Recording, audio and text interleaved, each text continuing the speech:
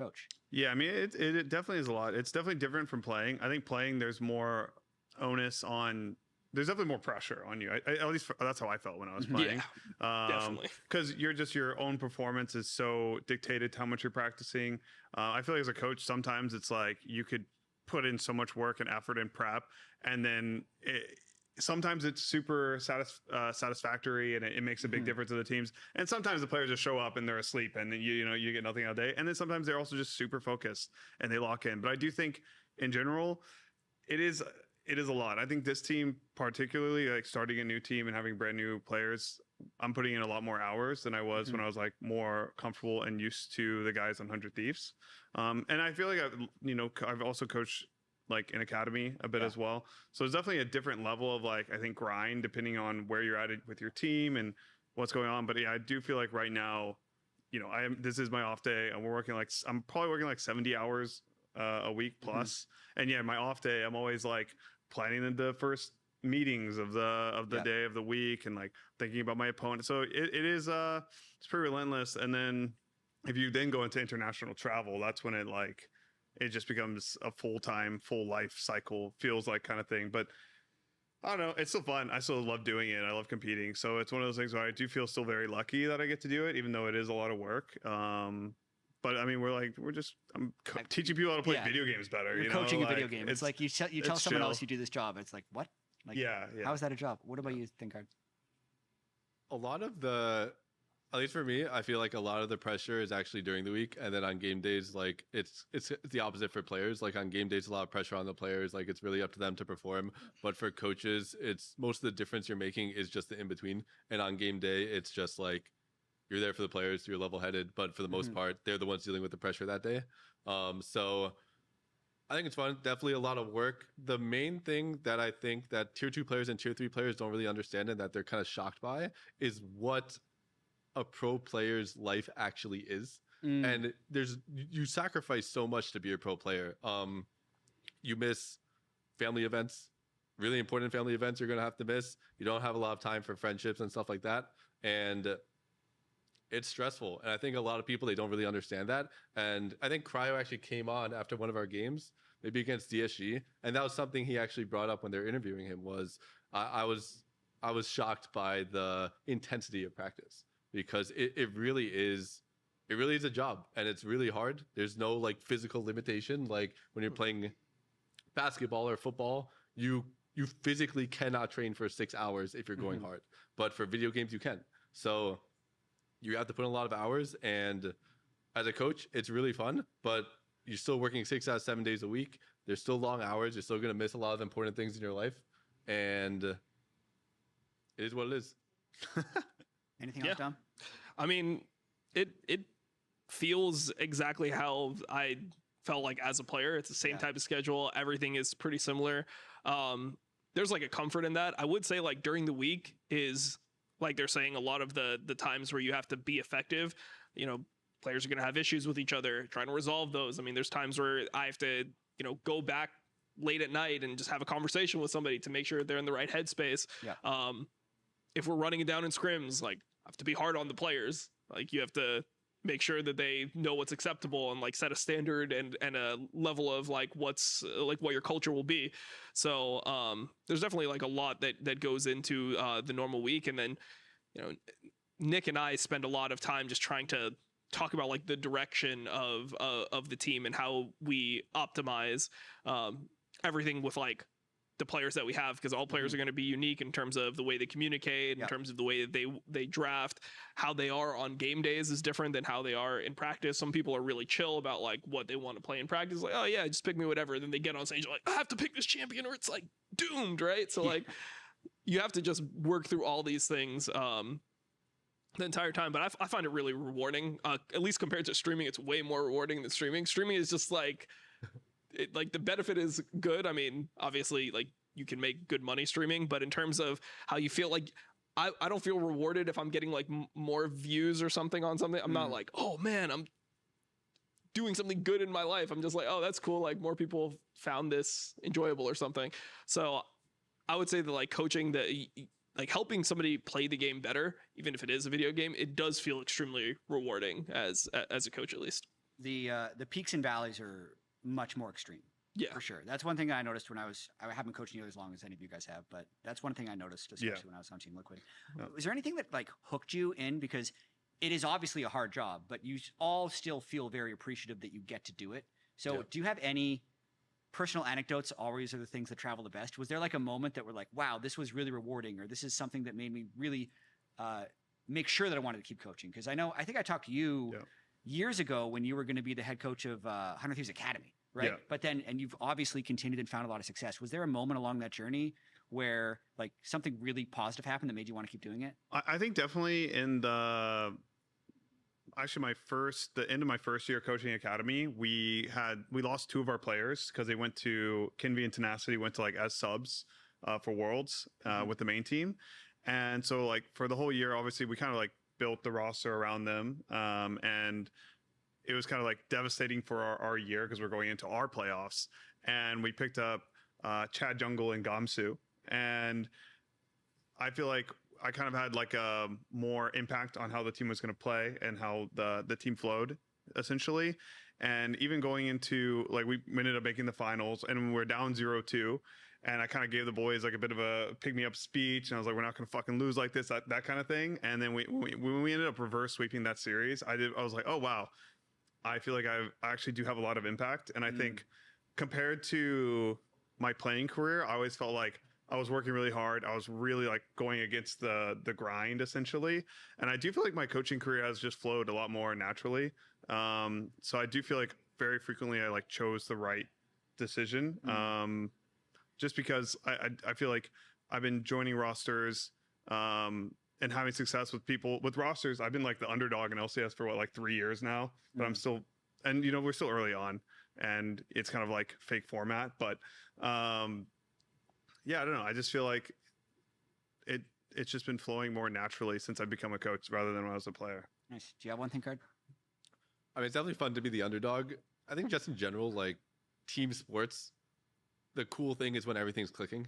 So I wouldn't say it's like a single moment, but it's like with my clutch run, or even when I was just with Furia, or the beginning of this year, just those like weeks or months of just the team is clicking and everyone's like loves hanging out with each other and everyone's having fun playing the game. Like those are kind of the moments you live for, and that's what you're striving to get to. And everyone's bouncing ideas off of each other, and it's honestly just so much fun when the team is operating that way.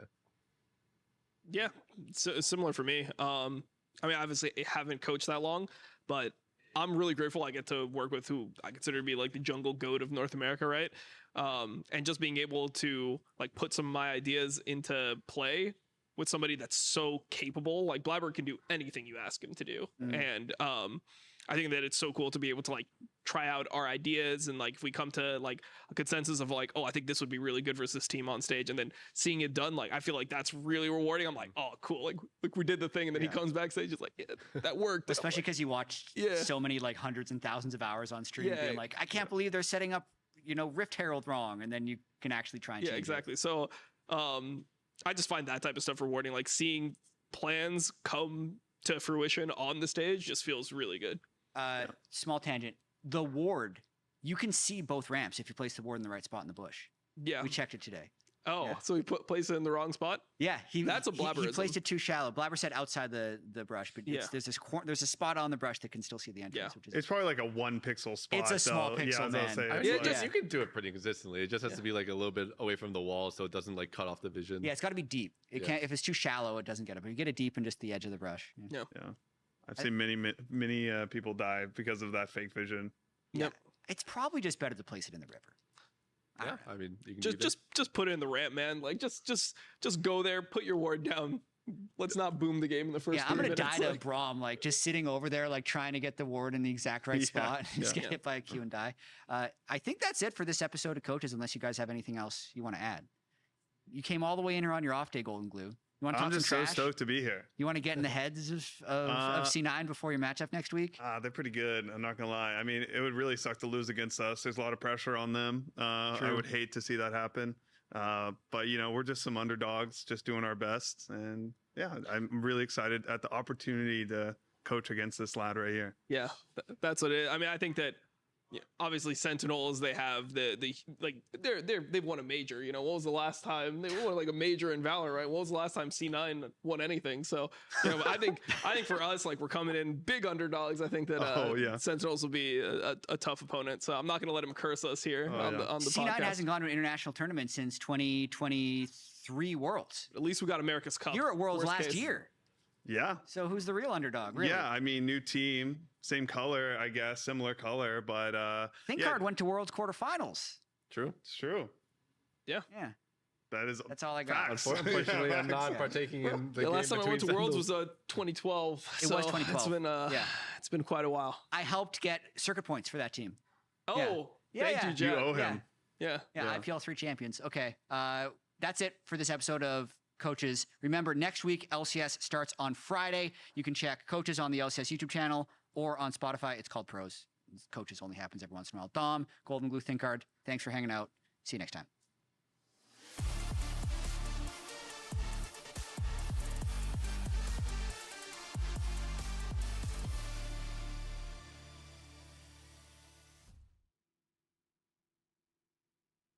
I always did feel like Quid had this paradigm where, like, the better the game's going, the more the team's winning. Yeah. Like, the worse he'd play, and the worse his team playing, the more likely he is just to absolutely 1v9 carry. The Blabber has the same thing. When Blabber's like too strong, it actually makes him weaker because I'm like, this guy is about to end. So you're going to see something.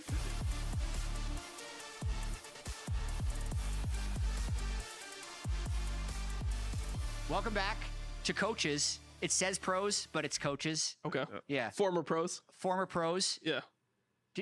What's the highest level league you played? It was I played was LCS. pro. You're I CLG. played international. That is disrespectful. That is insanely disrespectful. way more recent than you or me, actually. When I was playing on Curse, ThinkCard was in our house. He was on Team LOL Pros. All right. Dude, I keep accidentally starting these by flaming the person on my left. Like, I called Fudge old, and then I was like, "Did you play LCS?" It's like, you did. Like, 4 years Of after. course. Yeah. I quit playing pro. Anyway, welcome to Coaches. We got I Will Dominate on, who was a streamer. People have asking for Dom for some reason. Not I don't know 100% why. sure. Yeah. For some reason as well, we have two coaches in suits, and then Golden Glue shows up in a t-shirt and a jacket. It's not happening, guys. The It's just not disrespect. happening. Yeah, maybe for internationals you'll see me in a like- suit, but you will not see me in it. It's Sentinels vibes. Like, they're like the new, like, cool kids. Like, they show up like this. Yeah. If I showed up without a suit, Sven would kill me. So I have to. It is in my contract that That's I need to wear a hilarious. suit. Are you only wearing suits until you lose? Like, No, we're wearing suits the entire time. Sven has a theory that coaching doesn't matter at all. The only thing that coaching is about is trying to mog the other coaches. So you just want to wear a suit and try to look better than the other coaches because nothing you say matters. I mean, Apollo, I haven't heard from him all year. He looks good too. Yeah, he's doing great. Isn't he dressed up?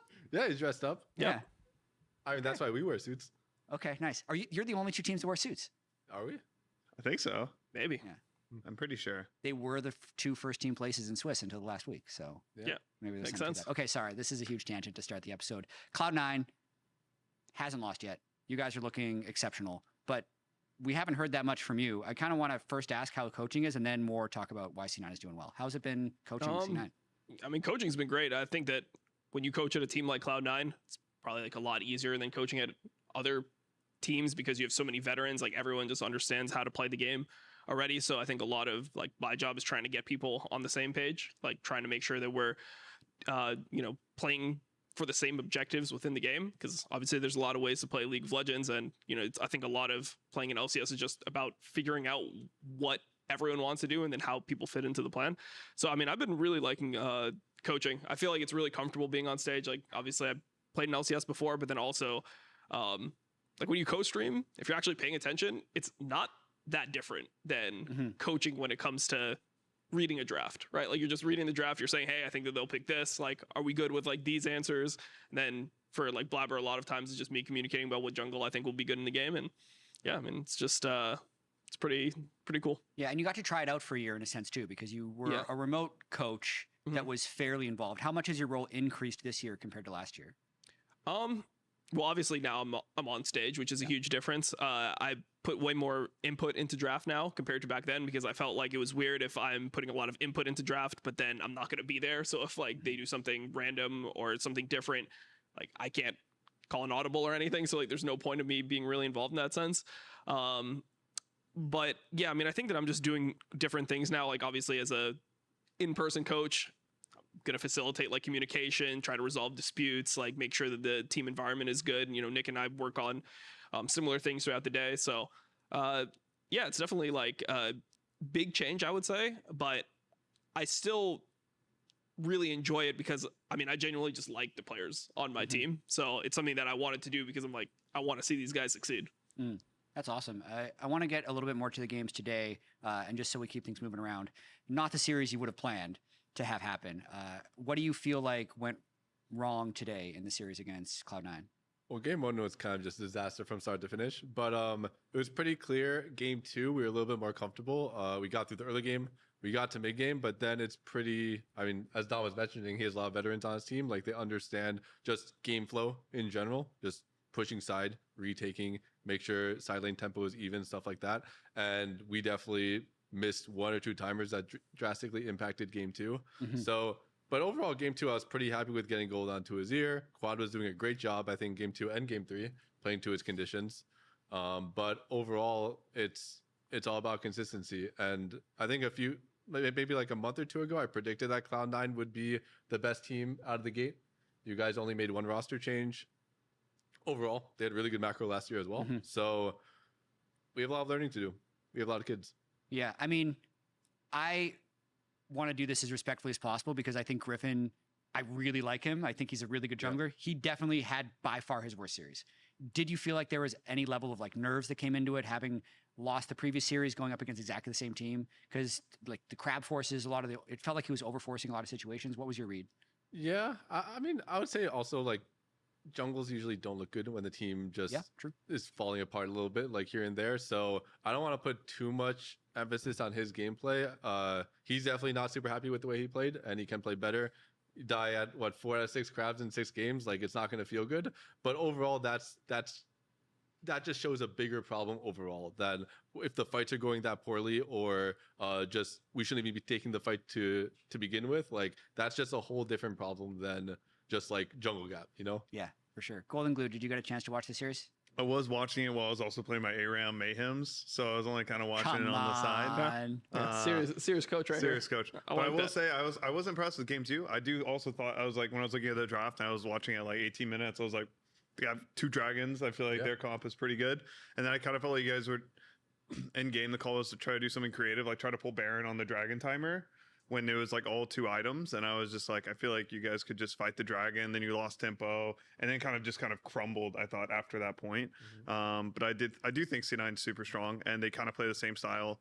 They try to push you in the early game. Blabber, I think, is having just like a phenomenal performance so far. And I do think the game right now, the way it flows, like if your jungler is playing well and your lanes are helping your jungler, the games can be really stompy. Yeah. Dom, how'd the series go? I mean, it went well. I think from the beginning, I think that one of the issues that Griffin has is that he doesn't play that many champions yet. Like, I feel like if he's playing a lot of the more standard jungle matchups, he's not going to be able to play them as well as somebody like Blabber, who's played them at a high level for years. So, I mean, you saw, obviously, we first picked Mbessa versus them, played a jungle that's like one of Griffin's best champions. We saw it in the LCS. He's just super good at that champ. So I think that we had pretty good prep coming into the series, and yeah, everything kind of went as planned, I would say. Fly did some things that were pretty interesting in draft. Not going to like talk too much about it, but they did do some things that we didn't expect in draft.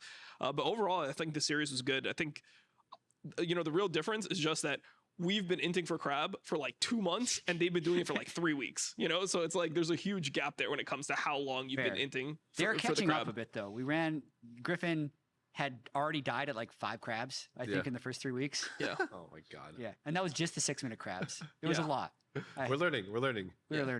No, I mean, it's just like, I don't know how to coach, man. Like, it's just like, okay, Blabber's gonna go to the crab and kill himself, so let's just show up to the crab with like 4 people. Like maybe then we can win the fight. Like I don't know what else to say at that point, because like nothing else I say will change the fact that Blabber is gonna try to get that crab.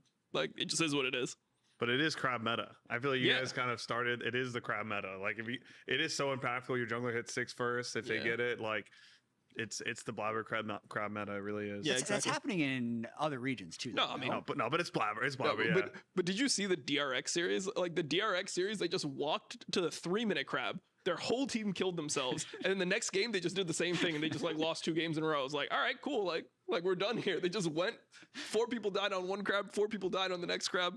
GG. Like that was the end of it. Yeah. I want to talk more broadly about the game, but the structure of the episode says we should talk about the other series as well. But you had a banger series, man. Yeah. All we 5 did. games. I would say, and I'm not sure why. I want you to tell me why. You looked almost more stressed than you did at points last year on your 100 Thieves Coach Cams during that series. Walk me through why you were so into it. I mean, to be honest, I'm not very self-conscious when I'm watching the games. I kind of forget people are watching, and that it's which just is good. my like stressed reactions perma.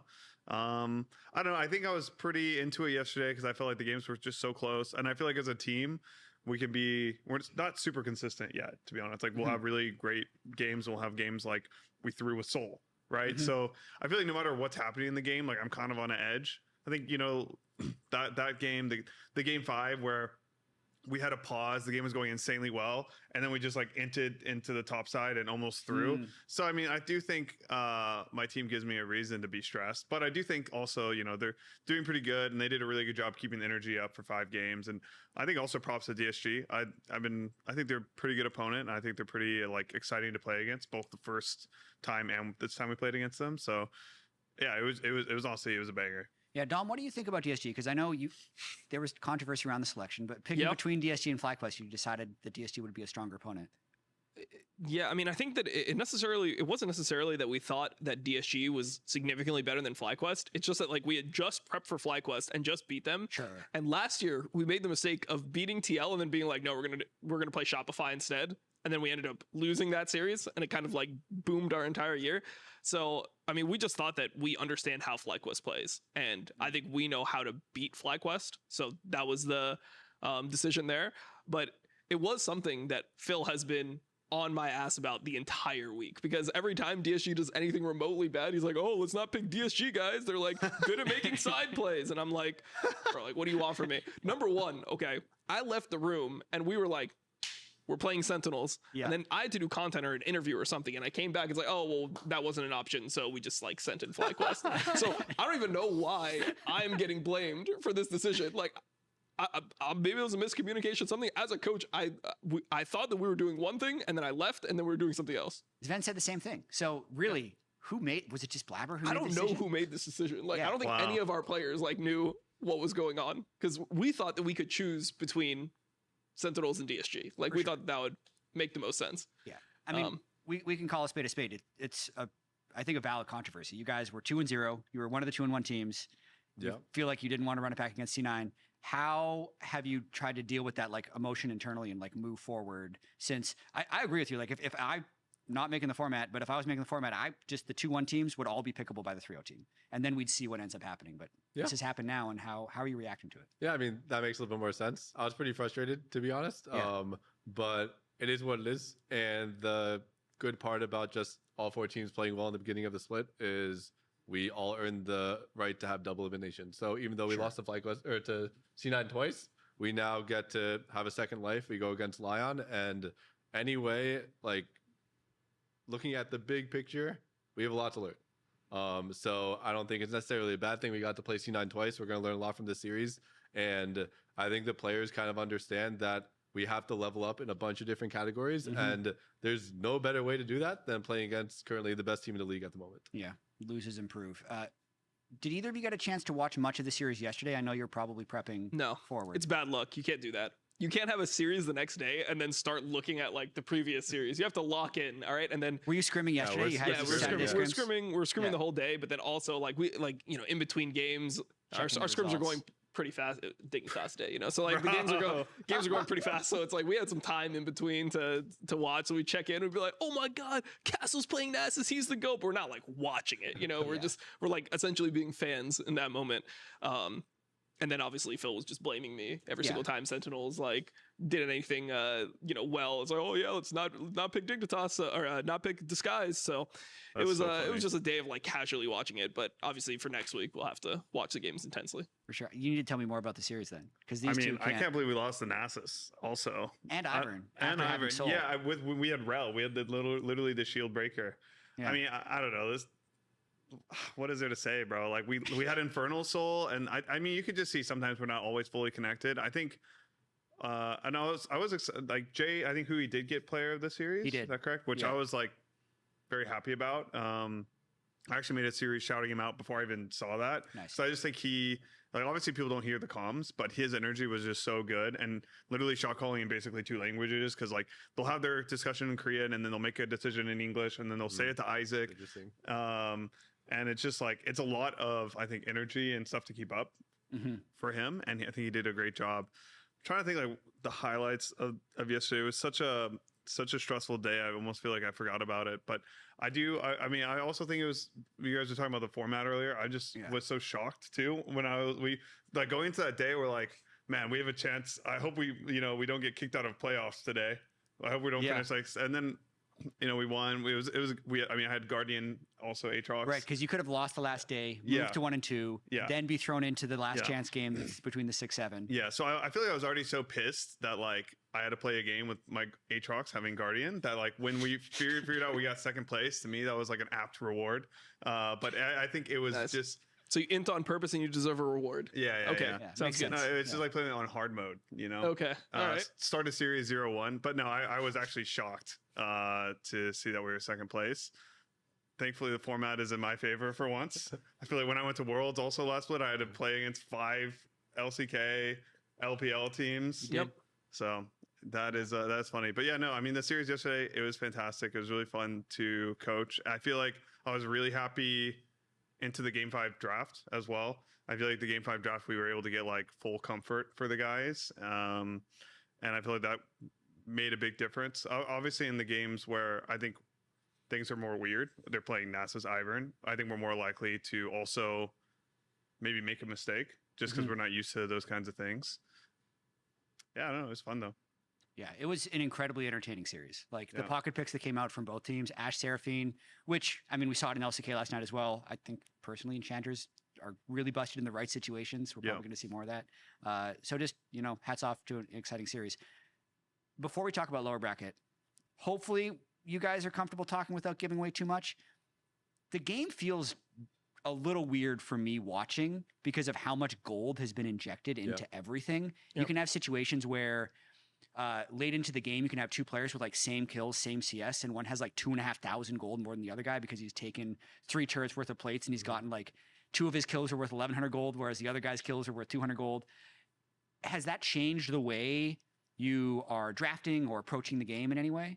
I think you just have to be really intentional. Well, drafting for sure, but in game you have to be really intentional with who's actually getting the resources and who's getting like the pressure on the map, because it really does make a big difference. Just like 1,000 gold onto the top or the mid when it should go on the other person. So I think you just have to be way more intentional with the way that you play. I like the change.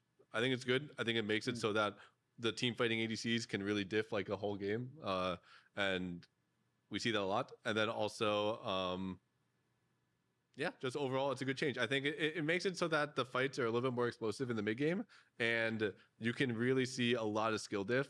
Whereas before, the fights were slower. There weren't that many items. Yeah. Dom, what do you think? I mean, I think that obviously the same formula arises, but it does feel kind of scary playing League right now because of like all the bounties and everything on top of that. So like if you die and you lose a full turret with the plates and you have like a bounty, the game just feels like everything's even. Like I remember our Lyon game, game 2, we were completely stomping them the whole game. Then Ian ran it down intentionally top lane, and suddenly the game was like we're in a losing position. Like the Aphelios is just stronger than Berserker everyone. got like 2,000 gold in he one got fight. like 2,000 gold, and then the game just felt like we should have lost, honestly, at that point. But we got lucky with the vision bug, and we ended up winning the Elder fight.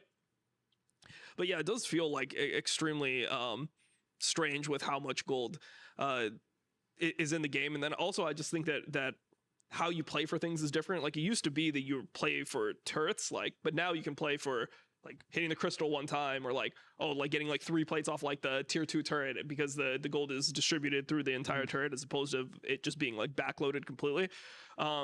So I think that it just allows you to play like in a more finesse based way, as opposed to how you played before, where it's like, okay, we're like trading sides hard, you know, like if you chunk a turret and the other team doesn't chunk a turret, it's like that's a pretty big win in and of itself. So just trying to factor in all those things changes how you play. Yeah, I mean, also there's just no Otacon anymore, so you don't have to fight at like Thank 20 God. minutes, 21 minutes anymore. We have a so chance. like, there's more gold in the game, and there's not like the game deciding team fight at 20 minutes. So now it's going to go to 24, 25 minutes, where people have 3 items, 4 items, and there's just more items in the game deciding team fights now. Yeah, or 3 minutes or 6 minutes, depending on like when the crab or spawns and which just side it's you on. throw it out at 3 minutes. It's just like the AD carry role quest, I think, makes a huge difference in competitive, because AD carries actually get their items fast, where I felt like before the game was kind of like, all right, third Drake, is the AD carry going to have 2 items or not? And now it's like, the AD carries are going to have 2 items on that Drake guaranteed. They're going to have like 3 items on the next one, 4 items on the one after that. And it's like very standardized how like the item spikes come in accordance to like what's spawning in the game. So I think that's also something that is really important in competitive right now. Just AD carries get so much gold compared to before. Yeah. Golden Glue, anything these two haven't mentioned? I mean, I do think I kind of missed the Otacon. I was an Otacon enjoyer. I mean, Hundred Thieves was I'm sure very you were. effective at the Otacon. I'm sure you were. Yeah, I mean, because I think right now, basically, it's just like the Otacon's at like 5 minutes. It's the crab. I feel like whoever wins the early crab fight at 5 minutes, they hit level 6, they invade your jungler. If you watch our game 5, Humbox is invading every camp, and the game just is so snowbally from such an early perspective. And I also think the fact that they devalued Baron so much, like the gold you gain from it. Essentially, if you're playing early in comp, you win early, you get 2 dragons, you're already ahead. You get the, like, maybe they'll try to fight you on the 3rd dragon, you already have a gold advantage. I don't feel like there's a big chance to like try to out macro your opponent in the mid game. I think it's basically just you win, you snowball, and you just stack dragons. It's a very like simple win formula right now, where before I thought, you know, you could basically just play, okay, yeah, you're winning the dragons, but we're going to out team fight you. We're going to make you come around this Otacon, because Otacon was such a game war and peak objective. So I think they need to me, buff Baron a little bit. I just feel like taking Baron right now, like even Baron for 3rd dragon, you get 150 gold per person, and the other person's on soul point. And they made Baron also harder to kill. So it's like they made it harder to kill. They made the reward less. You do get Baron, which lets you get more like turret plates. So maybe there's more gold in the future you could get. But yeah, I just think they need, personally, I think they need to make like another objective post 20 minutes, in my opinion. Like at least make Baron better to take or trade for a dragon, in my opinion. Yeah, it doesn't feel like you actually guaranteed win the game when you get Baron anymore. Like it doesn't feel like it's just ending the game. It's like you get Baron and it's like, okay, play it slow. We'll see if we can like kill their inhibitor turrets, and you just kind of have to eyeball it, as opposed to, oh, we have Baron, send it down 2 lanes and like we're gonna win the game. Yeah. I also I had it a second ago what I was going to say, but I've actually lost it. You were just talking about top laners. I had a stat pulled a couple weeks back about top lane kill participation. Yeah. It's lower than it's been in like 10 years. And I specifically noticed this, weirdly enough, in LCS Fantasy, because I'd like pick Thanatos one week and C9 went 2-0, and he gave me like 8 points out of like, and then you see Griffin, you hit his multiplier, he had like 42 points. I'm like, what the hell is happening? And it's like Thanatos especially, like you're smashing these games. He's up like what 20 CS, but he's 0-0-0 when the game already feels decided. Have you guys felt that top lane is, what is the role of top lane currently? Because to your point, since Baron's devalued, it's about the 6-minute crab, but therefore stacking dragons. And the top laner doesn't want to leave for the early drakes because he's going to lose his role quest role. So how are you kind of navigating the top lane like diminished influence this season? I don't know. I think it just depends on the champion you're playing. Like if you're playing Rumble, or you're playing Galio into Rumble, or even Aurora, like these are champions that you're gonna win the game by impacting like the gold that your teammates have, and being able to affect the map, and like being present in team fights. So then that means like if the Cassante is doing his job, the Cassante is stopping the Rumble from doing that. And same with the Gnar. If the Gnar is doing his job, the Gnar is stopping the Aurora from doing that. So I think it comes down to how effective is a top laner to actually finding a way to get KP when he is on those team fighting champions. And right now it seems like the top laners that are playing the more for the 1v1 and doing their job really well to stop that team fighting champion from getting to the team fight is just doing a good job. Yeah, I think that's correct. It's like when you're playing as a top laner now, a lot of your job can be to just like prevent the other guy from impacting the game. So I think that's something that you see a lot of people doing, is like you play your lane in a way to force the other guy to TP to his turret, and then maybe you can threaten to move, and maybe that threat of a move might not be KP, but that might be the deciding factor on whether or not you get an objective or something like that. So there's definitely like still top lane impact, but it's just not in like the direct way of, oh, this guy is 1v9 in the game, has like 10 kills or something. Yeah, I mean, I think they've made it a lot more punishing to do like one-time moves, right? Because the rocks are charging and they come up and slap your turret. So it basically, that mechanic kind of just it makes people not want, you don't want to go for plays because there's a guaranteed price to it essentially. Yeah. So they're a lot less likely if they're moving for second dragon, like you better get a bunch of kills, you better take the bot turret, something like that, because there's a bigger price associated to making a play. Yeah. There's a lot of times where top laners just can't TP. Like even if they have TP advantage, it's like if I TP, this other carry champ is gonna get 600 gold and then he's going to carry the game. So like you have to be very smart about how you actually use your moves. Yeah. So still as effective in the game, but because both guys know what they're doing, it feels like they're maybe not impacting the game that much, but just the fact that they're doing their job makes it so they're impacting the game. 3 matchups next week. C9 Sentinels, FlyQuest, Lyon, and then TLDSG. Let's talk a little bit about Lyon first. You can opt out of this conversation if you want. Don't want to give away too much. But what do you guys think is going on with Lyon? A lot of people were skeptical about this team before the year, whether or not it would fit, whether or not they'd mental boom, but even just the gameplay, they do seem relatively out of sync with their current record of being 1-2. I'll start with Dom. What do you feel like have been the issues for Lyon? I mean, it's really hard to say. I think that there's been a lot of individual performance issues with the team. And then also I think that a lot of these players don't have experience being on like a super good team, right? Like Berserker does, obviously. Dokla's been on a championship winning team. Inspired does, but I think that a player like Saint, he sometimes will make like crucial mistakes that will affect the entire game. And I think that Inspired likes to play like a really structured game. And normally when you're on like a worse team, the games are more chaotic. Maybe you'll have more like windows to win. But Inspired's not the type of guy that wants to create chaos in the game. He wants to take like intelligent fight with an advantage, and like if you lose that fight, GG. He's not going to start doing things to create a lot of volatility within the game. So there's just a lot of fights where I watch Lyon play where I'm like, okay, the Inspired Xin Zhao versus Mundo top lane crab situation that ended their game. When I'm watching that, I'm like, this is a good play from Inspired, right? Yeah.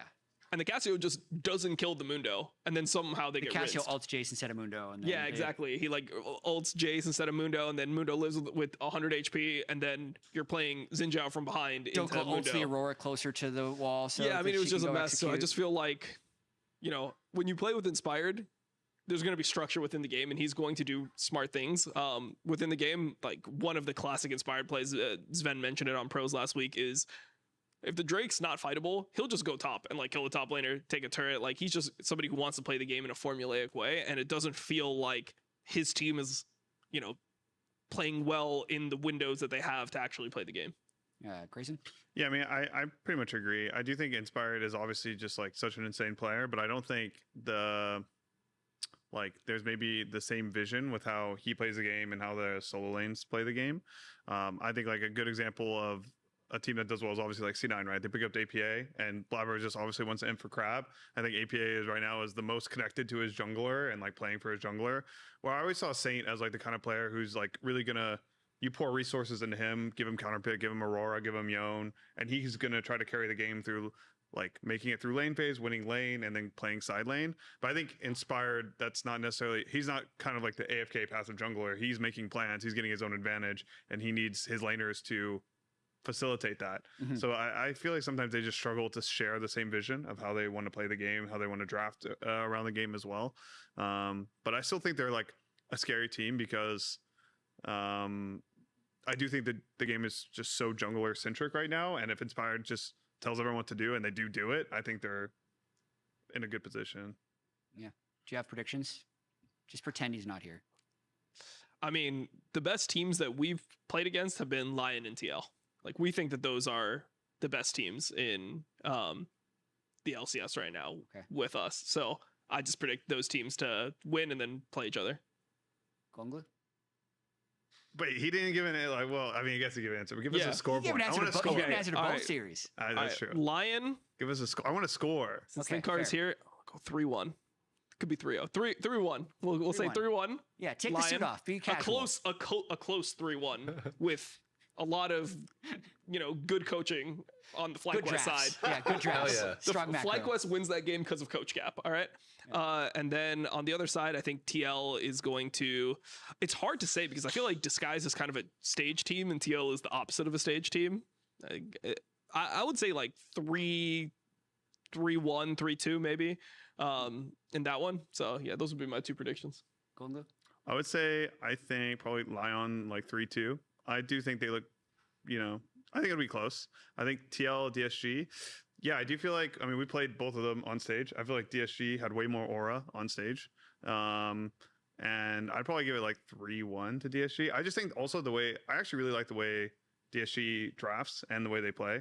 I was pretty, some of the picks, like I didn't think the Nasus Ivern was like particularly good, even though we lost that game. But I still think a lot of the other games, the way they're drafting, it's like very clear how they want to play the game, and I think that's just a very powerful tool going forward. Okay, Thinkard. You can give predictions.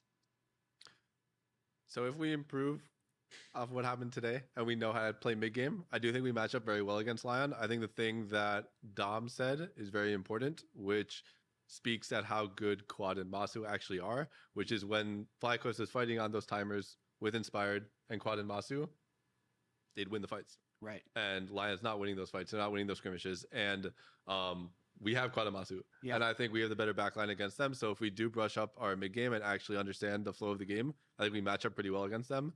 The other series, TL should win. I do think DSG and Sentinels, I think you guys actually improved a lot in the last 2 weeks, are both good teams. It just comes down to whether TL mental booms or not. When they're playing well, they're very, very good. But there's like, the game is a lot. It's a lot of it's mental, and I could easily see them collapse if DSG wins a game, and then they are kind of on the back foot the whole series. I mean, they were one FBI being overconfident play away from not even making playoffs, which is crazy to me because including this conversation, everyone I talked to is still saying that they might be. They're still a top team if they reach the level they have been in scrims.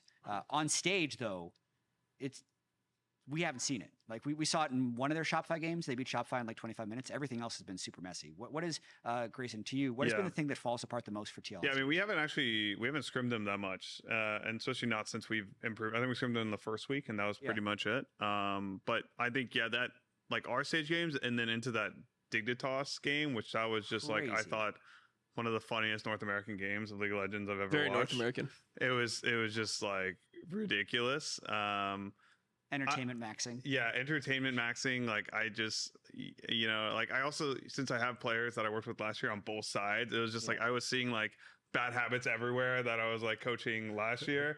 And I was just like, give me some bad habits. You're not coaching them anymore. Just let it rip. No, I'm good on that one. How about Quid running it down with like a 4K gold lead? Like, and then is that a bad habit? Just, yeah, I mean, having the 4,000 gold lead's a good habit. It is a good habit. Yeah. No, I always did feel like Quid had this paradigm where like the better the game's going, the more the team's winning. Yeah. Like the worse he'd play, and the worse he's team playing, the more likely he is just to absolutely 1v9 carry. The Blabber has the same thing. When Blabber's like too strong, it actually makes him weaker because I'm like, this guy is about to end. So you're gonna see something. Yeah, like they just become little. They have a little like monster inside them that has to push the limit. You know, when the game's too easy, I think it's like the game's too easy, so they get bored. Yeah, no, they fight their demons. It's like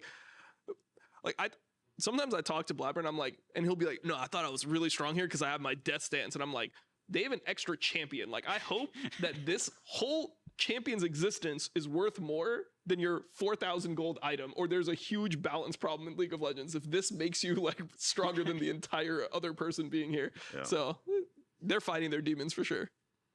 Yeah. Give me another one. Another one? Yeah. Well, I mean, I think, I do feel like, well, actually, I thought that one of the biggest problems of that game was I did feel like why is the Thresh stacking on the Philios like so frequently? Oh, yeah. But I do feel like, I don't know what you can do in that situation, but I do feel like when FBI's got no flash, like he needs to just play safer in general. For sure. But I do feel like the Thresh was on top of him the whole time, and I was like kind of confused by that. Yeah. Did you see the Cloud Sicky interview about that? Well, are you talking about the final one? Yeah, the final one where FBI said, "I know Nico's on this minion wave. I'm going to bait it." Yeah. That made it even funnier. That just makes it crazy. That made it even crazy. That's crazy. No, I don't It's know. respectable, honestly. It is respectable. But then I was like 4 people got hit Confident by the ult. comms. Yeah. It's No, I incredible. was like, it's a good play if it works. I guess. They could have won the whole series. Execution issue for sure. Yeah. Thinkart, what do you think Team Liquid is missing the most? And do you still feel like you guys are in a difficult situation now? Because I agree with you with your Quad Masu take. I think that's really good. Like Inspired would just take these fights where with Whipple Quad Masu, they'd win the fights. And with their current roster, they're not winning those fights. And there's not a huge amount of difference in that. I would say top lane being like 1,000 gold up every game with Whipple was also a big factor for FlyQuest. But I'm sorry for rambling. The question's about Team Liquid and just what you feel like they need to do to look better.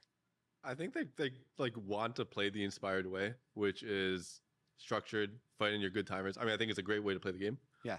But I don't know if some of their players can fit into that. We're talking about like Quid, like trying to be a playmaker and kind of inting on certain timers. Like the team does kind of fall apart, at least on stage. But it's hard to get past the fact that in scrims and in practice they are very, very good. Mm-hmm. So it could be a nerf thing. It could be dealing with pressure. A lot of the time, super teams don't work is mainly because like there's so much pressure that you should be winning and you should be doing all these things, and the mistakes are just so brutal. Yeah, and the pressure for Team Liquid is really high, just because when they also raise their expectations. If I think about when they actually won their split and they broke through, it was the split where their expectations were the lowest, because it was the year after they had the like Bjergsen, Whippo, Santorn, like most expensive roster in NA history. And they're like, actually, no, we're going to go with APA and Yon. And then they win the split because they changed the expectations. That was 2 years after, no? Was it 2 years after? I think it was the year they got rid of him. Because 2023 was the summit. Oh, God. Yeah, it was the summit. The TLCK. Pioshik. Yeah. Yeah, it was Still TLCK. relatively high pressure. Yeah, it was pretty high pressure. God, that it was was a so wild funny when they team. got 7th, though. Like, that was a wild team. Like, they didn't make playoffs. That was a prime hate watch, but, you know, it is what it is. I like this. Yeah. Do you have any other hate watches?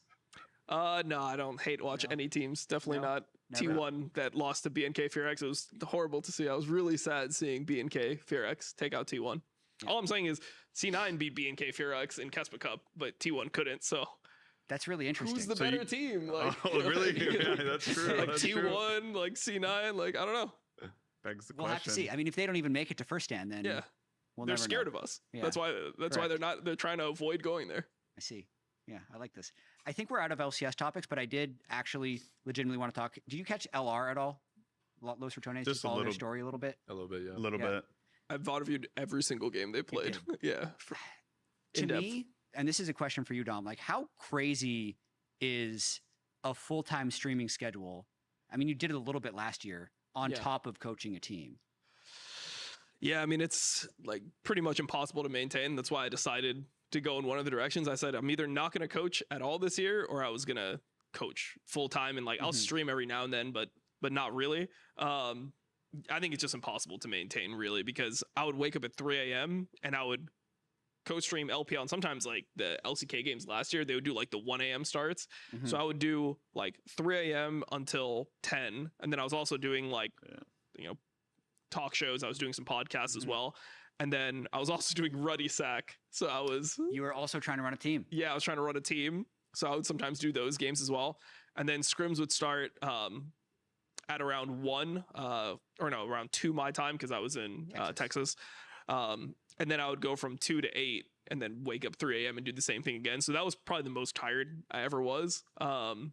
Just because of the lack of sleep and then the constant grinding. And then obviously if you're trying to actually be a coach, you have to spend time preparing things. So sometimes that in between time between when I was done streaming and scrimming, I'm like rewatching VODs, trying to think of good things to bring the team, like things I've noticed that I think could have good impact in our game. So it was a pretty impossible schedule. I think that like obviously Kadra wanted to keep on going with Los Ratones if it was possible, but I think there is probably a sense of relief that he has now that he can chill a bit. You know, like if you're only working 7 or 8 hours, that feels like you're on vacation when you're doing that type of schedule. Yeah. Before. This is more for Thinkart and Golden Glue. You guys have been coaching for many years now. Yeah. But I don't think necessarily people realize how much of a grind playing and coaching league is, because you're talking about you're coming in on your off day, Yeah. right? Yeah. And that's how it is during the season. It's almost always 6 days a week rather than 5, and then 2 weekends, which a lot of people get.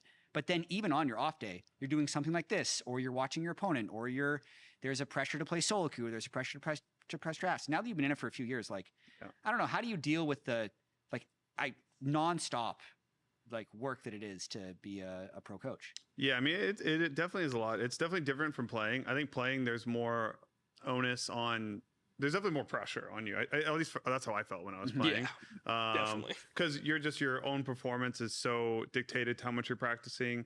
I feel like as a coach, sometimes it's like you could put in so much work and effort in prep, and then sometimes it's super satisfactory, and it makes a big difference to the teams. And sometimes the players just show up and they're asleep, and you get nothing all day. And then sometimes they're also just super focused and they lock in. But I do think in general, it is a lot. I think this team, particularly, like starting a new team and having brand new players, I'm putting in a lot more hours than I was when I was like more comfortable and used to the guys on 100 Thieves.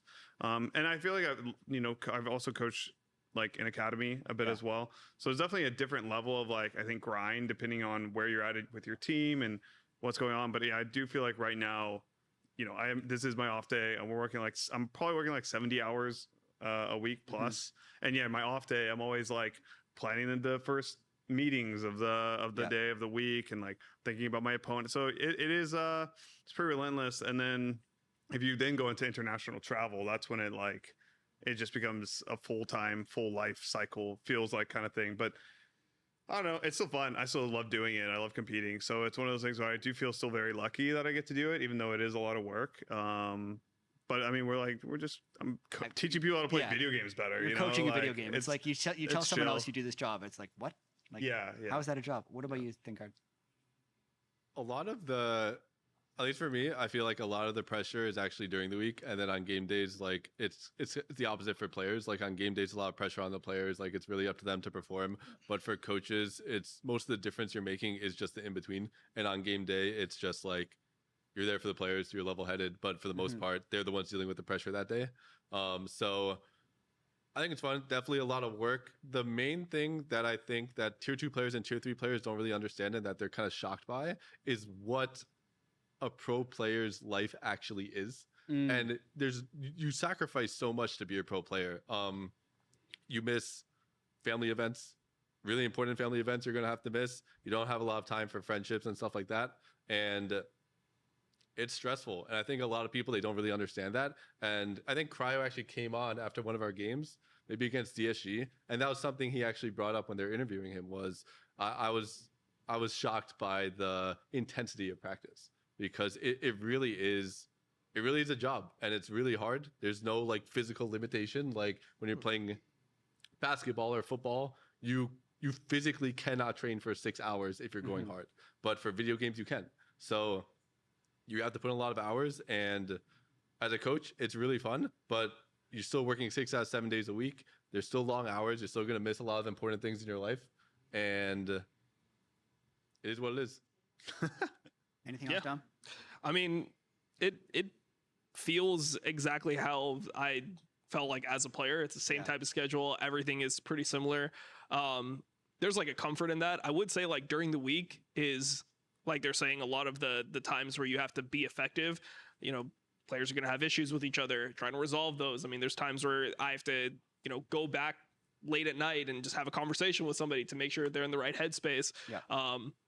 If we're running it down in scrims, like I have to be hard on the players. Like you have to make sure that they know what's acceptable and like set a standard and a level of like what's like what your culture will be. So there's definitely like a lot that goes into the normal week. And then, Nick and I spend a lot of time just trying to talk about like the direction of the team and how we optimize everything with like the players that we have, because all players are going to be unique in terms of the way they communicate, in terms of the way that they draft. How they are on game days is different than how they are in practice. Some people are really chill about like what they want to play in practice, like, oh yeah, just pick me whatever. Then they get on stage like, I have to pick this champion or it's like doomed, right? So like you have to just work through all these things. the entire time. But I find it really rewarding. At least compared to streaming, it's way more rewarding than streaming. Streaming is just like, like the benefit is good. I mean, obviously, like you can make good money streaming, but in terms of how you feel, like I don't feel rewarded if I'm getting like more views or something on something. I'm not like, oh man, I'm doing something good in my life. I'm just like, oh, that's cool. Like more people found this enjoyable or something. So I would say that like coaching, like helping somebody play the game better, even if it is a video game, it does feel extremely rewarding as a coach, at least. The peaks and valleys are much more extreme.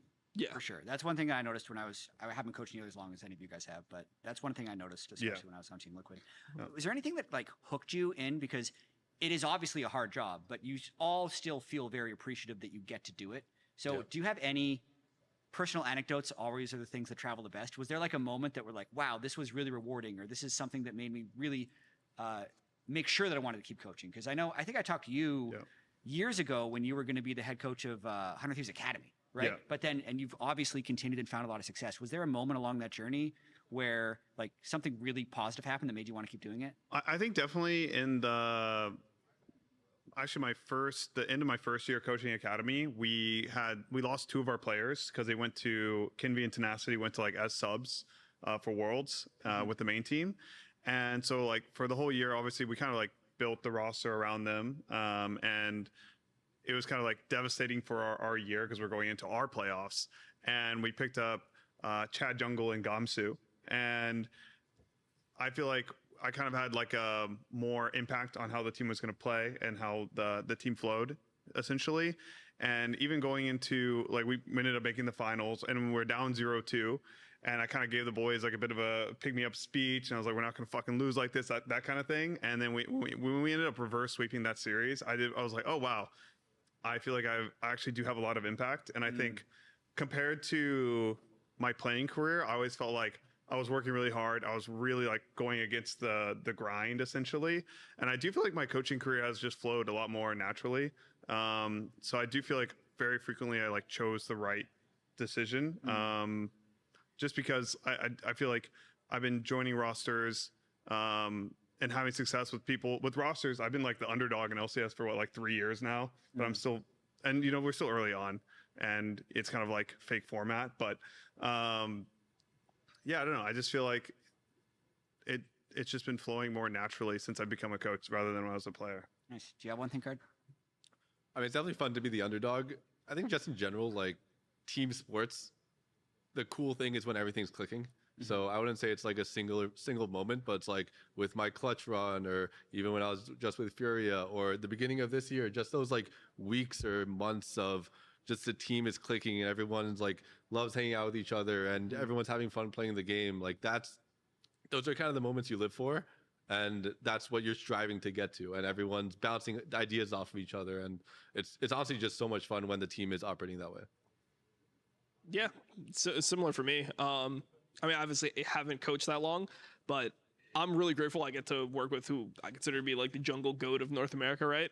And just being able to like put some of my ideas into play with somebody that's so capable. Like Blabber can do anything you ask him to do, and I think that it's so cool to be able to like try out our ideas, and like if we come to like a consensus of like, oh, I think this would be really good versus this team on stage, and then seeing it done, like I feel like that's really rewarding. I'm like, oh, cool, like we did the thing, and then he comes backstage, it's like, yeah, that worked. Especially because you watched so many like hundreds and thousands of hours on stream, being like, I can't believe they're setting up, you know, Rift Herald wrong, and then you can actually try and change exactly. it. So I just find that type of stuff rewarding. Like seeing plans come to fruition on the stage just feels really good. Small tangent. The ward, you can see both ramps if you place the ward in the right spot in the bush. Yeah. We checked it today. Oh, so he placed it in the wrong spot? Yeah. That's a blabberism. He placed it too shallow. Blabber said outside the brush, but there's a spot on the brush that can still see the entrance. Which is it's probably like a 1 pixel spot. It's a small pixel, man. I mean, you can do it pretty consistently. It just has to be like a little bit away from the wall so it doesn't like cut off the vision. Yeah, it's got to be deep. It can't. If it's too shallow, it doesn't get it. But you get it deep in just the edge of the brush. Yeah. I've seen many people die because of that fake vision. Yep. It's probably just better to place it in the river. I mean, you can just put it in the ramp, man. Like just go there, put your ward down, let's not boom the game in the first. Yeah, I'm 3 gonna minutes. die to Braum, like just sitting over there, like trying to get the ward in the exact right spot. Just get hit by a Q and die. I think that's it for this episode of Coaches. Unless you guys have anything else you want to add. You came all the way in here on your off day, Golden Glue. You want to talk I'm just some so trash? stoked to be here. You want to get in the heads of C9 before your matchup next week? They're pretty good. I'm not gonna lie. I mean, it would really suck to lose against us. There's a lot of pressure on them. I would hate to see that happen. But you know, we're just some underdogs, just doing our best. And yeah, I'm really excited at the opportunity to coach against this lad right here. Yeah, that's what it is. I mean, I think that obviously Sentinels, they have the like they've won a major. You know, what was the last time they won like a major in Valor, right? What was the last time C9 won anything? So, you know, I think for us, like, we're coming in big underdogs. I think that Sentinels will be a tough opponent. So I'm not going to let him curse us here on the C9 podcast. hasn't gone to an international tournament since 2023 Worlds. At least we got America's Cup. You're at Worlds Worst last case. year. Yeah. So who's the real underdog? Really? Yeah, I mean, new team, same color, I guess, similar color, but Thinkard went to Worlds quarterfinals. True. It's true. Yeah. That's all I got. facts. Unfortunately, I'm not partaking in the game last time I went to between Worlds was Sentinels. 2012. It was 2012. It's been quite a while. I helped get circuit points for that team. Oh, Yeah. thank Yeah. you, Jet. You owe him. Yeah. IPL 3 champions. Okay. That's it for this episode of Coaches. Remember, next week, LCS starts on Friday. You can check Coaches on the LCS YouTube channel or on Spotify. It's called Pros. Coaches only happens every once in a while. Dom, Golden Glue, Thinkard, thanks for hanging out. See you next time.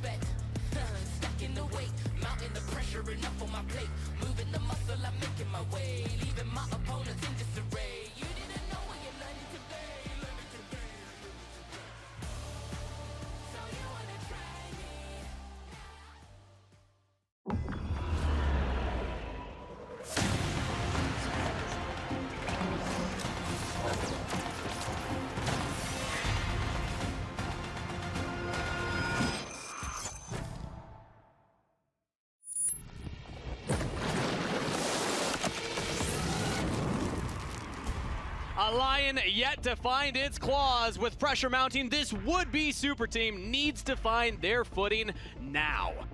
Actually. Gwen is here. Yeah. Gwen is here. I'm gonna ult in 10 seconds. Okay. Gwen is flanking. I have ult in 10. Gwen no W now. Nice. Pushed up. We can maybe end. It's a slaughter of a game one with a 21,000 gold lead. Game one, the Lion. Oh, use ulti, sir. I just use ulti like this. Yeah, looks good. And I'm behind Just take it slower. I'm driving with Rift into them. They use Rumble ult already, okay? Yeah. Look here. Look at Cassier, no flash. Cassier, no flash. I'm turning lumber. It looks good. Just Come. keep playing slow. Keep playing slow. The Corki's really far. Corki's really far. Okay, I'm going. Okay, we're coming now. They took gate behind us. Lucian pass. Rumble, no flash. Rumble. Heal me. I'm looking. Okay, I'm going mid. Where did Corky go? That Corky was far. He just misplayed, I think. Huh? Has Take flash, it maybe? slow. I think has flash. I'm tanking you, okay? Just keep hitting it. I'm dropping now. They have absolutely dominated. They have changed the narrative about Lyon in lock-in. They have destroyed FlyQuest. Lyon made it a fast day. Yeah, he did. Also, TL made it a fast day. True. Will we see a third fast day? I mean, C9 already made it a fast day in the upper bracket just recently. with FlyQuest. Yeah. You're getting a lot of fast days. We are. Are we cursing it? Yeah, I'm Yes, trying to. I'm really absolutely. trying to. I would love to have extra time. Oh my Let's god. look at the Production out here is bracket. mad. So here's the history of fast days in the bracket right here, where we're at. We're actually down to 4 teams right now. So today we're seeing the winners final. Do it between again, C9 and Sentinels. SEN. Do it again. The winner will go straight to the grand finals. Loser will drop into that lower final, which will be the second matchup of next weekend. So we'll have 4 teams battling next weekend to try and get our first stand representative. C9 Sentinels, obviously the game today. Yep. With C9 having a bit more fan support, I'd say. A bit A more. bit. Just a little. Yeah? I'd say it's like very, very Yeah. C9 in favor. It's an army. Yeah. They're just they're decimating people and they're getting a fandom behind it. Yeah. They've looked incredibly good. Yeah. This player of the game leaders for APA, like dominating player of the series, dominating as player of the week specifically, of course. That's what I mean. Yeah, But as I foolishly brought up on my podcast, they've only beaten Lyon and Team Liquid to get here. And FlyQuest. They only beat like the best teams to Of get here, course, so yeah. it's not that impressive. Exactly. Yeah. We have fan questions though. They Yes. do. We do. We have a lot of fan takes. I'm interested in hearing what we have from the community that are here today. Hello, my name is Giovanni. My hot take is that jungle is actually easy. You have jungle timers now, Smite 1400 with a higher armor and defense. If you're scared of jungle, just play it. Okay, I disagree with that, but his reasoning, if his take was jungle is easier now than it used to be, That's the argument he gave. I would full agree. But jungle is easy? No, it's not. When you're learning jungle, you get absolutely ran so many times before you will be able to like really understand. I think the nebulous nature of jungle scares people because you don't have a clear metric of success.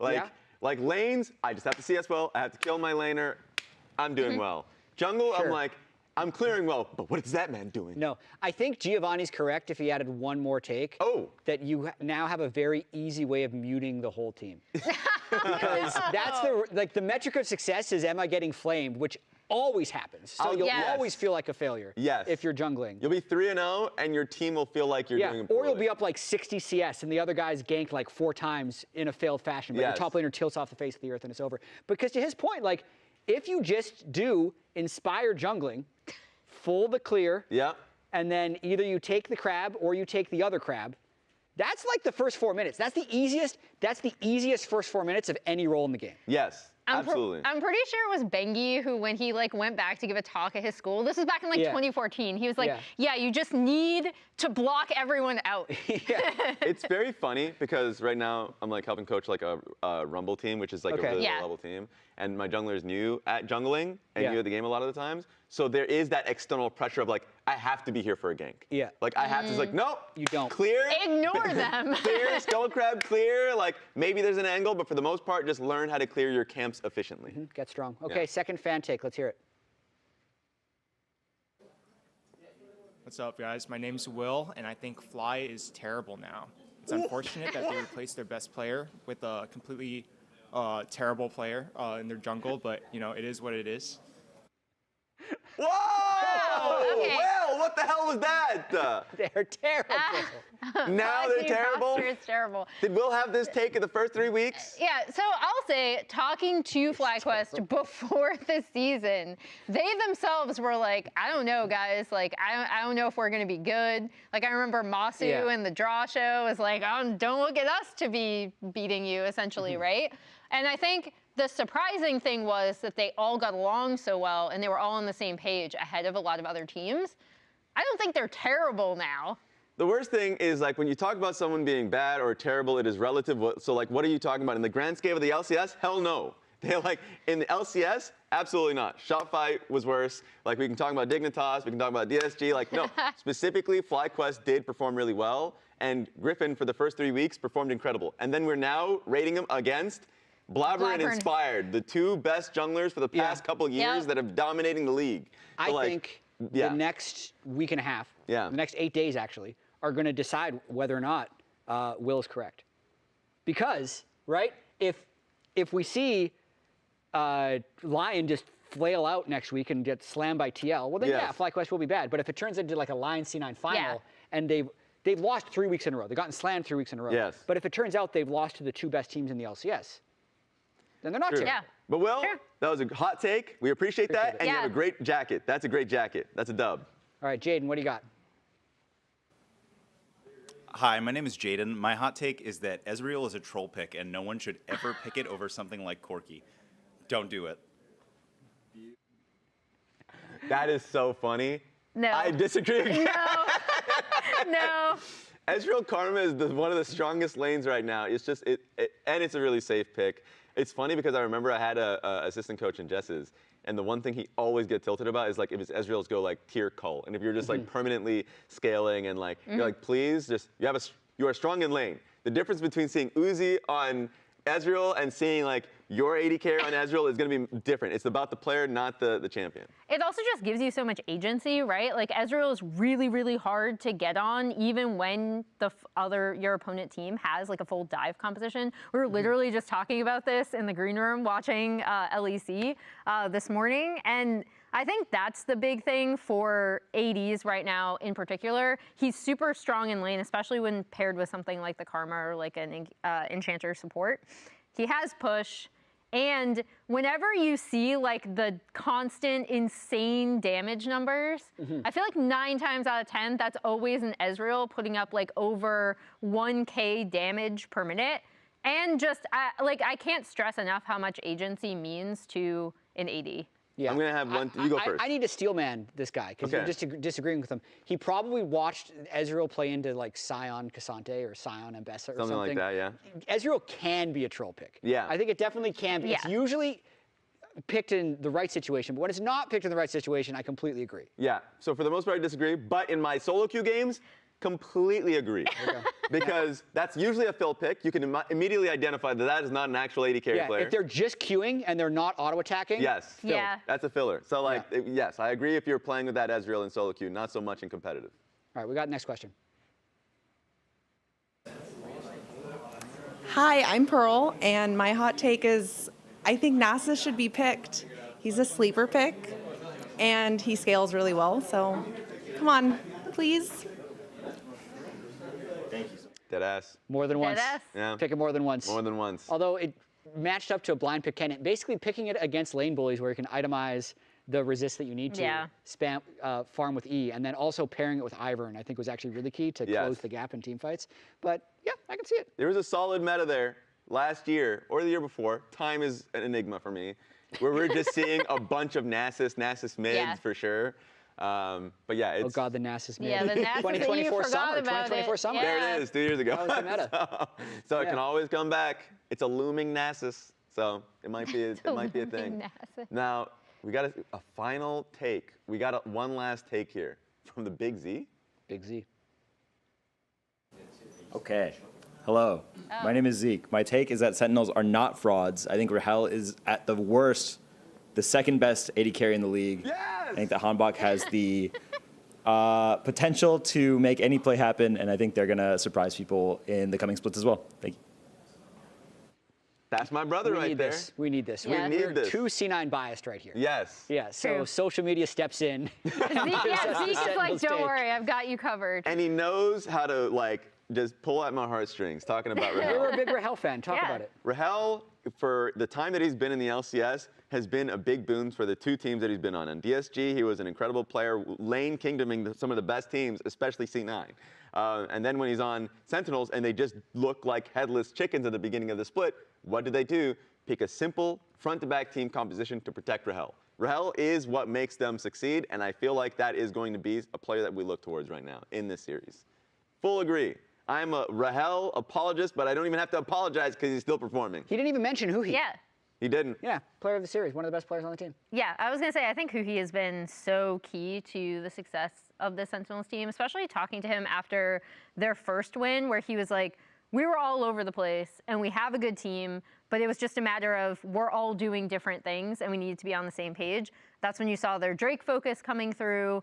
That's when you saw a lot of other coordination, especially on Hambach, who we know can be over-aggressive at times. And I think Huhi is just such a cornerstone of this roster. Yeah.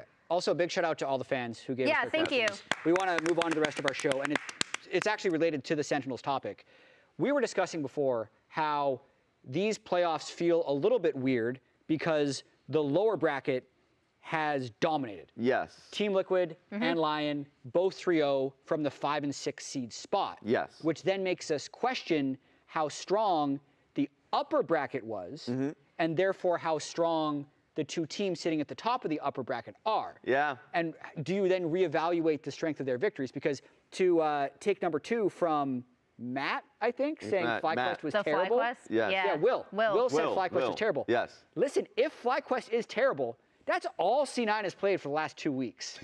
Yes. Oh, okay, just think that's about your that angle. a little bit. Just a little bit. But I think eye test here, right? It feels like of the 4 teams remaining, Team Liquid, Lyon, C9, Sentinels, Sentinels is 4th best team. But they're in the position right here as the top 2 teams. So where do you make sense of that? I think it always comes to being at your best on the day. So like for a good example of it, during Swiss Stage, a lot of weight is being put on. You may have a great opponent, you may have a weaker opponent, but like for instance with TL and with Lyon, they had some stinker days. Yep. Like 1 or 2 really bad days. But it's the beginning of the year, and I feel like when I look at LEC, LPL, LCK, like there are going to be that feeling of like, oh, they look significantly worse than I expected. T1 just lost. They look significantly worse than I expected, right? But do I think that means that they're not going to get there? I for sure still believe Sentinels of the 4 teams are the worst of those 4 teams. Okay. But like, because they clicked much sooner than the other team. So that's what it comes down for me, and it's up to Sentinels, who I feel like really leveled up since week 1 till now, to be able to maintain that level in a really competitive environment. Yeah, I mean, I think the Swiss stage really rewarded teams that got on the same page quickly. And Sentinels is the most interesting to me just because it felt like even in some of their wins, they still were making a lot of mistakes. So I agree with Raz in terms of like, of the 4 teams left, I think they're, you know, the lowest thus far, unless we have like a completely shocking upset today. But I think the big thing, again, to stress, to go back to that Huhi interview, is just, it was all about taking all of this energy and directing it into one thing so they could all get on the same page. And you could see them improving on that week to week in a very visually obvious way. And that's why I think getting online as soon as possible is incredibly important, especially for the lock-in stage. And one person that is the most underrated is Huhi. Because on the teams that he has been on, like 100 Thieves when they won that championship, but I still think about Golden Guardians and those times where like with Gory and River, like that team didn't have much of an expectation. They really traveled and made that run. You can make the case of the time that he was on DSG in particular. The NRG was a low run, but at DSG in particular, that team didn't have much of an expectation. They made a late change to having Rahel, sure, but like for that change to happen on such a quick notice, and then for them to have the run versus C9 to go full 5 games, like he has a special, of course, like a skill that you want on a team, being able to translate in game with your English and Korean players. Like that is something that is invaluable. And then when you have problems within the team, he is somebody that just wants to get on the same page. That's all he ever talks about. And he's really supportive of Hambach, I think. Yes. Like we saw, one final thing I'll say about this split and like the seeding going into playoffs is it's a lock-in tournament. It's not a spring or a summer split. So 3 weeks of Swiss Stage isn't going to give you 100% accurate seeding. That's why the playoffs end up being double elimination, to try and give you that justification. But completely agree with you about Huhi and how much he's helped his team get on the same page right away. And we actually have him standing by with Kobe for an interview. All right, Huhi, Raz was just saying you're the most underrated player. I mean, you're playing well individually, and you're doing so much shot calling for your team. What is this process like of having to shot call in 2 languages and translate Korean and English? I mean, it's definitely something that I am still struggling with, especially during the practice. You know, like Hanbak did mention, "Oh, Hyung, like, why don't you like shot call like on stage?" And I'm like, "Well, I cannot do that every single scrim. You know, it takes a lot of my energy, but still on the stage game, I try to do my best so that the team is on the same page." If you had to put it into like a percentage, what percentage of the time is the team communicating in Korean versus English? I will say like 70% in Korean, and the rest will be me or Impact or like even Hanbak talking in English to Isaac. But yeah, like mainly it will be like communicated in Korean. I'll make a plan in Korean so that I can communicate to them faster, and then I will try to tell Isaac what to do. Well, regardless even of those issues, with how successful Cloud9 have been, everybody coming into the series is thinking, oh, it's a 3-0 for Cloud9. They're writing you guys off. But you've been on a lot of underrated teams before, and you have always found yourself into at least the top 4 of the LCS. Have you guys identified any weaknesses on Cloud9 throughout their successful run here that maybe you have been able to practice for this last weekend? I mean, for sure, I think we watched a lot of their games, and they are definitely the most coordinated team in the LCS. We kind of joked how like they are using science and we're kind of fist fighting, and they're kind of using weapons, you know. But I think we're getting to the point that we're also making some weapons. So as long as we can match their knowledge, like I think it will be easy. But obviously they definitely do have the edge, but I think we definitely have a good chance to beat them. All right. Time to hit the scientists with your fist. Good luck with that one. We'll send it back to the analysts. Scientists versus boxers. Scientists versus boxers. I thought we were playing League of Legends, not Civilization. That's what it sounds like, right? Like, he just needs to keep working their way up. But yeah, it's always really nice to hear from Huhi, just because you can tell, again, even just from that interview, how integral he is to this team. On the other side, as Kobe already pointed out, C9 have been super, super dominant. They've by far and away been they're running me over. Our best looking team.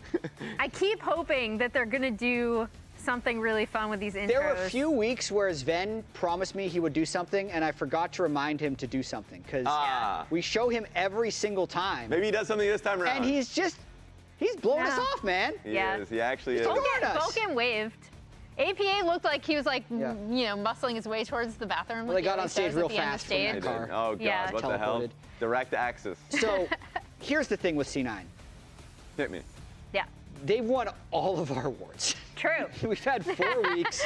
We have decided that a C9 player is deserving of Player of the Week in all 4 weeks. Yeah, yeah. They also have won, because they won a lot of games, they've won a lot of Player of the Games. Well, hey, yeah, that's true, that's true, that's true. Yeah. But only 3 of the players have won Player of the Games, Raz. Oh my God, the bias is real. I'm actually kind of surprised to see that Vulcan didn't sneak one in there, because I thought he had some really, really great performances in their last series. But I also know that Thanatos is now on his campaign box. He's on Pog Watch. Yeah, it will Thanatos finally get his Pog. If you listen to the C9 podcast, he was talking about how if the Gnar game goes a little bit later, he wins it. And I did think his Gnar was really good that game, in fairness. Jad, I want to ask you, what does he have to do to take it? Because, and I'm going to ask the chat too. You know what? Yeah. Chat, get in on this as well. What does Thanatos have to do to win Player of the Game? Because you've been on the real train about top play not mattering. It's so weird watching Pro this year in top lane, because Thanatos and Morgan, I think, are the 2 biggest examples of this. We'll be 25 minutes into the game. Okay. He'll have 300 CS. Yeah. And he'll be 0, 0, and 0. Yeah. True. And the game just feels decided, even though he's been doing everything he can. There's just incentives within the game to stay in top lane and to stay matched against the other top laner. So the way that you get Player of the Game is Sentinels has to be really good. Yeah. I feel like if the game is actually close, then the top laner gets to be the tiebreaker. I've seen this in the closer games, for sure, but Cloud9 has just been beating people too well. Yes, it's surging up. Oh, Wait a minute. He might get to 30%. The Sentinels fans Yeah, would there we actually go. want to vote yes. I think he will get it if these games go long, because he and Morgan actually have been the two best laners in the LCS by a long shot. Yeah. And I think they are poised to carry games, but they just haven't been able to get involved. I think his kill participation is like 40% this year. It's just incredibly low, but it's because the games have been won and lost on crabs. Yeah. Pretty much the whole time. And it's always like crabs and drakes. Yeah, and Thanatos is not allowed to participate in those fights. If the crabs spawn topside, we have hope. Maybe. Perhaps. Yeah. But speaking of crabs, I want to talk about Blabber, because this is the Blabberfish 2 redemption arc from everyone who was talking about how he was washed last year. I'm surprised they let me leave that up. I'm gonna go through some of his early pathing from the FlyQuest game. We've kind of covered it from Griffin's side. Now we're gonna kind of cover it from Blabber. So going into this, he's kind of done the standard top to bot start. And the more important thing here is that he actually, during this, is able to spot out Griffin at Gromp prior to this. So he is just going to be sitting here waiting for Griffin to try to contest this crab. And this is first crab, mind you, not second.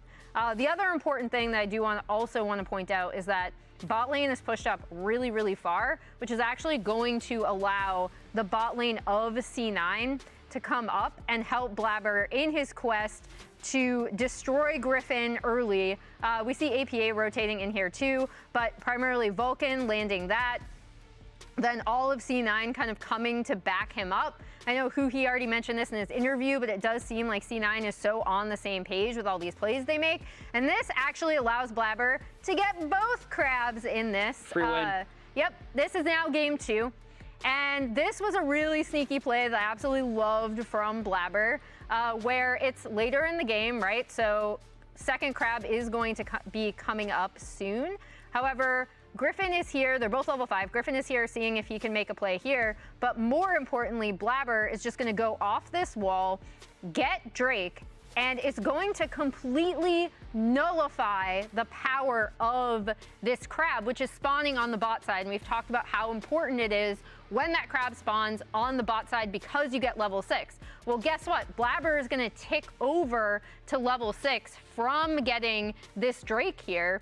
And so that sets him up in a great opportunity where crab is just not going to matter. And then he sets up for this really great lane gank here while, Griffin is up here grabbing his crab, but it doesn't matter because Blabber already hit 6. They get early Drake. They get that lane gank there.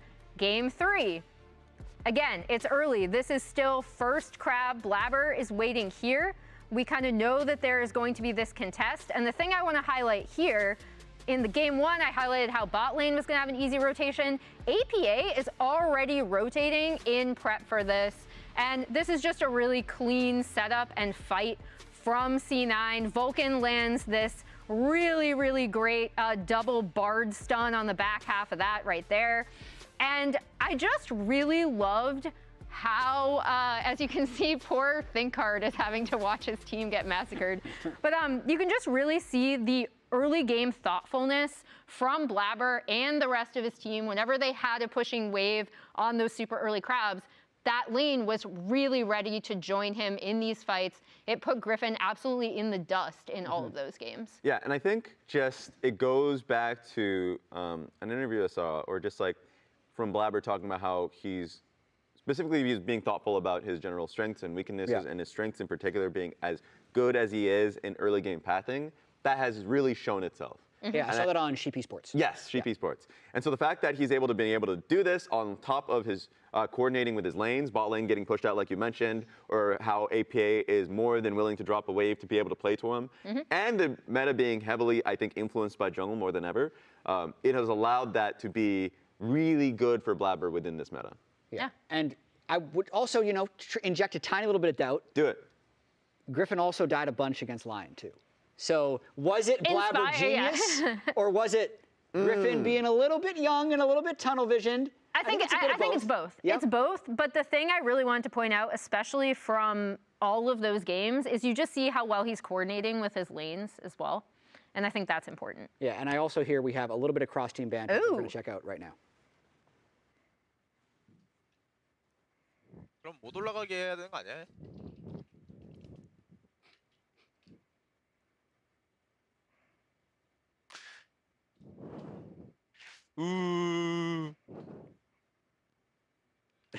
What? That's it? That's it? APA didn't say anything. I mean, he did something off camera. He did. Yeah. All right. Oh, man. We can speculate what it was. Okay, Raz. Yes. The last time some of these players faced C9 in playoffs, it was close. Yeah. The core of that DSG team. And I harkened back to it a little earlier on, that this series shouldn't have been as close as it was, DSG versus C9. It really went to 5 games. And it took Loki on a Zeri performance, just having a ridiculous Zeri game to be able to save C9 in it. And yes, you can talk about how Thanatos played within that, but it was DSG's team fighting and playing around Rahel and Huhi that really strengthened it. They had incredible laning phase consistently within those games. They were able to translate it into the fist fighting that probably is going to be seen in Sentinels games. Darkwings had really good moments. I felt like the drafts with him and Exu were very strong, like that Anivia and Poppy game that was there, like basically slamming into the Anivia wall. Like there were smart draft elements that Darkwings was able to show even just last week or like earlier on with his Veigar. So like he has a champion pool that he can dip into at any point, and bot lane has the strength that we just know and love. I feel like you're trying to inject some doubt into the C9 3-0. Just a little bit. I'm trying to inject that doubt. It exists. Okay. Yeah. Okay, I actually have some more doubt. Just because I think it's been too easy. So if it's too easy, I feel like C9 is going to run into a wall. What the hell? Here's the worrying trend for C9, is that since 2023, they haven't really been able to go to Worlds in 2 years. So just look at this. You don't know when they are going to lose in playoffs. So even if things look great now, they could lose at any moment. Look at this. They were 13-3 before losing to FlyQuest. They were 3-0 in series before losing to Team Liquid. Yeah. Split 2, 15-4, 6-0, 9-1, and they were always losing at some point in the playoffs. Now, we don't know when that's going to be, but what we do know is that 1, 2, 3, 4, 5 times in a row, they have lost. Which to me is a trend. You're trying to speak this into existence. I'm not sure. So, they haven't proven anything yet. I need to say this because I was actually the one giving C9 credit in all of these splits. And then they let me down. So I'm just saying they haven't proved it until they win. In fact, I have an analogy that I think is better than just stats. Okay. This is what Cloud9 fans see. Yeah. But oftentimes, this is what's actually there. And it looks so real. And they just faceplant. So, will they faceplant today, next week, or will they make this real? All right, so what's your prediction? What are we thinking? Okay, Emily, what are your thoughts? I'm going 3-0 C9. Okay, well. Yeah. I'd like to see all of our predictions. I feel like we're all going C9. Show 'em. To be fair, I still think C9 is the best team by a long shot. So I'm going C9 3-0, but you just can't, I don't want to say it's going to be free, but they're like, the APA's been so good, man. Yeah. Him and Blabber have been so connected. The mid-jungle synergy is real. So you all just lied to me and made me feel like something was going to happen. I didn't lie to you. I was always I'm injecting. I don't want to hear it. I don't want to hear it. Start the show. Let's see the games.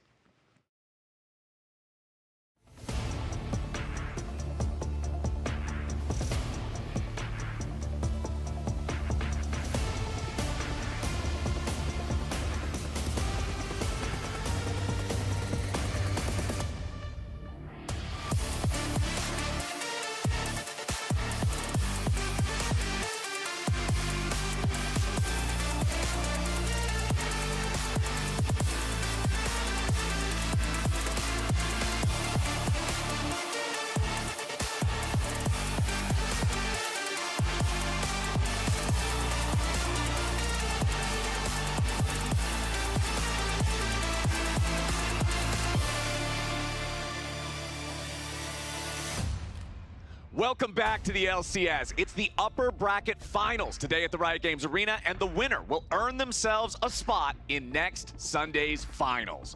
First up, they've been in the spotlight all through lock-in, from being at the top of preseason power rankings to immediately showing why on the Rift. Now, they're potentially just 2 series away from first stand. Please welcome Cloud9.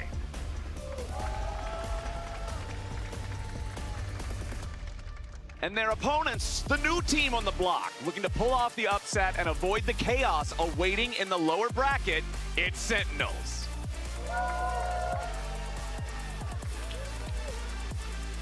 Will the favorites continue their winning ways, or will the underdogs pull off some upper bracket magic? The LCS starts right now as we are about to jump into this best of 5 to see who gets the fast pass, avoiding that long gauntlet, that drawn-out battle next weekend. It feels like so far this tournament, Cloud9 have had a fast pass. They're going to the front of the line. They don't wait in any lines. They're instantly on the ride. They're winning. They're smashing people. Pushing all the little kids out of the way. Exactly.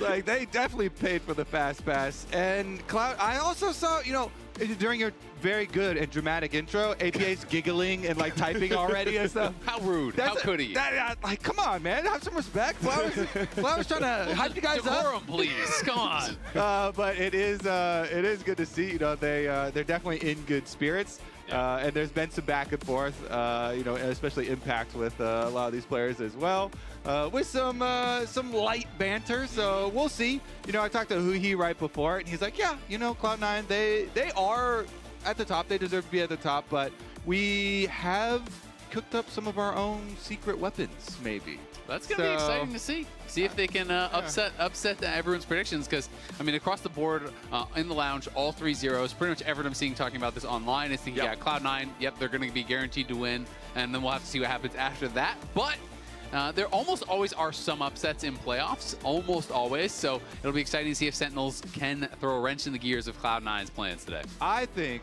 if all of the analysts agree on the same prediction and it's wrong, then we should have some sort of punishment. Sure, I'm not an analyst today, so I agree. Some of those spicy chips left somewhere in the pantry around here. And since we're bringing up this on another day, I don't know if I'd be with you, but today, since we're bringing this idea up live on air, I think they're going to have to do it. I think so too. There you go. All right, let's get into the draft here. The Ziggs respect for APA remains very much true, and the Thanatos respect for the Aurora here. He is a monster Aurora up there. Thanatos has some very specific champions, but he is very, very fearsome on all of them. The Renekton, the Gnar type things also go into that bucket. Rumble is banned here, so that takes one more off the top lane list. Yeah, Rumble's banned away. The Orianna and the Varus are banned out, and critically, Nico gets banned here. So Ori's banned away, but Azir is not. Oftentimes, these get banned away in pairs. So I'm curious if that's going to be Cloud9's first pick priority here. I also really like the Nico ban, not just because it is a powerful support, because APA is also willing to play it, right? He's one of the only mid laners that is kind of playing it these days, so it is a little bit of a double ban. But Taliyah plus Pantheon, prime combo. Taliyah, I think, is APA's best champ these days, at least that we're seeing him actually be allowed to play. Yeah, and Taliyah is a nullifier for Azir, so the Azir you're talking about, Flowers, it is a high priority, and even though APA has, this year and then at the end of last year, been a lot better on Azir than in the past, they still seem like they want to play this style where, he is going to be on a mid lane champion that could really play for jungle. And so they are going to go for the Taliyah. Yeah, I would assume they're going Taliyah plus either Pantheon or Vi type champions for Blabber. This is an important takeaway from Thanatos, though. Stealing away the Ambessa, which could go to jungle for Hambach. If they don't want impact on a top carry champion. It looks like they don't instantly. So it's not instantly revealed the flex pick is not really that flexible for this team. Yeah, that's what I was going to say is Renekton is up. It's one of Thanatos' best champs, and that's a really hard matchup. So I was going to be assuming that it probably would go jungle. And you basically, if it's a full best of 5 fearless, you headshot 2 Thanatos champions in the first game is really bang, good. Bang. Take his Ambessa out, take his Renekton out. Those will be permanently banned for the rest of the series. I think Gnar, though, seems then the obvious option. I think it's a really strong champ. It's a good answer into the Renekton, so that's kind of what I'm expecting to be locked in, and there it is. 3 of them out in the first game. Yeah, we'll see though. You have to be able to last long enough in the series for this to come into play, but I do like this strategy, and we'll see how Hanbok can perform in it, because Hanbok, to me, has had really good early games. He seems like a player who wants to take risks, and when they pay off, he looks amazing. When they don't, sometimes the game snowballs the other way. And I feel like having a Gnar, having a powerful side lane champion feels extra good when you have this Taliyah Pantheon combo. You guys mentioned Pantheon and Vi both being great pairings. I personally like seeing Pantheon with Taliyah more because they both have the double super long range ultis. You can just make absolute chaos in side lanes. And we actually discussed this a lot on the dive, but how well APA and Blabber have been playing together. When you have point and click stun to set up seismic shove combos, like these two can just wreak havoc. So going to be fairly difficult, I would think, for Darkwing Seer as far as the jungle pressure goes, because Pantheon early Pantheon ganks with flash point and click stun are going to be way more fearsome than Mbessa coming at you and just trying to you know, walk and dash in range here. So Blabber has been an absolute terror early on. We'll see if it does continue. Bottom lane priority, though. A lot of you know, bans coming through here towards some of these enchanters, you know, like Nami and stuff. Lane priority definitely will be big. It will, and that's why I'm thinking about, you know, we've been seeing more Ashe Seraphine around the world. That is something that is up and available. Of course, Sentinels will have last pick, so they are going to be having the option to try to counterpick down in bot side.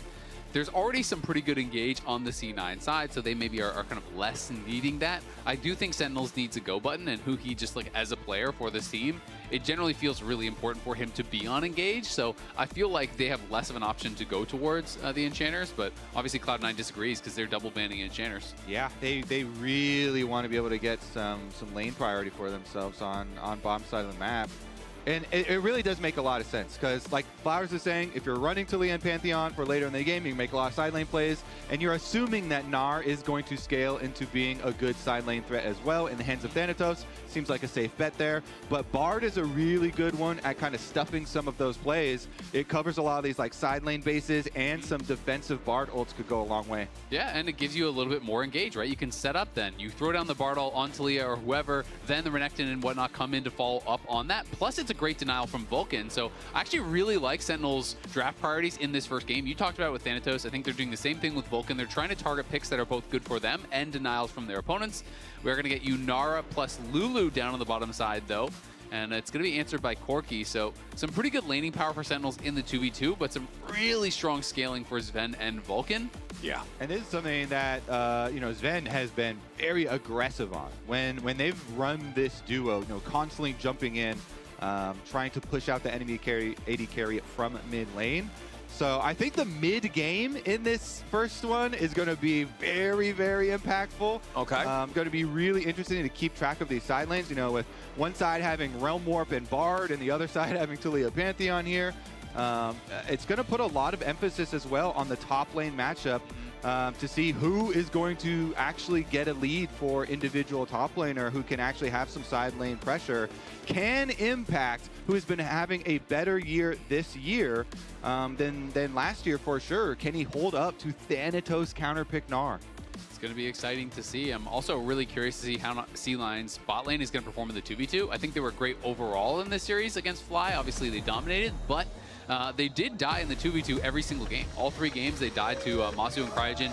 Twice they died in the 2v2, and then once it was a 2v1, so that's a little bit different, but did catch one person out and were able to kill him. So have to be able to clean that up against what we're expecting to be a tougher opponent here today in Rahel and Huhi. I mean, we heard in Kobe's interview with Huhi during waiting room, right, during the lounge, that he's saying, all right, everybody on C9, they've got weapons. The rest of us are kind of fist fighting, but we think we're developing some weapons now of our own. And if that 2v2 can be the secret weapon here in game 1, that's going to feel great, especially with all of these Thanatos picks being disabled in the top side for the rest of the series, like you guys are talking about. Runes popping up on your screen right now. Summoner's Spellbook for APA's Taliyah stands out to me in particular. I want to see how creative he can get with that. I just think it's great. To me, it's a really solid rune if you think it's just going to be a scaling matchup. You know, you're just going to be farming. You're not really going to be interacting that much. You can get a lot of value later on. But we talked about it. You touched on it, Kobe. Impact is having a much better year. Last year, to me, was historically one of his worst, if not his worst year ever in the LCS. He has been a top performer for such a long time. And it was so strange because it came off the back of the year before that, him winning an MVP and then going into this real slump. So he is back now. He's performing a lot better.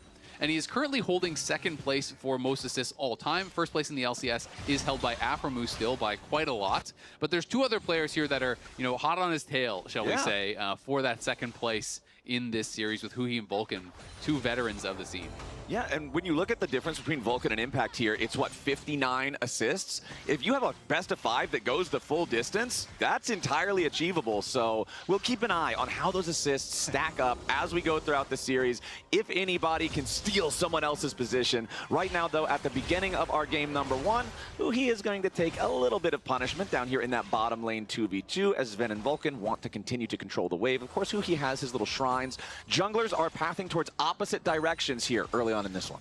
Yeah, that's the big thing here with the Pantheon, especially for Blabber. What sort of early impact can he get? And that's why I really like that ward that they put super early on in the river. Sven and Vulcan now going kind of aggressive off the wave and trying to get something out of the bottom lane before the Pantheon does come. But the early wards here are going to mean a lot too, because Blabber's got options for bottom lane or possibly trying to make a stun play here towards Darkwings and see if they could get an early summoner spell. Okay, Impact's got that wave crashing in topside, so control up there for him means that it should be easy enough for Hambach to guarantee that he has access to this topside Scuttle Crab here with those about to spawn. You can see the wave also being crashed into the bottom lane tier 1 there by Cloud9, so they've got that same control for Blabber on this bottom part of the map, and it's looking like we're not going to get any of the crazy early crab battles, and we'll just have to wait until the usual level 6 one. Yeah, and Bessa want to path away from the Pantheon side and pushing bottom lane here. Both of them getting their recalls off. It's Cole for Yunara and Tyr for Corki. They're both fine with that. Blabber drops off the extra Raptor ward. He did pass through over the ward, so they know he's here, and they're not going to let him get the fairly efficient, little bit lazy recall off. But look at the Krug respawn timer. It's not super soon, and Hambach, since he did start Raptors, he's got the early Raptor respawn. This has become a big issue. We just saw yesterday, defending your second Raptors can win you a whole game or lose you a whole game if you int over them. So, sometimes in life you just got to make a stand, Probably not and for junglers, it's at the second Raptors.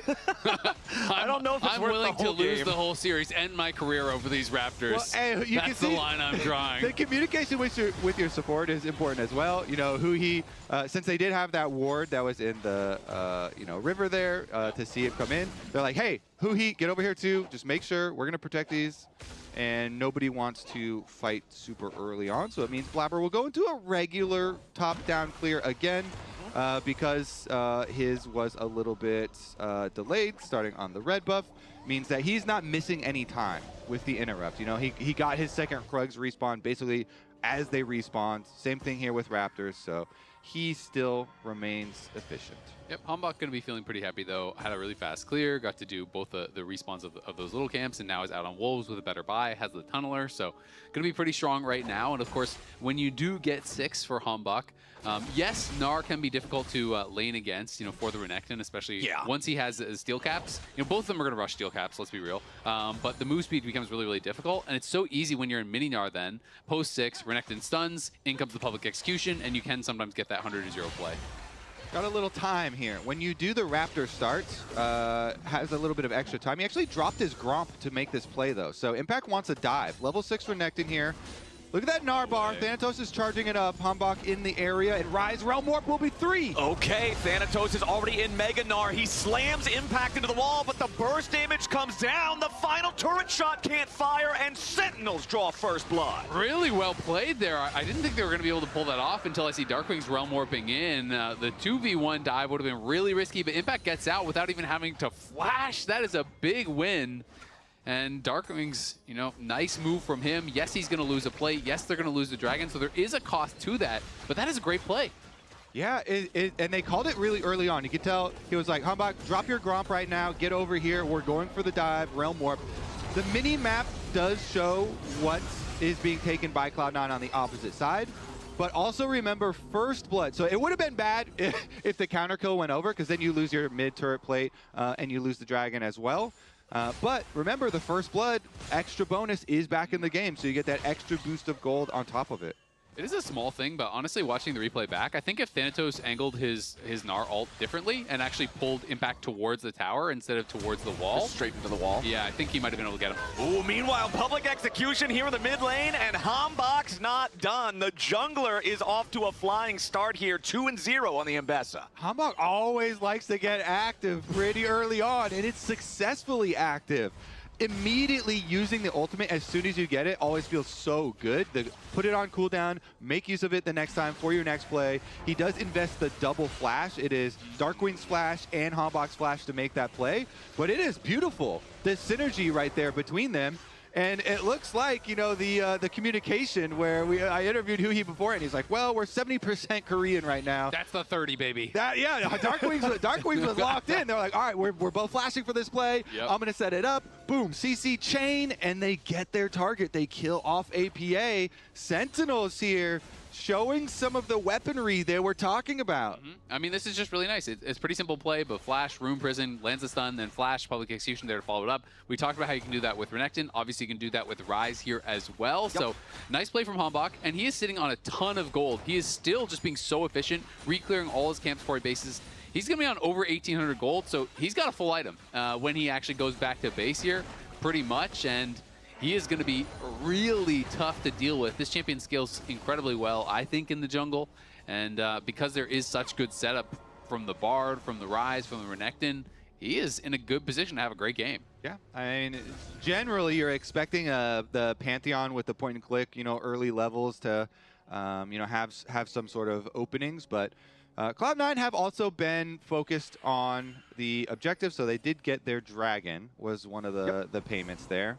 And APA at least knocked off the mid-turret plate, the first one. Those baby turrets plates are pretty easy to take. And, of course, Sentinels also got their one after the dive up here. So we'll see about the ramifications of that play afterwards. Impact seems to be doing quite well in the early stages, and it does set them up for the Grubs take. So Hambach feeling quite good on those Grubs. Doesn't look like there's going to be anyone contesting him. And they've told the bottom lane, hey, you're weak side right now. Try and play safe. Okay, you can see APA and Blabber moving into the enemy jungle, though, thinking about using that Taliyah and Pantheon combo to make something happen.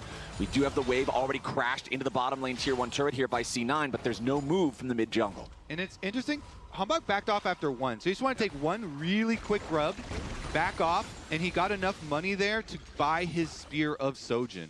Sojin rush for the Mbessa. So first item completed very early on here for the 2-kill Mbessa.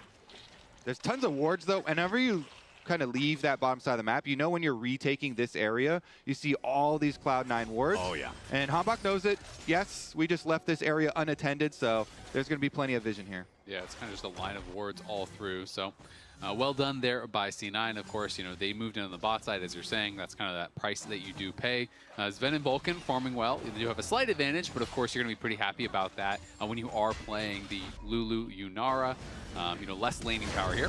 Okay, Blabber up in the top side, looking to find the kill onto Impact. Thanatos already hits him with the Mega Gnar. They don't have quite enough damage, though. Impact with a flash away, stays alive. Yeah, good defensive play from Impact, you know, backed off early as he saw the aggressive positioning from Thanatos and the Mega Gnar walking at him, and then he's able to use his flash after Blabber had to use his for the engage. So it is a 1-for-1 on summoner spell trade, and really Impact is fine.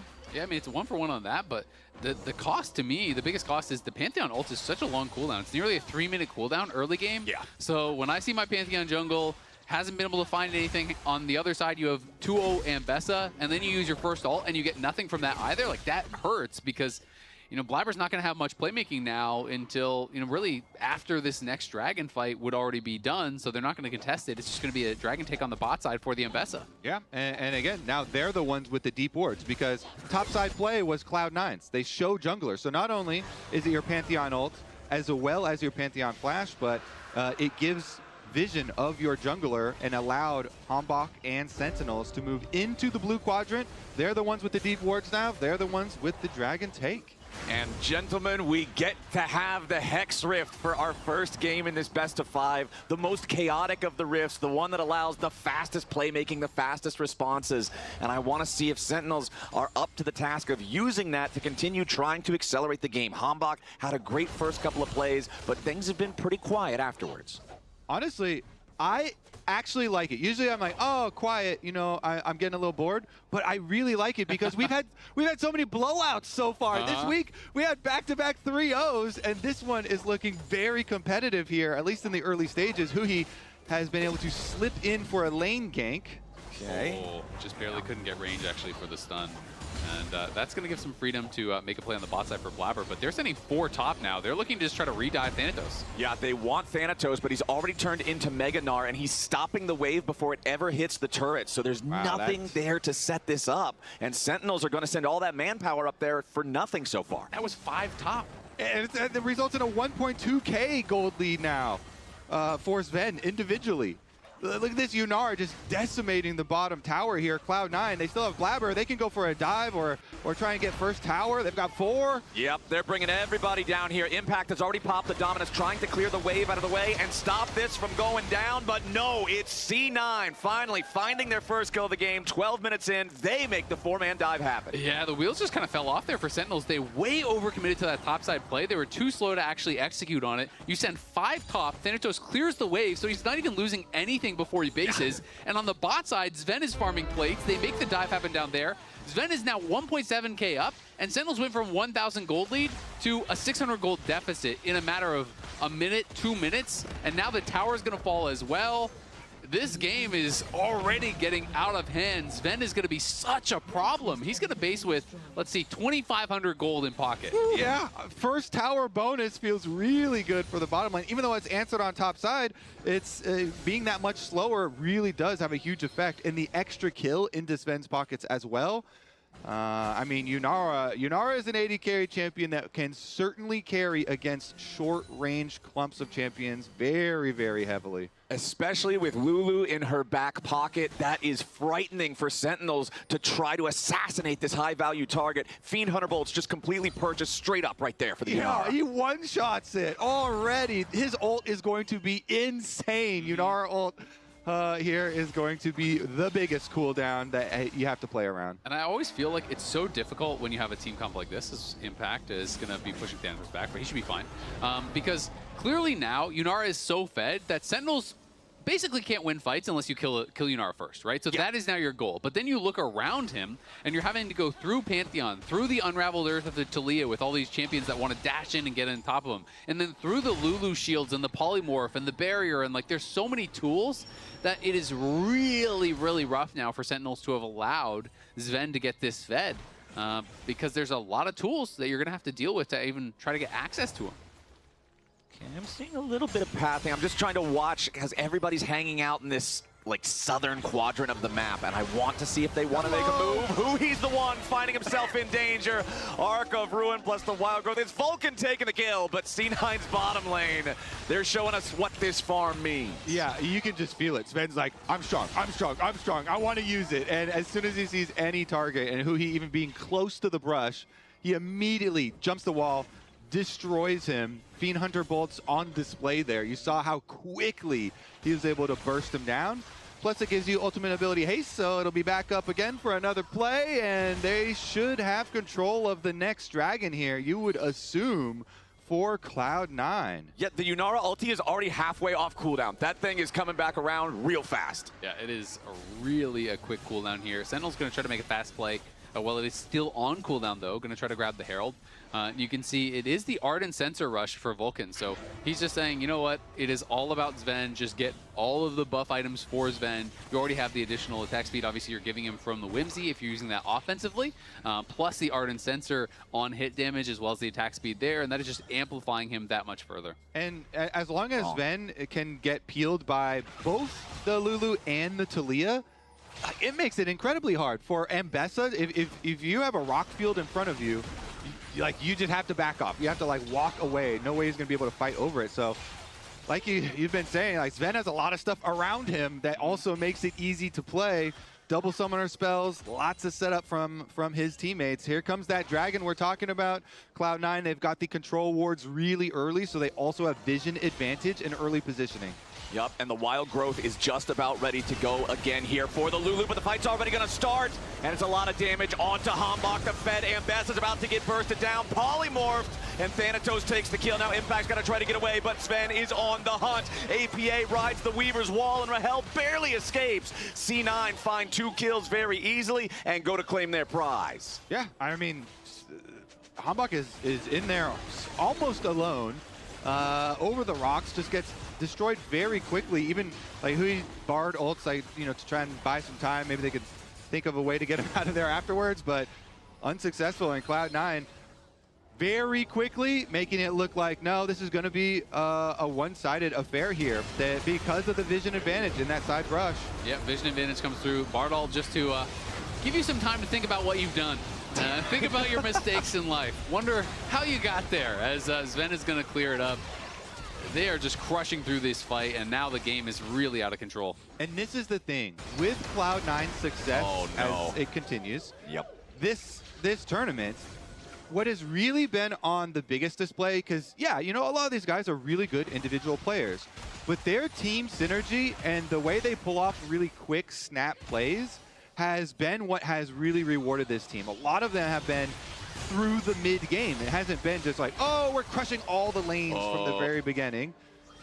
Okay, sorry, thought we almost had another Hambach kill there underneath the tier 1 turret. A healthy amount of worry, and Thanatos now trying to get away as Mininar will have to flash, but Cloud9's synergy has been on display, and you know, this is one of the things that people thought as we take a look at the Pantheon ult. Started it all. Pretty simple Pantheon ult. You know, they knew that Corki had no flash, so he gets in behind him. Yeah. Okay, let's see now. Hambach going towards the enemy jungle. They still want to try to make this move onto Thanatos, who does have his Gnar Bard charged. The turret is disabled there by the Bard ulti, but now the stun underneath, the Mega Gnar to follow it up, but no, he's still all alone. Thanatos will fall. Sentinels doesn't lose anybody, and they're going to try to force down this tier 1 turret. And nicely done by Hui. He goes down towards bot side, forces a flash from Thanatos, and then just sets up the redive, turn off the tower. Thanatos really couldn't have played it any better, but Hui's tanking the tower at max range, so nothing he can do to knock him down. Darkwings is getting punished a little bit here by Sven, who is just, I mean, Sentinels knows they can't fight around Sven. They have to just try to go elsewhere, try to get picks in the side lanes, hope that you can buy some time for someone to catch up, because Sven is basically the whole lead. Like, he's 3K ahead individually, and that is ridiculous at this point of the game. Sitting on almost 1,200 gold, so almost has his BF, and that means he is closing in on that Infinity Edge, where Rahel is miles away from anything resembling that. Yeah, so I think that you're going to have to try and continue to make some side lane plays here for Sentinels. You want to try and get your way back into this, you know, get split push on some of these side lanes going and see if you can make some sort of roam or realm warp over to the other side. Hui's Bard ultimate is still on cooldown from the previous play, but next time it is up, there's no flash on Yunara. And it makes it difficult because her ultimate, she can just instantly go for another dash anyway. But maybe they can do something there while the Sven flash is down and he's a little bit more vulnerable. Sentinels do have some power spikes on the horizon, but it is still a little ways away. You can see the stacking items are all still in the process of stacking, right? The Muramana, not quite there yet. The Manamune only 3/4 of the way stacked for Rahel. Meanwhile, in Darkwing's inventory, still needs 3 more stacks on Rod of Ages. Just about has the Seraph's Embrace fully evolved, though. And once they hit those power spikes, that might be the green light that they need to feel like, hey, we can make a bigger move. Yeah. And while the Yunara gets the spotlight, the Lulu is a really problematic one because on the side of Sentinels, your fed person is your melee jungle carry, but Lulu just makes melee carries life's hell. It's so annoying to play into this champion. And so we're going to go for another pick from the side of C9 here, Blabber Olsen. Wow, they are full sending it after impact here. Originally, I thought they might not be able to get him, and I was right. Thanatos' first boomerang, just barely missing impact, is the difference between C9 finding that kill or not. And they're summoning Herald topside, so we'll see if they can actually get this full tower. It looks like they can, so That's something nice for Sentinels. They survived the play here, and they're at least getting something back on the top side. Going to be able to realm warp out.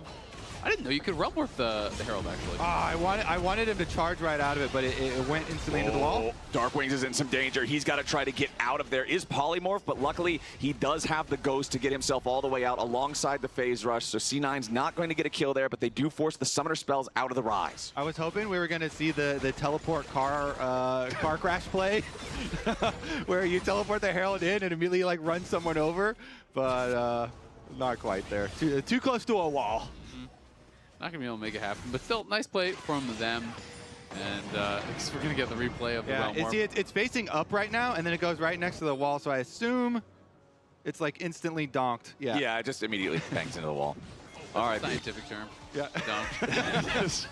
I hate it when I donk my car into the wall. Who he did say Cloud9 are the ones that are like scientists, and then we are the ones that are just, going to throw our fists at them, let our fists do the talking. Okay. All right. They're trying to make a play onto Thanatos here, and as soon as Hambach shows up, that might be what they need, but the Tempered Fate does not catch the Gnar. Thanatos now back into mini form as Hambach has made his way into the fight. C9, meanwhile, are going to secure the Drake for themselves, but it does cost their top laner. Yeah, Cloud9 got to be careful. If you give away too many of these plays on side lanes, that gold can add up. Currently, though, they're still fairly confident with their mid push. Yep. But look at the side lanes. Renekton's still pushing bottom, so it's kind of closing in around them. Sentinels will be able to get the Scuttle Crab by Baron. Can they use it as a bait? I don't think they actually want to start it much, but would rather like bait and see if anyone comes to check for C9s. Cloud9 not going to unnecessarily put anyone at risk, though. Yeah, it's so dangerous for Sentinels to go close to Sven with that Infinity Edge completed, with the Fiend Hunter bolts. Those first 3 shots are just high caliber hits. You probably die in the first 3 shots. Yeah, the first 3. If you're not Impact or maybe Hambach, you just kind of die to it instantly. It's really, really strong. The Yunara has to be respected now more than ever. And the problem is, it's 4 minutes from now that Sentinels must answer the Drake. Cloud9 now on Soul Point, and this is why it's so difficult to deal with compositions like this Yunara that has all this protection, because now Cloud9 is just going to show up as 5 and say, all right, you have to fight Yunara now. You have no choice. So Cloud9, a lot of things going well for them. Something not going as well for them is Thanatos has been really wanting a player of the game. He was talking on the Cloud9 podcast. You know, he was saying how they need to stop winning so early because he can't actually get MVP, he can't get player of the game. And then Thanatos himself was saying, you know, in their last series, Game 3, if it went long, he was going to 1v9, he was going to win it. But unfortunately, it did not go long. They closed it out too quick, and they were kind of joking back and forth. This was a podcast with Anero as well as Vulcan. Vulcan was saying, "Okay, don't worry. If we're about to get a kill next game, we're gonna back off so you can have more time to 1v9." So we decided we were gonna track, you know, who is on the race towards player of the game, Kobe. I think this game... It's not looking good for Thanatos. I would say we have someone out to an obvious early lead. Want to give us the marker of where he is. How close is he to the finish line? Sven is like at least halfway right now. He's like all the way out to here. Thanatos, I mean, it's not that close to 30 minutes. He's driving the wrong way. So maybe he makes some more gains later on, but I think Sven is out to the early lead. Yeah, AP's been having a good game. Vulcan also, you know, he's part of that. Gotta give credit to the Lulu. Credit to the Lulu. He maxed W this game. Yunara wouldn't be who she is without the Lulu, okay? Every good Yunara has a Lulu right beside them. All right, we'll see if Thanatos can have his 1v9 mega moment, but it's going to be hard to outpace this Yunara, man. Yeah, to be fair, we're 24.5 minutes, so he's got some. They told him we'll give you to 30. Slow it down. We'll give you to 30 minutes. Okay. Gonna need some pentakills or something though to catch up. Yeah, some. A couple.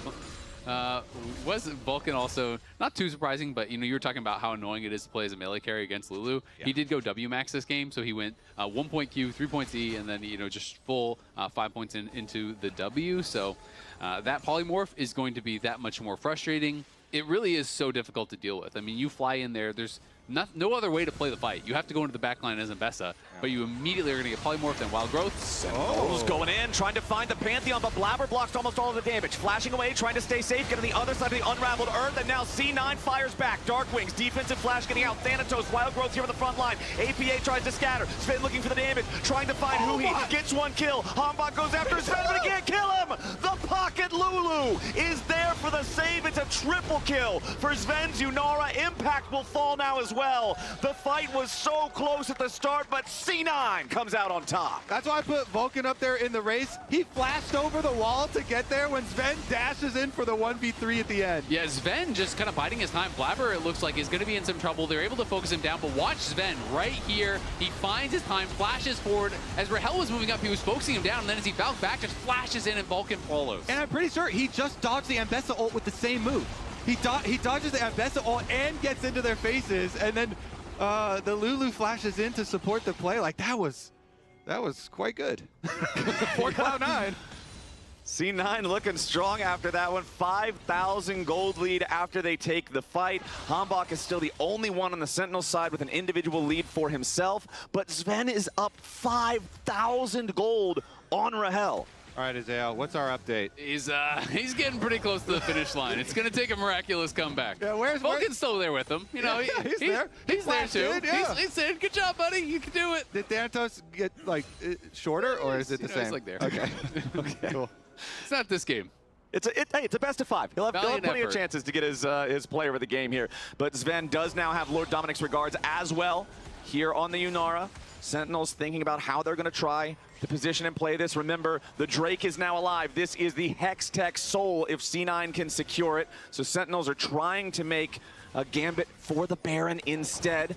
C9 trying to answer as Thanatos zones Impact away. APA and Vulcan on the approach. It's all about Sven. Huhi wrapping around the back of the pit, just trying to keep an eye on how C9 are positioning. Hambach has lost half his HP, and Darkwings has nearly done the same. I like the camera we have on Sven right there. He's doing a lot of talking, especially for an AD carry. But when you are the center and you know it, yeah, exactly. But when you are the center, you are so fed right now. It's like the game is in our hands, and they have the Hextech Soul on top of it. No fight necessary for that Soul because of all the previous ones that they have won. But it is a huge power spike, and you know Sven knows he is the king in the castle right now. So. Let everybody know what you want to do, and they will just play around you. And he has the LDR completed as well. Rahel has kind of made a pit stop for more of a utility item. He has the Serpent's Fang. He's going to be going Collector next, so it's like IE is so far away. He's never going to finish this game realistically, but Sven is going to be just pumping. And APA has had the Actualizer for a long time. Now he has the Death Cap and 8 stacks on the Darksteel, so he is also a real threat. We actually haven't been tracking that horse in our race, the APA horse or invisible horse or the Blabber horse either. So just because the Sven one is so far out in the front. It's a flashy horse. Well, they're going to have... It's also the tallest horse. True. We just can't see the other horses. The tallest horse. He's blocking the view. Stands so high. Are you with us, Flowers? Are you visualizing the horses? Yeah, I'm imagining the tall Sven horse right now as C9 are imagining a Baron for themselves. Sentinels is going to have to find some kind of an answer here. The Baron is already down to 4,000 HP. Tempered Fate going to buy them only a moment. Sentinels got to try to get in there as C9 are going to go ahead and secure the objective. Hambach jumps in only to die. Thanatos gets back to the safety of his team, and the remaining 4 Sentinels now have to scatter. The Weaver's Wall sends APA to his own demise, but Sven is still free firing. Blabber barely gets away. Wild Growth onto the jungler as they pick up the additional kill there onto Impact. Sven can't get anyone else, so it is a 2-for-1 trade favoring C9, and they acquire the Baron. Honestly, I respect it from Hambach. He's like, you know what? I'm going to try and steal it. I ult in. It's a little bit too late, but it's really hard to pull that play off anyways. Afterwards, though, a little surprise kill here they get on APA. Yeah, APA just going too far. You know, I think his thought process is Lulu's behind me. We have Wild Growth. You know, you can heal Wild Growth. You can kind of bait them, keep the fight going, and then Sven just cleans up. But he went a little bit too far. Sorry, bro, that Wild Growth. It only works when I click it on Yunara. Combo 2 seconds. I'm going Renekton inside. I'm going Renekton inside. Go Renekton, no flash. No flash, though. No flash. No flash, though. Still good. They got Baron. They have Hex Soul. And they've got the red buff on top. Oh, Dokla's going to join us. Oh, cool. Big desk. Yeah. Our desk is not that big over there with the analyst area. Of the famed Worlds vlogs. Yeah. We all love a good Nihao Dokla here. When we toss it back to them, that better be how they answer. We need Dokla to intro the analyst desk. We're throwing it to Dokla, not the rest of them. Yeah. I'm not tossing it to Raz. Pipe down, Raz. Yeah, we're only doing the toss specifically to Dokla after this game. Yep. And C9's looking to make that a very near occurrence. They're 8,000 gold ahead. They've got the Hex Soul. They've got 1 minute and 20 seconds remaining on their Baron power play, and they're pushing the top lane. It's truly fortunate that we have a top laner to analyze the huge impact that top laners have had in this game. 1, 4, and 2, and 1, 3, and 4. Huge. 1 kill versus 1 kill. 130 gold lead for Thanatos. Is that player game material? There you go. There you go. There. And even after all this time, Hambach still has his individual gold lead on the Ambessa. However, it has shrank down to 300. Meanwhile, Sven's individual gold lead, 6,500. Weaver's Wall going to cut off Sentinels from trying to defend the tier 3 turret. They can still get there in time as the wave does start to get eradicated by the damage. Impact off to the side a little bit compared to everybody else, seeing if maybe Sven will step just a little bit too far up. Impact does have flash now, so they can try to go for a flash Ruthless Predator, but it's so hard to burst down this Yunara through the Lulu protecting him. And now Sven, just a couple more auto attacks, will take out the tier 3 turret. Thanatos split pushing over in the mid lane here at the same time. Blabber's going to take a little bit of damage, but he can resist most of it because he's Pantheon. Will finally fall. Hambach gets that kill, but Sven has already jumped in and equalized, taking one back on Impact. Now Hambach will die next. Vulcan takes the kill on that. It's 2 dead on the Sentinel side, but the remaining 3 are barely clinging to life. Sven and Vulcan are saying, that's all right, you guys go PvP, we're gonna end the game. Thanatos gets an additional kill, and Sven takes out the first Nexus turret. He and Vulcan will put in the work here on the second one. TP coming in on the minion just to reinforce the C9 lines. APA has rejoined the team. Darkwing splashes away from a seismic shove. Thanatos hops right on in to try to force the rise even further back. C9 wants to pad the stats a little bit as Sven looks for the additional kill here onto Hell and shoots him down in his own fountain. They'll complete the ace, and C9 take game 1. Sven ends the game with an individual gold lead of 8.6K. Woo! That is crazy. C9's bot lane looking monstrously strong in this one. Spam chat now. Who is your player of the game? Dokla, who's your player of the game? I'm curious about. Yeah, we voted for Sven. Dokla? Dokla, who'd you vote for? Player of the game? It was a really tough choice here between Sven, and Sven. Vulcan's Lulu Waltz. Yeah. So I mean, what is it? Almost 8K gold lead individually. I don't see how it could go to anyone else. Yeah, pretty insane. Dokla, thanks for joining us. You had your 3-0 yesterday. While we were watching the game, it was close until it wasn't. And you identified the fight where you think everything changed. And you said, hey, that's the difference between these two teams. So break down in this clip what you saw. Yeah, hello everyone. So this fight is what to me decided the game here. So I'm just gonna play through this here. And this fight is for what, 3rd dragon here. And this to me is the difference between C9 and just Sentinels in this game and potentially the series. But Rise is over here in the bot lane. So I just wanna highlight that here. And he pushed a wave in, but C9 has Talia already grouped and sacking this bot wave here. And Thanatos is TPing in, so he gets a TP shield as well. But just the communication gap between Sentinels and C9 here. It's like Rise is clearly pushes this wave in, doesn't see Talia, and this is just not the mid wave for Sentinels to contest or walk in here because they just don't see Talia, and it's a numbers advantage for C9, and they just pounce on this opportunity, and they just look completely like they don't know what's happening in the game or something, and they just die. I mean, not much to it. It's just a small miscommunication of, yeah, Talia's not on this bot wave. We can't walk where we want to walk, and this fight just looks completely lost because the setup is just not there for Sentinels. And to me, that's the difference between C9 and Sentinels. You know, they have a close early game. They're actually doing pretty good in the early game, but these plays where it comes down to the objectives, C9 is just more coordinated on. All right. Yeah, I mean, I pretty much fully agree. Yeah, come on over because that is definitely the case. I think for Sentinels, at least they had angles within the game where they were trading sides. Like the top dive that happened once. Yeah, we have these clips as well. It did look good early on for Sentinels. Yeah. A nice clean dive top lane. I thought you would actually properly curse them, C9. I thought you properly cursed them. It almost seemed like that they were going to fall short. It looked like top lane was going to matter, and then just in the end it didn't. What a surprise. No, but this was a good play. They're trading Dragon here for a top dive. Rise has a move and looks for an ult top. Thanatos just doing his best to clear the wave, but I mean a 3v1 dive execution, pretty well done here by Sentinels. And from this point, they're in the driver's seat, and they also make this good play too here. I didn't think it was going to work, but the timing worked out perfectly here. Flash ult by the Ambessa was really nice to close that gap there. No window to flash. Yeah. So from that point, I thought they, they should be able to progress a game with the Ambessa being 2-0, have them first time advantage. But yeah, just that Dragon setup fight where they just couldn't close. Yeah. And yeah, that was tough after that. And no surprise, player of the game in this one is Sven. I think Yeah. the 8,000 gold lead might have had something to do with it. Maybe. But it's more about the friends we made along the way to the 8,000 gold lead. Sure. Yeah, sure. I mean, I just love, like, again, when you have an enchanter meta and you're an AD carry, playing as far forward with the amount of confidence that Sven is able to play in a lot of these team fights, it speaks to C9's team play. It also speaks to how much he's being supported in so many of these fights.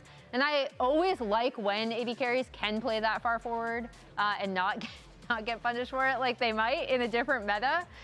So it's been really, really fun to see that happening in the LCS. And Sven is one of those carries who's been playing really far forward in team fights. Joker, are those pity votes for Thanatos? They were saying he hasn't won a player of the game yet. Yeah, But, I feel some pity votes going that way. But I mean, it wasn't his game to carry. So honestly, you know, if they draft him something different and he doesn't get 3-man, you know, I think he'll get it. All right. Well, at least one. At least one. Maybe he can get his first one Boom. in game 2 or 3. We got game 2 coming up next after the break. Best of 6. Copy that. Heard. Pardon this. Mid one. Shit.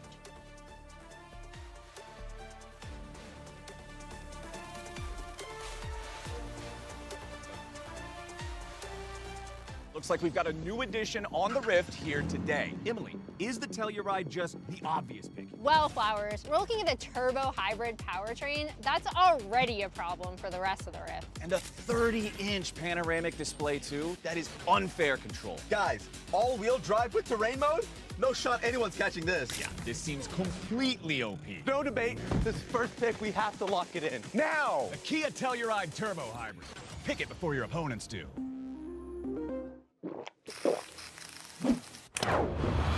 Red Bull gives you wings. Rich in the ground before Dove can even get there. In time to try to knock out as Impact gets bursted. Don't feed.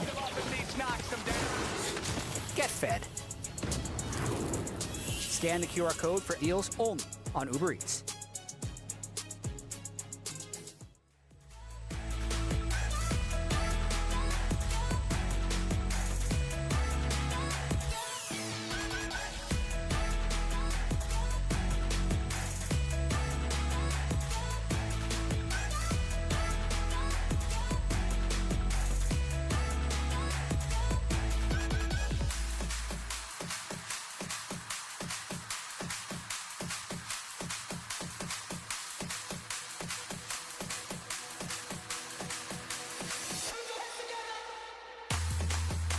Watching that. I am TP. I'm looking. Yeah. I'm TP. I'm TP. Yeah. I flash. Yeah, I'm TP. Watch rise. Look rise. Rise. Yeah, look rise. Slowly, carry the choke. Look Corky. React to me. Yeah, look in. I pull your Renekton. No flash. Expose in 3 seconds. I'm dead. Renekton. He's dash. Kettle's in. Can you guys go back? It's only rise. No. The fight was so close at the start, but C9 comes out on top.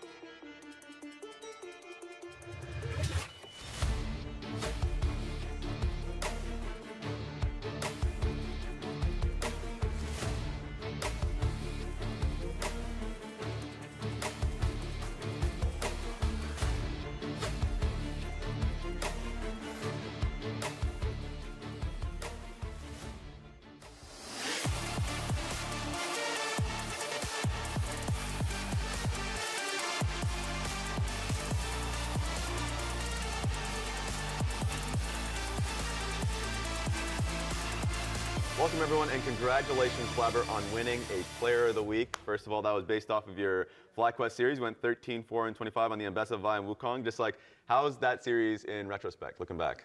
Yeah, I mean, I think the series was not the cleanest. I think that we had like some good moments, but I also think that we, kind of threw like in the Vi game. We threw after the first kill we got on the bot lane, and then I think game 3, like I died as Wukong to Akali, gave him a double kill and made the game kind of hard. So even though I felt like the games were like pretty quick, there are definitely moments that I felt like we could have played better in that series. But like overall, I was happy with our performance and that we were able to win. Generally, really self-critical. Like, I feel like you've been on fire this split. Have you felt the same about your performance? I definitely feel like I'm playing better this split than last split. I feel like I'm making a lot less of the later game mistakes.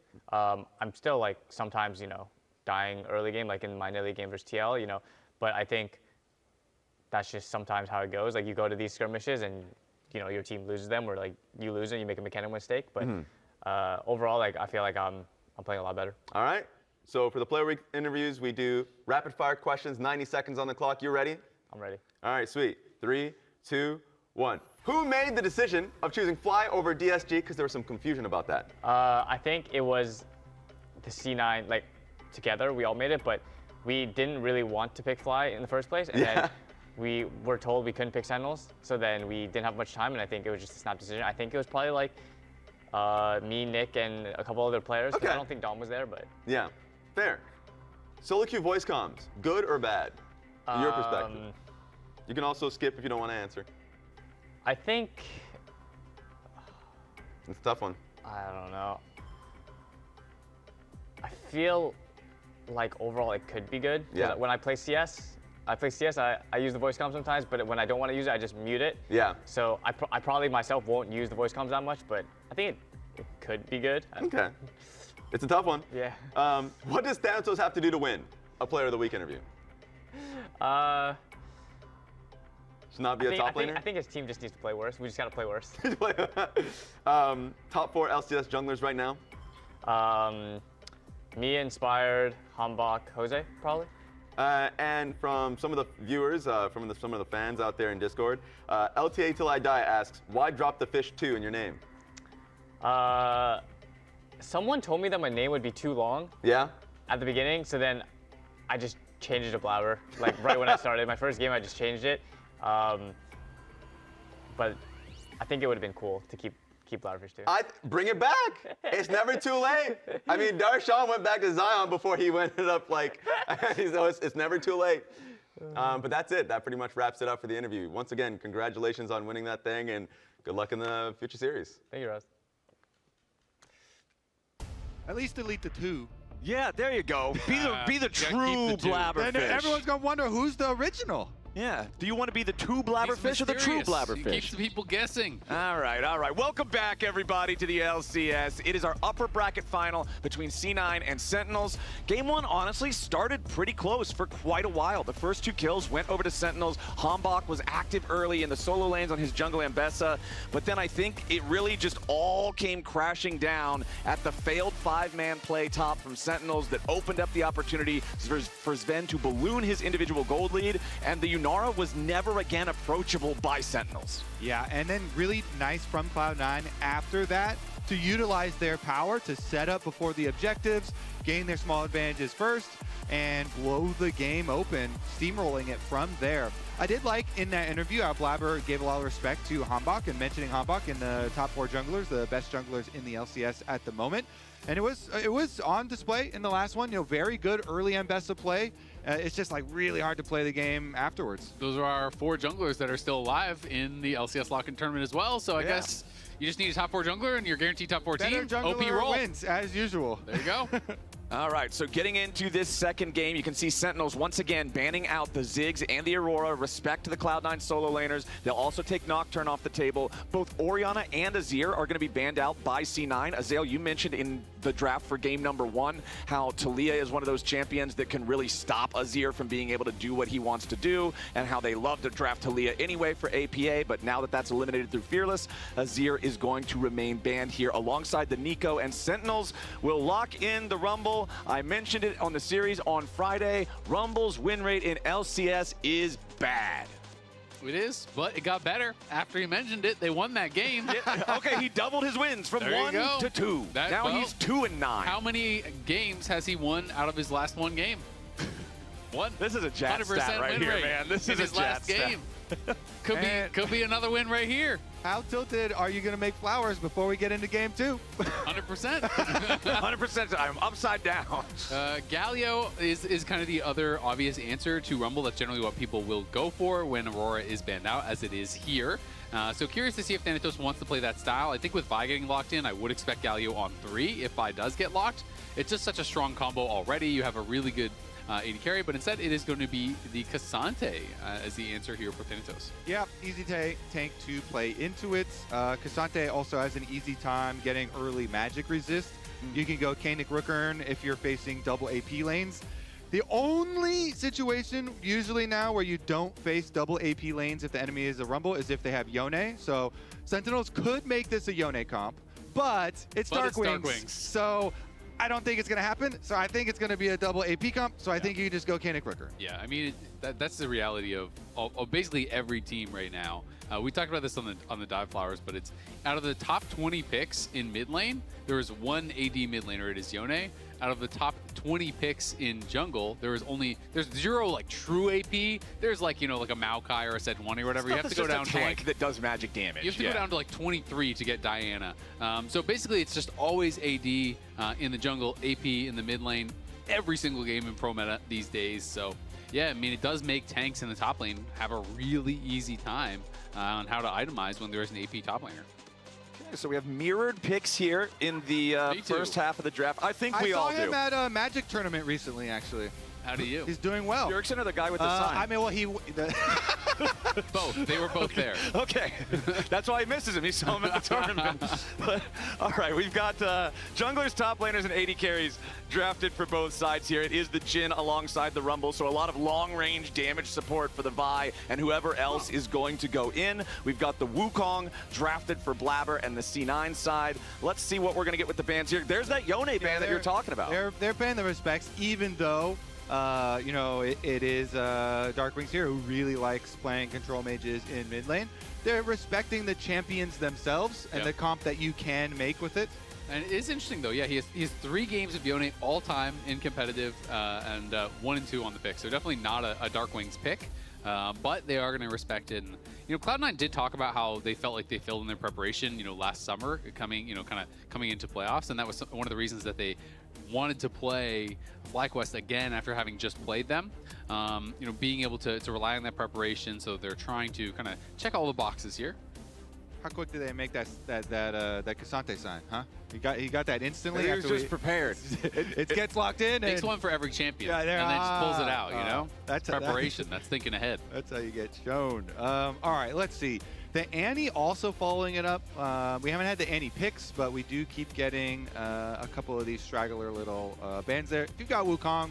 The Wukong Annie is the bread and butter. I've also been seeing a little bit of Annie support. People are doing some kind of like cook builds with Banal Pipes and Rylai's and stuff. I've been seeing a little bit of that going around. So who knows? Maybe that's something that Vulcan has been trying in solo queue. Also agree, it does just feel like APA champ. The Galio is a great APA champ. So even though it was not going to be a Galio top, they do still respect that, and we are just going to get a control mage here. So Victor is a good takeaway from Darkwings. That's definitely something that he is very comfortable on, and probably, APA is just saying, all right, he's going to go a control mage. What is a good control mage against other control mages? And Victor generally outranges in a lot of these matchups, and you can kind of just laser poke and farm it up and play pretty effectively that way. I feel like Hui is a pretty common answer into this. If you're just saying, okay, we're going to go control mage for control mage, you took Victor first. Hui is just kind of like Victor, but he didn't make it into Arcane. So sure, he's also there. He got to do fine. He's serviceable. He can have plenty of wave clear, and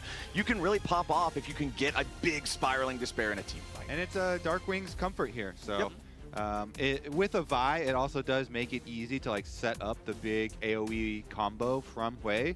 So you can get that guaranteed engage. So we'll see if he can stay safe, though. Sometimes, a lot of times, Wukong makes it very difficult for Hui to play. We'll see about the engage. You know what I would actually really like is a Renata from Vulcan.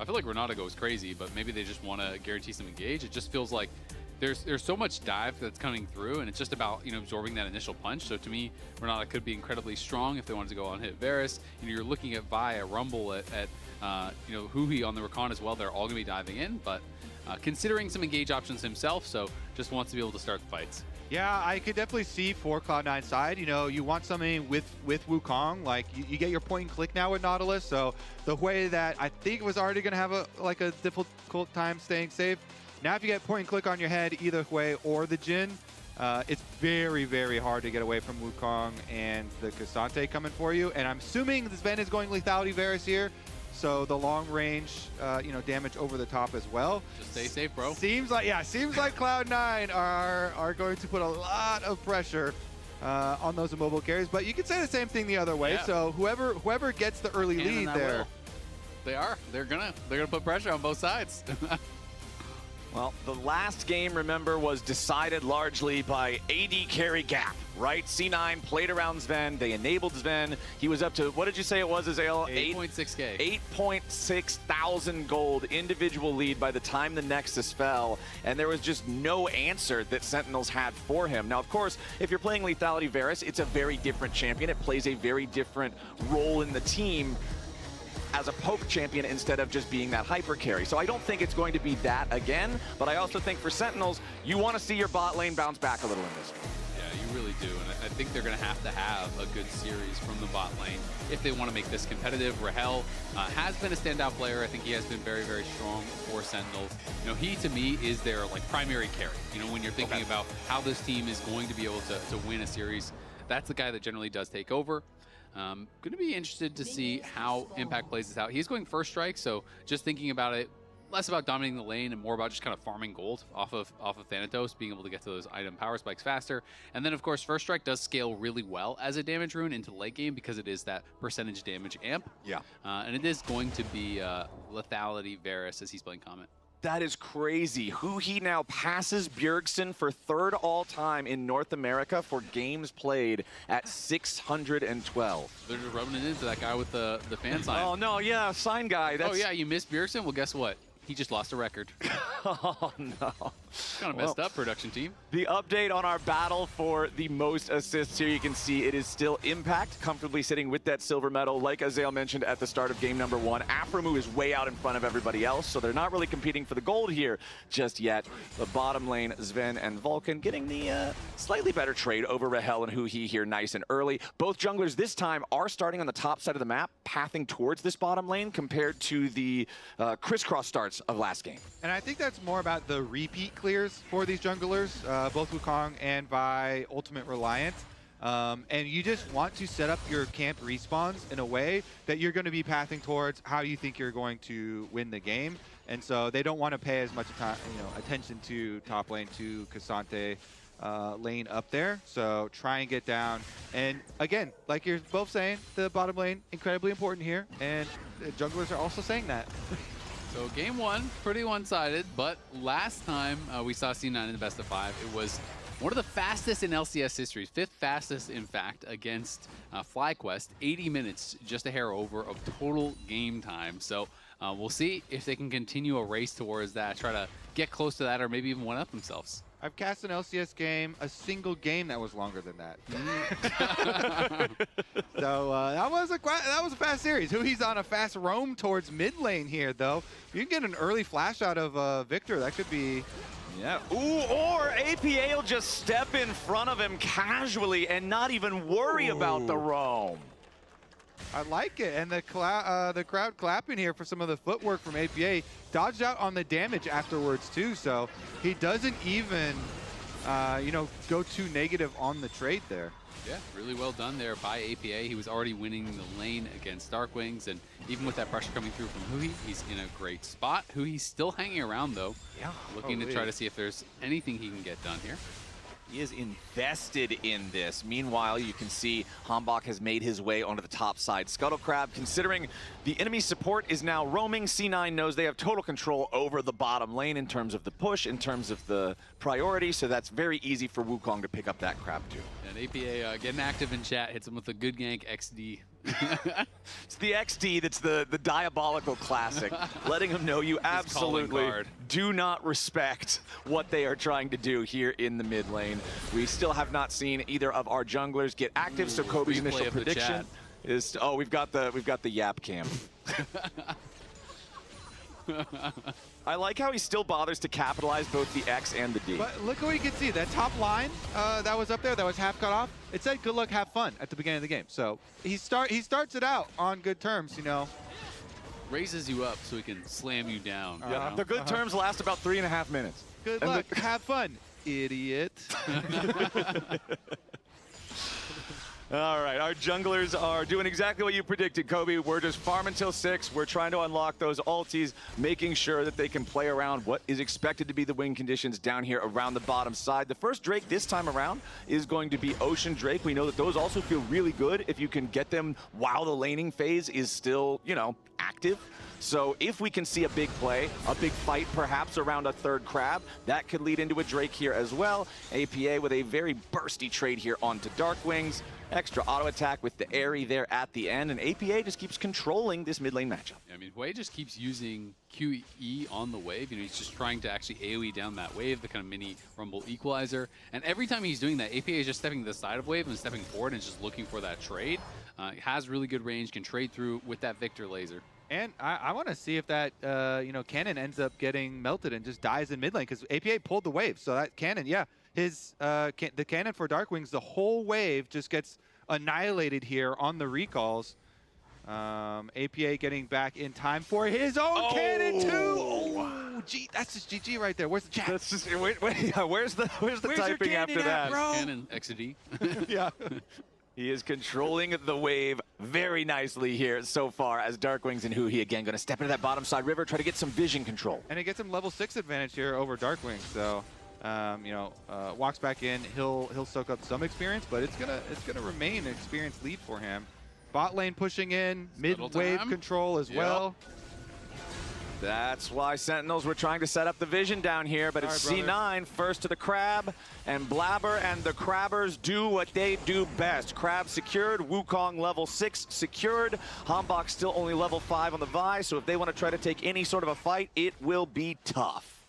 Winning lanes, really nice for junglers, especially with the plan on everybody's minds now of this next crab that spawns in front of Dragon, bottom side for the spawn of crab, also just means, you know, in the words of Blabber, game is over. You know, we got the bottom crab into the Dragon. That's going to guarantee our first and second Dragon. So let's see if that comes true. I mean, it's kind of the lotto too, having the crab spawn on that side with the winning lanes, and the Dragon is right there, and it's an Ocean Dragon. Right? Yep. And Ocean Dragon this early on actually affects the lanes quite a bit, especially when you are playing some of these matchups like Thanatos is playing on the top side against Impact, where your regen is going to matter a lot. And now we're seeing Hambach try to look for a potential play here. Yeah, he's thinking about maybe going towards the top side. Thanatos has already used the all out, and he has to flash to escape. Does not want to get caught out by Hambach there. So ulti for ulti in the top lane. Flash still available for Impact, though. Interesting. So Blabber during that time also got to finish his blue buff. Can he finish this as well? He didn't have a smite for the Gromp.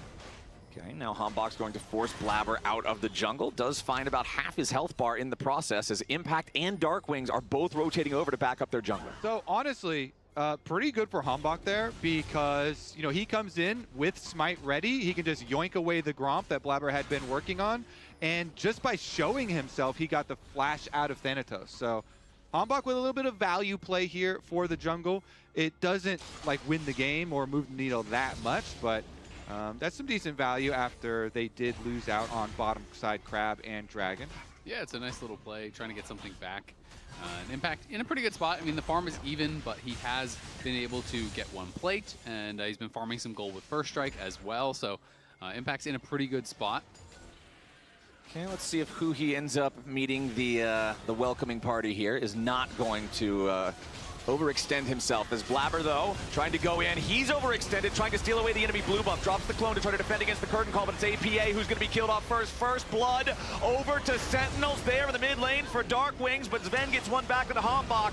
Nice damage from the piercing arrow, but it's a double kill for Darkwings. They pull the trap on the invade. Hambach is not going to let you get away with that, Blabber.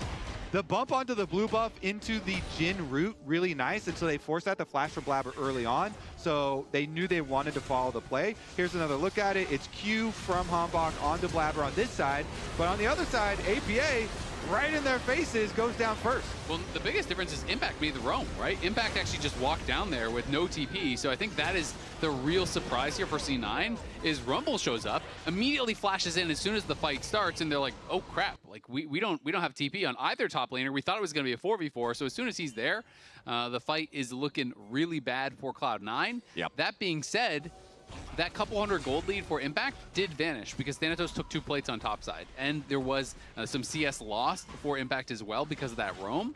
So whether or not that was worth it remains to be seen. Yes, they won the fight, but the gold really didn't move at all in their favor because of it. 400 gold lead here for C9. Next Drake not spawning for another couple of minutes. The Grubs are active, but I know, Kobe, you are a big proponent of mentioning the Grubs are just not that appealing these days. I mean, physically, they were never appealing to begin with. They're the ugliest thing that's ever been on Summoner's Rift, but even in terms of gameplay mechanics, they are just not that good. Sorry, Grubbies. It's not you, it's me. Yeah, I mean, they're the leftovers of Summoner's Rift. Oh, no. When somebody makes a play somewhere else, you can go get the leftovers. Okay, APA is going to continue clearing out this wave here. Still about a 600 gold lead, though, for Darkwings. And we were talking about how good APA was doing in the lane earlier, how well he was sidestepping Huhi's additional pressure, how well he was farming, how well he was controlling the waves, and Darkwings was kind of just trying to respond to that. But now those couple of kills have really got Darkwings right back in the game. Yeah, Darkwing's back in the game, but it's once again a very big early gold lead for Sven. Last time around, Sven, of course, on the Yunara hyper carry, able to win the entire game for Cloud9. This time around, Sven on the Lethality Varus is going to be super annoying on top of it. You know, the poke damage from Lethality Varus in this game can get you so much. So as far as the leftovers of Summoner's Rifto Flowers, Hambach will go over and grab those by easy time, jumping in the back of the pit and jumping right back out.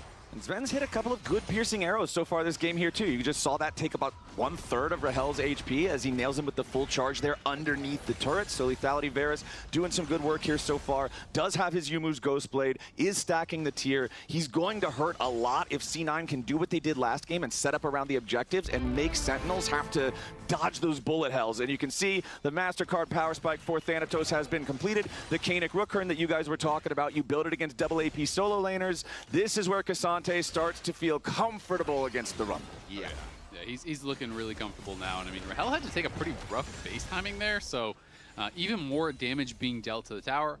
Also, shout out to Cadriel and Tarek tuning in, and hopefully we'll give you guys a competitive series here. We have had a lot of 3-0s this weekend, just early warning. And Cloud9 handily won the first game. Currently, though, setting up on Dragon. See if Sentinels are going to go for the engage. Hambach charging up.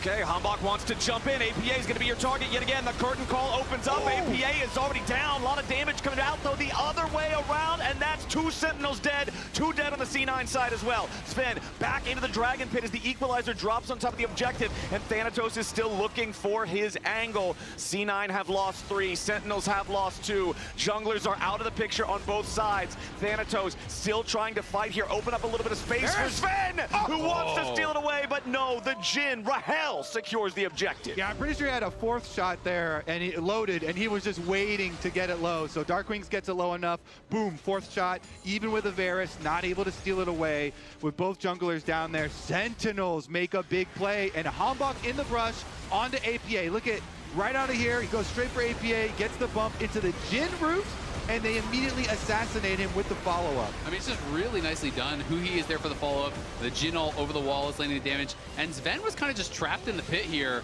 awkwardly tanking the Dragon. The Equalizer doesn't actually connect on anything, but it does push Sven out the back. He has to flash over the wall. And then Sven is just staying around trying to see, all right, can I actually steal this? He's hanging out the bottom side looking for that. And Rahel's sitting on the 4th shot. It did go down to about 289, it was so close. Was an opportunity to steal it.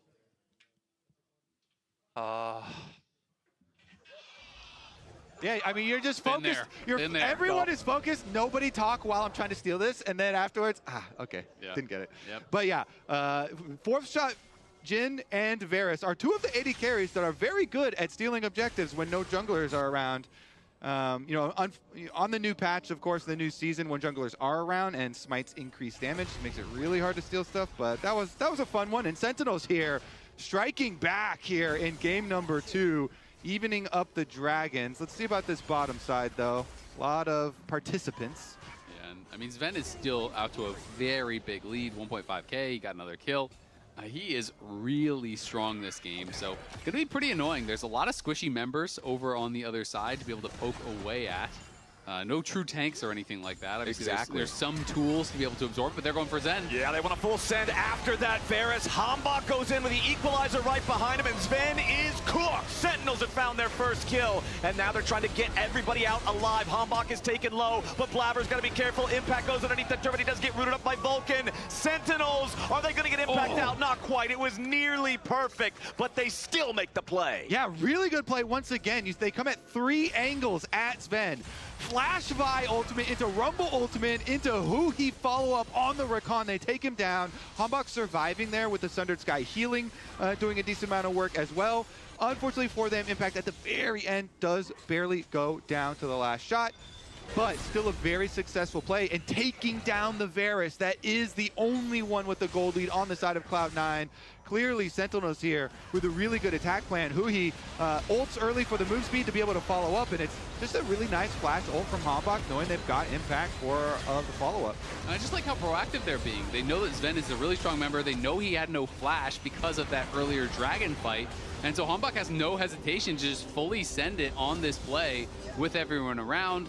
And Impact getting very, very strong, has earned 365 gold from the first strike. Has opened up a pretty good lead for himself here, as might have a Herald fight. Okay, Herald started by C9. Got it already down to just 3,000 HP, but Sentinels are hanging around the area, and it looks like they're going to choose to just walk away from this one. Blabber can smite down the Herald, claim the eye, no problem, no contest here from Sentinels. But C9 are now behind. That shutdown on Sven, that's stopping him from farming and becoming the monster that he was in game number 1. Very important for the Sentinels comp. What is the play that they need to do now? Like, what's the game plan to continue keeping this one close and trying to bring us our first not 3-0 series of the weekend? What Sentinels need to keep doing? What do they need to do to keep this going strong? Keep on pressuring these lanes here. They have opportunities. You saw Rumble waiting in brush. And with these pick tools that they have, with a Vi and a Recon, they can make quick plays with long-range follow-up here. So Cloud9 have to be a little bit careful with setting up their defensive vision to watch for these plays from Sentinels and see if they can keep this up, because they do have a lot of range, some very quick possibilities. Agreed. Vulcan has the Locket now, which is going to help a little bit. You know, obviously playing with Summoner Heal and the Locket to try to absorb that initial engage. And Huhi going for the Mikhail's Brush, which is something he has just been doing non-stop on basically every champion. Does have a tremendous amount of value. And I think it is going to be pretty useful this game, especially against catches from Sven, you know, with that ultimate. Yeah. See if they can pull off something here. I mean, battle over vision is the first step. Hambach charging up there is, unfortunately for him, a ward on the backside here. That's providing a lot of value for Cloud9. So no little surprise play going to happen this time around from this position. Sentinels, they definitely have no idea about this one. Nobody's sweeping, so everyone kind of converging, though. There are teleports for both top laners, and Impact generally getting the push first, so would kind of benefit them, but Dragon is on the table. Okay, they're moving down there. Sentinels first. Victor ult down for this fight now. Rahel down to 50%.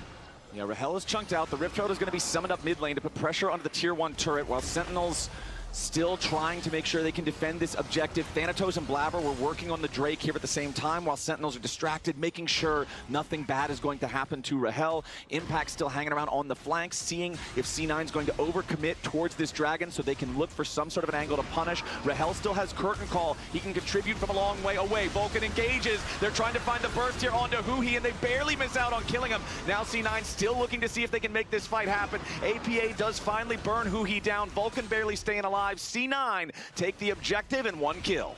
Ooh, barely burns him down with a little tick there. And Cloud9 forcing the objective. I really like the vision toggle from observers to show how C9 were making this entry hard for Sentinels. claiming these brush this time and not presenting an early target. And then C9 also, don't let Huhi get a free entry. Immediately going for this recon. Because every time they have allowed Sentinels the initiative, If it goes for the next pick, I want to fight Volley. I'll be here. I also was clicking up. Yeah. I can move down to Dragon right now. I had top wave. Okay, yeah, I'm down. If you got the wave, I'm down. Okay. Think about Rumble Zone. Watching, you can go recon, Phil. Yeah, I'll go. Take it. Look recon. Okay. Got Drake. I'm looking Vi. Recon 1 HP. Yeah, I'm on Vi. Play slow. Yeah. Nice Recon. We got Rumber. Nice guys. We got Rockon. These are clean comms. These are really clean comms. I like the information that APA is delivering every time. You know, top wave is already covered. I can come early. We get the early positioning, and then we target the enemy's initiation so they can't get the jump on us again.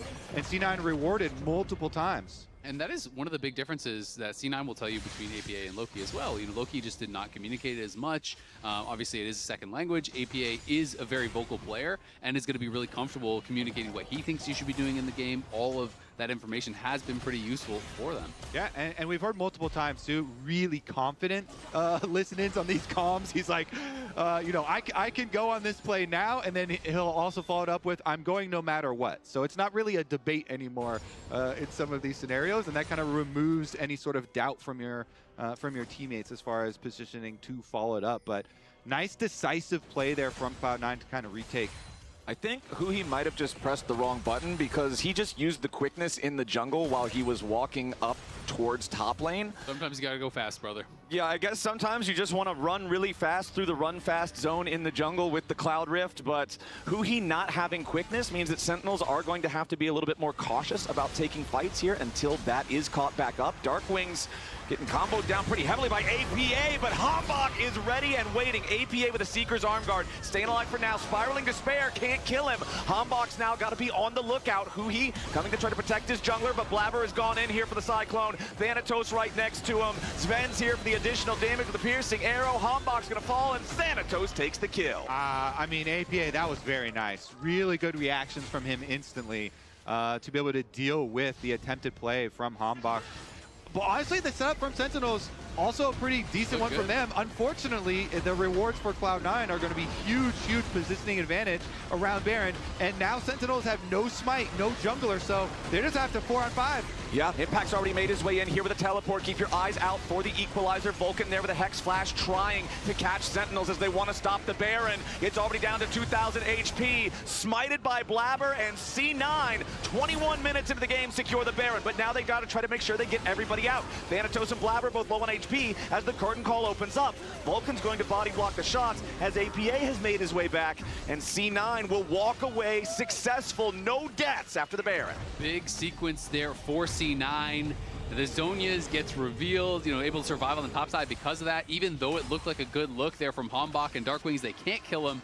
It's this Q flash that comes out here. Darkwings is trying to bait him. He's trying to go a little bit aggressive. Takes a lot of damage, but as APA steps forward, Q flash, ult, all the CC is there, but they cannot 100 to 0 him, unfortunately. The stasis is enough. And the stasis is so much value because he immunes the pop on the ultimate from the Hui. And this is why pro players very frequently, almost always, Zhonya's first, then flashed afterwards.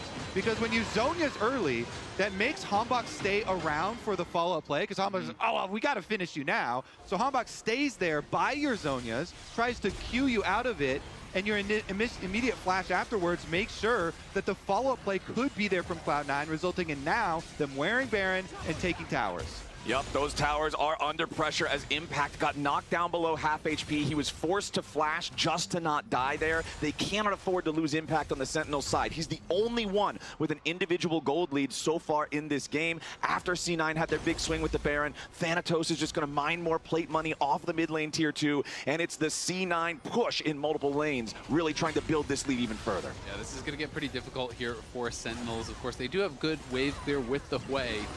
But it's scary. They're losing control of this whole area of the map. Yeah, and Huhi's just about to get 100 to 0 there thanks to the hook coming out from Vulcan.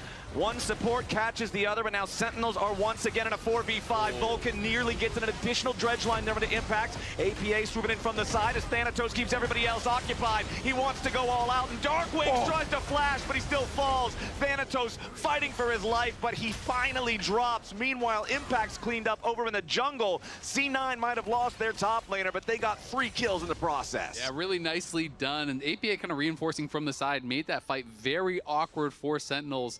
It was hard for Impact to really get involved, and then Thanatos finds an angle to go very far, get the kills. They're going to be able to push up this tier 2 tower bot. They're going to be able to take the dragon at the same time, move themselves to Soul Point. As Hugi's trying to clear out some vision here, he just gets 100 to 0. Mikhail's or not, you can't survive. I mean, the whole squad jumps out of the bush there, out of your jungle. That is fully lit up. Look at all these wards Cloud9 have, control wards at that through Sentinel's jungle. So they know it's hard, but then this is a tale of 2 top laners. You know, Thanatos is able to get the kill with the extra little support from Sven over the wall here, the long-range sniper. And meanwhile, the Rumble does not fare as well as a Cassante in those types of numbers disadvantages. So even though you can buy a little time with the Zonias or something, the all-out allows Thanatos' side to get the extra kill on Cloud9, continue to increase their gold lead. They're looking at that Dragon Soul not too far away. Well, they're looking at Sentinels first as Hambach tries to jump in. He goes for the quickness, but he only finds the Wukong clone. That is not the engage Sentinels wanted, and C9 will just casually walk away from it. Blabber did have to trade out the Cyclone, though, to disengage there, so he used that to get away, so it is a trade of ultimates at the very least, but see, yeah, there's your flash engage coming out from Sentinels. They found their pick onto Blabber, or have they? He goes over the wall, just trying to get back away. Blabber with a fancy feat, staying alive as Hambach dies to the Arcane Storm. Blabber's still cooking, and now Impact needs the damage on Sven, but he cannot find it. C9, beautiful outplay, as Darkwings is gonna be your next target. The damage is there as Blabber has made his way back in. One more crushing blow might do it, but he can't quite land the damage. Blabber's still burning, but APA's got the rampage kill into Darkwings. C9, don't lose a man. What? He just E'd to him and got behind him as the Q was released from Vi, so he doesn't hit him? That was crazy. That was crazy work right there. What the? And he's staying around at no HP till the very end of the fight. Goes back in, procs Thunder Sky on 2 people, then goes out. Looks like he's going to burn down, gets Triumph, and lives again. So this was pretty wild. Again, I like the look here as Blabber's walking forward. They know he has no ult, so they go immediately in onto him. Too much overlap, unfortunately, on the CC, but then flash over the wall, E back to where Hambach was, sidestep on the equalizer, gets around it, trying to heal back up. The locket comes through, sidesteps as well on that Q coming through from Darkwings, and then at low HP, he's trying to heal back up. He goes back in for the Sundered Sky heal after cloning to the side of that Q. And then, all right, surely we kill him here. He's about to burn down. Nope, Triumph Field saves him again. Crazy. That's a wild team fight. I like how we're also just going over how Blabber lives instead of all the rest of the members just killing Sentinels. Well, we've got another kill on Sentinels here in the mid lane as Vulcan and Blabber work together for the pick on Rahel. Now that Jhin is out of the picture, this is what we were talking about at the start of the game. Like, the bot lane for Sentinels has to perform because Rahel feels like the main carry of the team. When that Jhin is down, C9 know they can just force their way through the front door, and the mid lane inhibitor falls right after. If you weren't sure before, this is why Cloud9 have really clearly been put at this #1 spot in the LCS. This team, the teamwork here is looking really good. The individual plays have been very good for them. I mean, they have a really heavy handle on this series. Maybe Sentinels will be able to bounce back still, but this gold lead, it's only 27 minutes into the game, and it's already 7,000, plus the Dragon Soul that we mentioned is now only 1.5 minutes away, and it's a Cloud Soul at that for all the extra speed to chase them down. We got to follow the more important story, Kobe. Super weeks? How is Thanatos doing in the player of the game race? Oh, man, another one where it's hard to get player of the game. 2 games in a row. Let me know. I mean, I think Blabber was correct in the interview where he was like, well, in order for Thanatos to get a player of the game, all the rest of us have to play worse. They're doing too well. They're all out here. Where's Thanatos? I mean, he's still doing pretty good. Got in. But it's definitely like less than the other guys. Last time around, it was only like there. So I think we're improving. We're scaling into the third game. He was having some fun there. The Cassante at the bottom tower, you know. Okay, teleports coming in from C9 here as they are posturing around this Baron yet again. Sentinels trying to do something about it. And we did have a couple of ultis used back and forth here as now Blabber, once again, he's the target from Huhi, but he sidesteps the Grand Entrance. Not super afraid of that one. Thanatos with Pathmaker just going to force Sentinels back again. This map is so dark and so scary for Sentinels right now. C9 are lurking around every corner trying to set these traps with the Nautilus for the pick, with the Wukong for the follow-up, and everybody's fair game. Yeah, you've got vision advantage leading up to the Dragon Soul like this, and you have Victor and Varus poke coming at you, plus the snap initiation, point-click Nautilus ult, Wukong follow-up. It's just terrifying for Sentinels to approach, but they're trying to do it. They're working their way in through the jungle. Oh, that was close. If that dredge line would have hit Huhi, Vulcan surely would have set up yet another pick here for the C9 side. Impact is first into the river for Sentinels as C9 have control over the Drake Pit for now. Hambach only at 2/3 HP. When the Vi goes in, he's in some serious danger of getting bursted down if the team's not right behind him.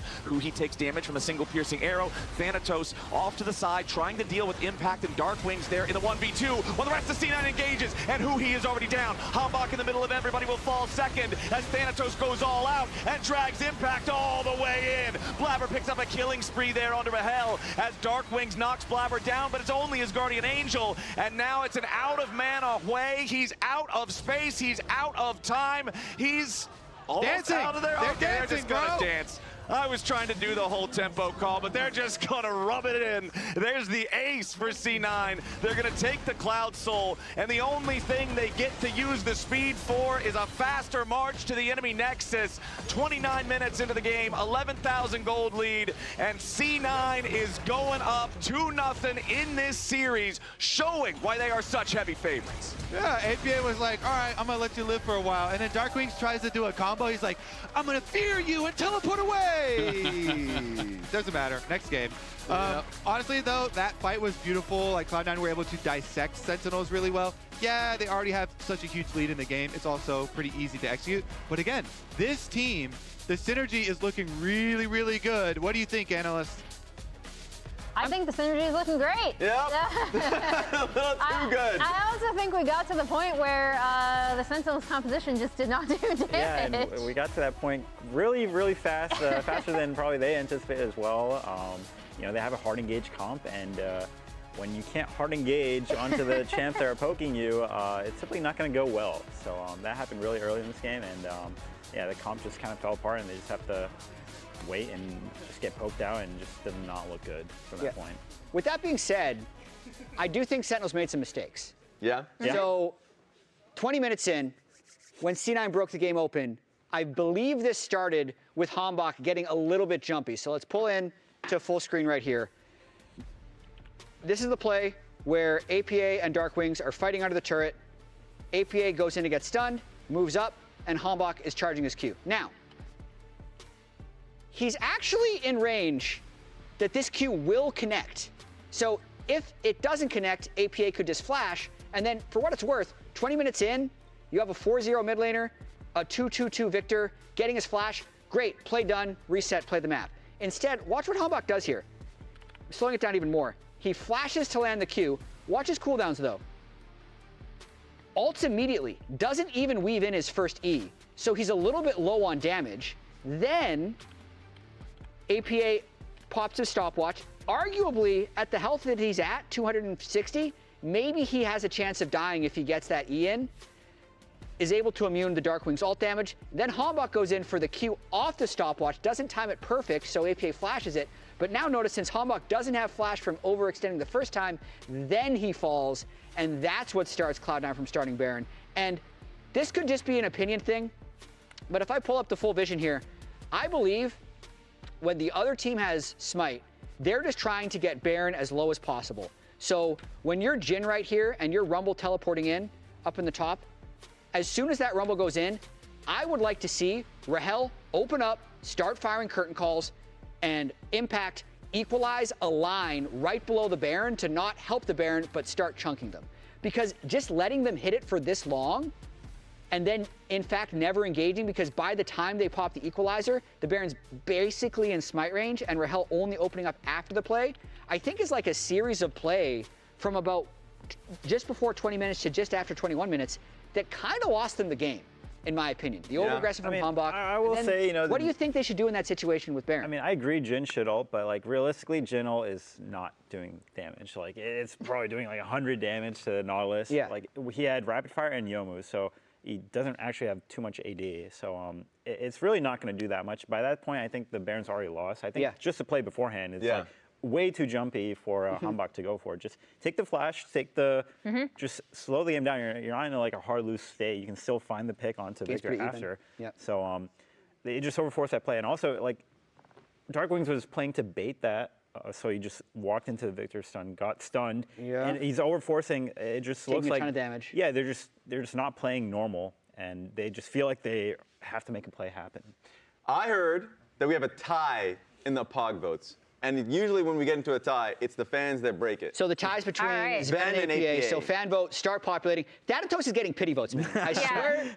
He was, Dokla, was he the player of the game in this game? He did fine. I think did fine. The only thing is Impact roamed on that one timer that he had to the blue buff fight, which is like, he's trying to save the game, but it's like, well, as top lane, he can't make it there. So, I mean, it was good by Impact to try to have an impact on the game. True. But top lane is just an island. I will say, this doesn't mean fans, as much as I love you guys, this doesn't mean Thanatos wins. Yeah, you don't get to override. We're not Europe. You don't get the whole It's between APA and Sven. But that means APA wins. APA wins. Yeah. According to the fans. Yeah. Insane. People are they're trying their hardest though. They're trying their hardest. They're really trying to get Thanatos that POG. I mean, I will say APA played very well in mid game. Early game, I think just the Impact roam caught him off guard, but overall his lane phase was solid. And mid game, he was playing really solid, and he pumped out a lot of damage in these fights, so deserved this game. But you know, top laners, we need to get some love. So no matter what, I'm voting a top laner for player of the game next. I mean, you're voting Thanatos next game. 28,000 damage from the APA.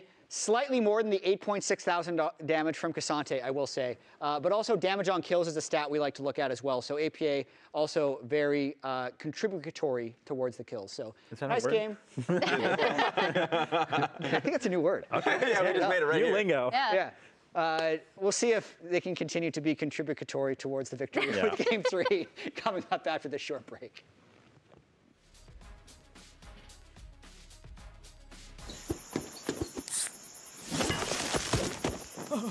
Red Bull gives you wings. Rich in the ground before Dove can even get there. In time to try to knock out as Impact gets burst. Don't feed. Get fed. Scan the QR code for deals only on Uber Eats. Holy smokes! You don't look so good, boss. Tell me about it. It's a real inferno down here, and I'm burnt out. Here, try a Red Bull. It's devilishly good. Red Bull? Oh, that tastes heavenly. Wait a minute. What's this? Oh, yeah. I forgot about that. Wings?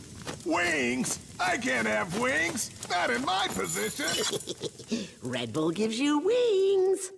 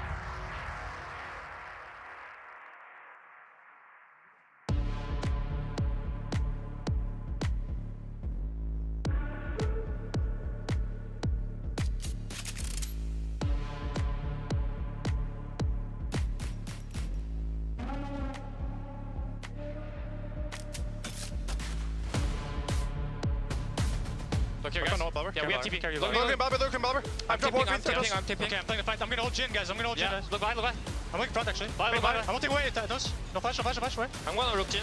Okay, look at Jin. Jin, no flash. Yeah, I'm okay. Roll the flash. Slowly. Can't wait spells, man. I can hook away, guys. No flash. Wait, no flash. I'm looking. I can auto him. E in 2. Blabber. Nice. No way. I can kill him if I have to. Oh, I'm dead. Oh, try. Nice. Blabber, don't worry. C9 is going up 2-0 in this series, showing why they are such heavy favorites.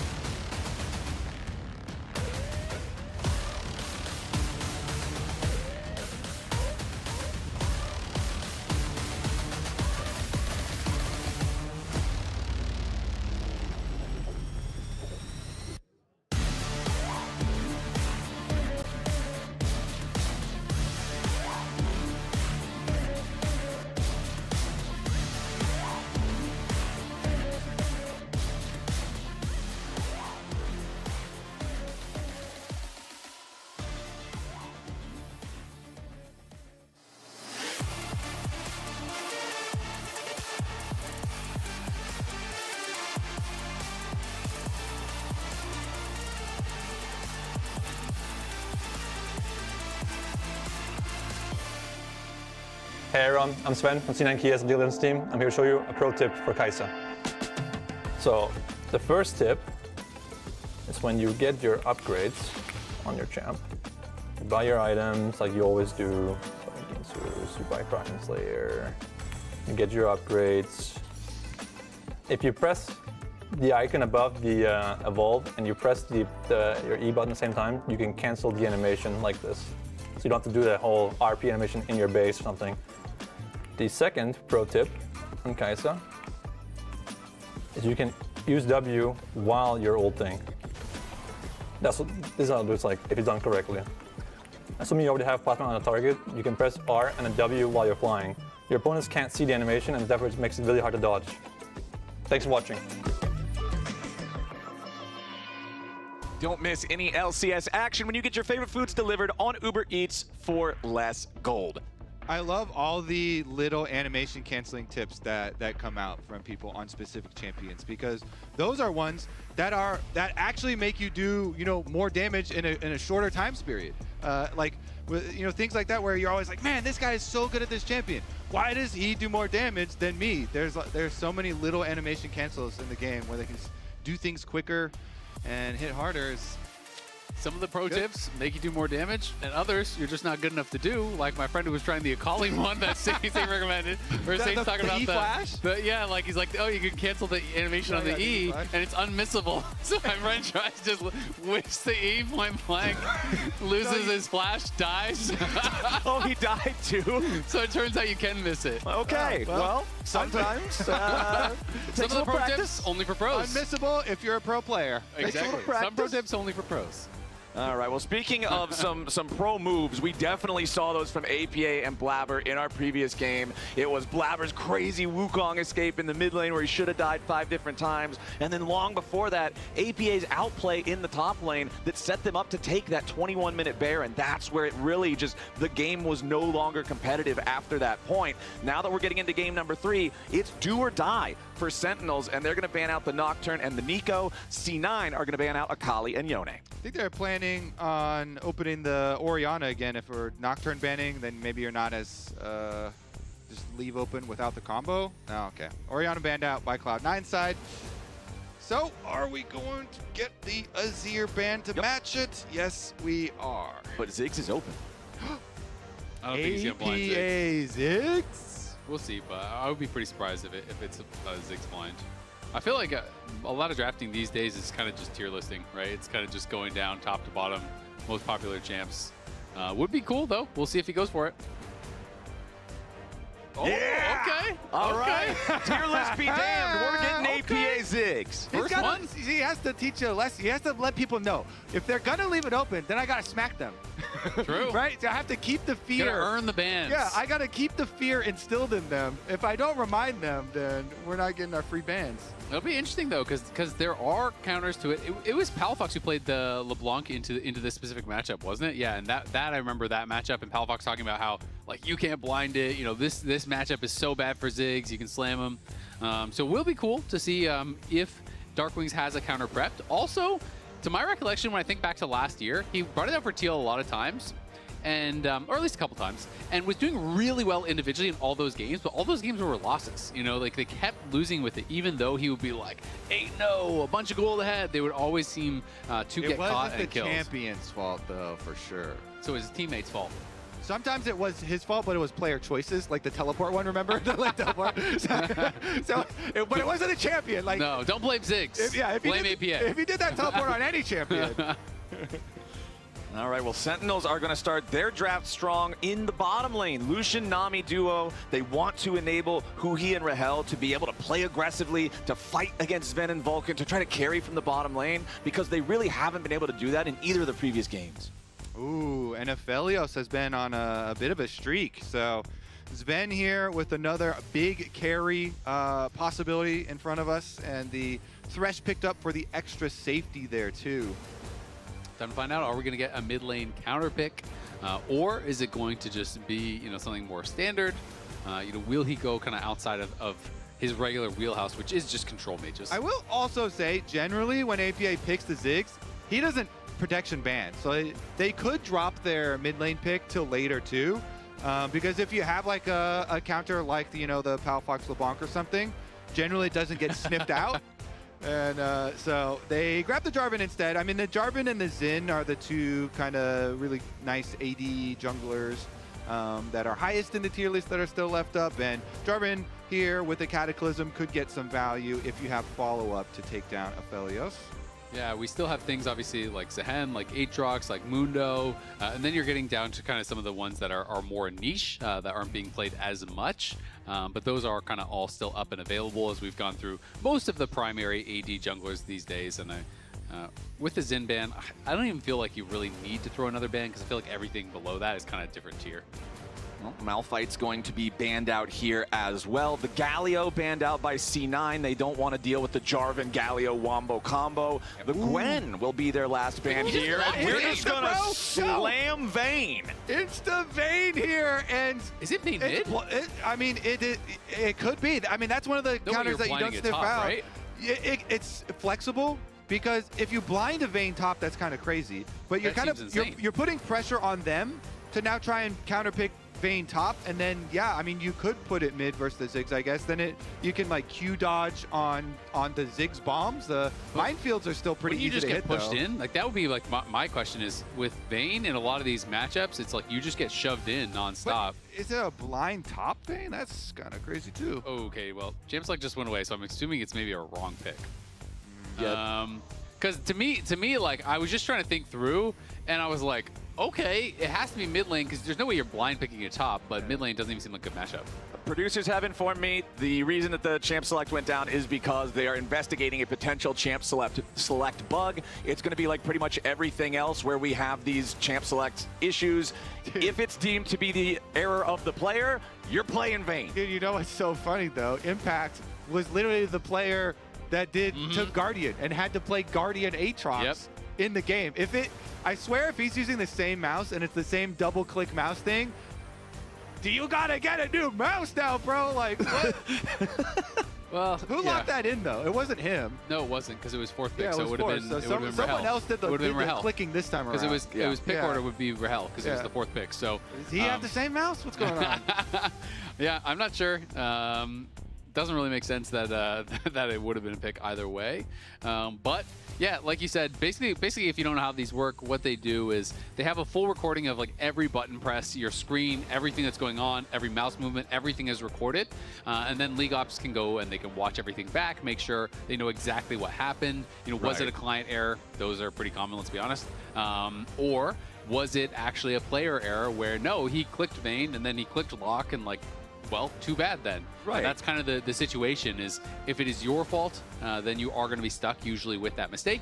If it is the game's fault, the client's fault, of course, you're going to get a remake and we're going to go and kind of draft through to where we were prior to that mistake. Yeah, usually takes a couple minutes to investigate, go back, look at that tool like you're talking about. But I do like the Lucian Nami here for Sentinels. I do think they need to be able to play aggressively in the bottom lane. Going up against Aphelios Thresh, Sven is going to be back on a champion that just scales forever with Aphelios. Like, this is going to be a late game problem. And I want to see Sentinels really try to punish it and run the lane early. What did you do? Yeah.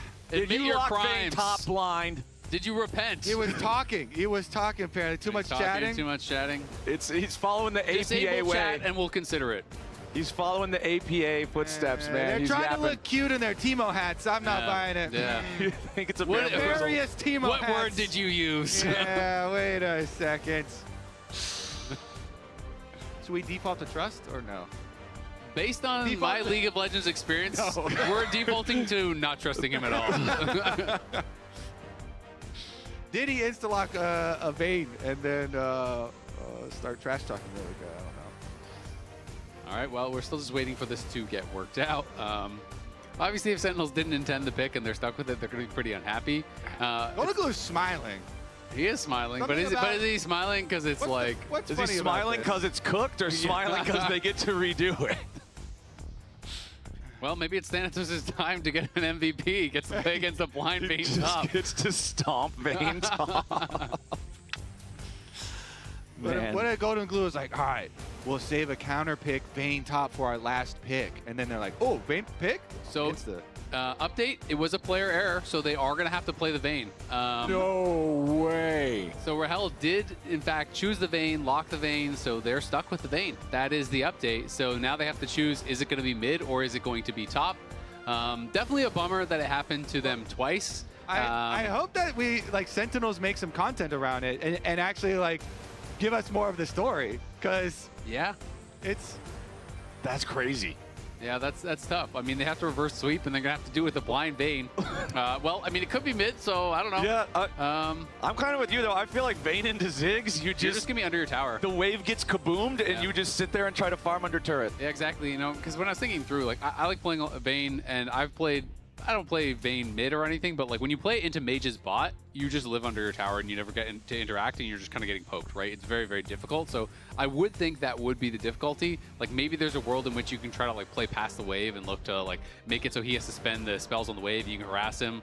I don't know. I mean, I guess they can flex it, but it seems horrible. I gotta say, Golden Glue's smile, it's looking suspicious. They were laughing that was a smile oh, haha, maybe we did He also plays League, so we're also not trusting him. Okay, yeah, true. But you know who else plays League?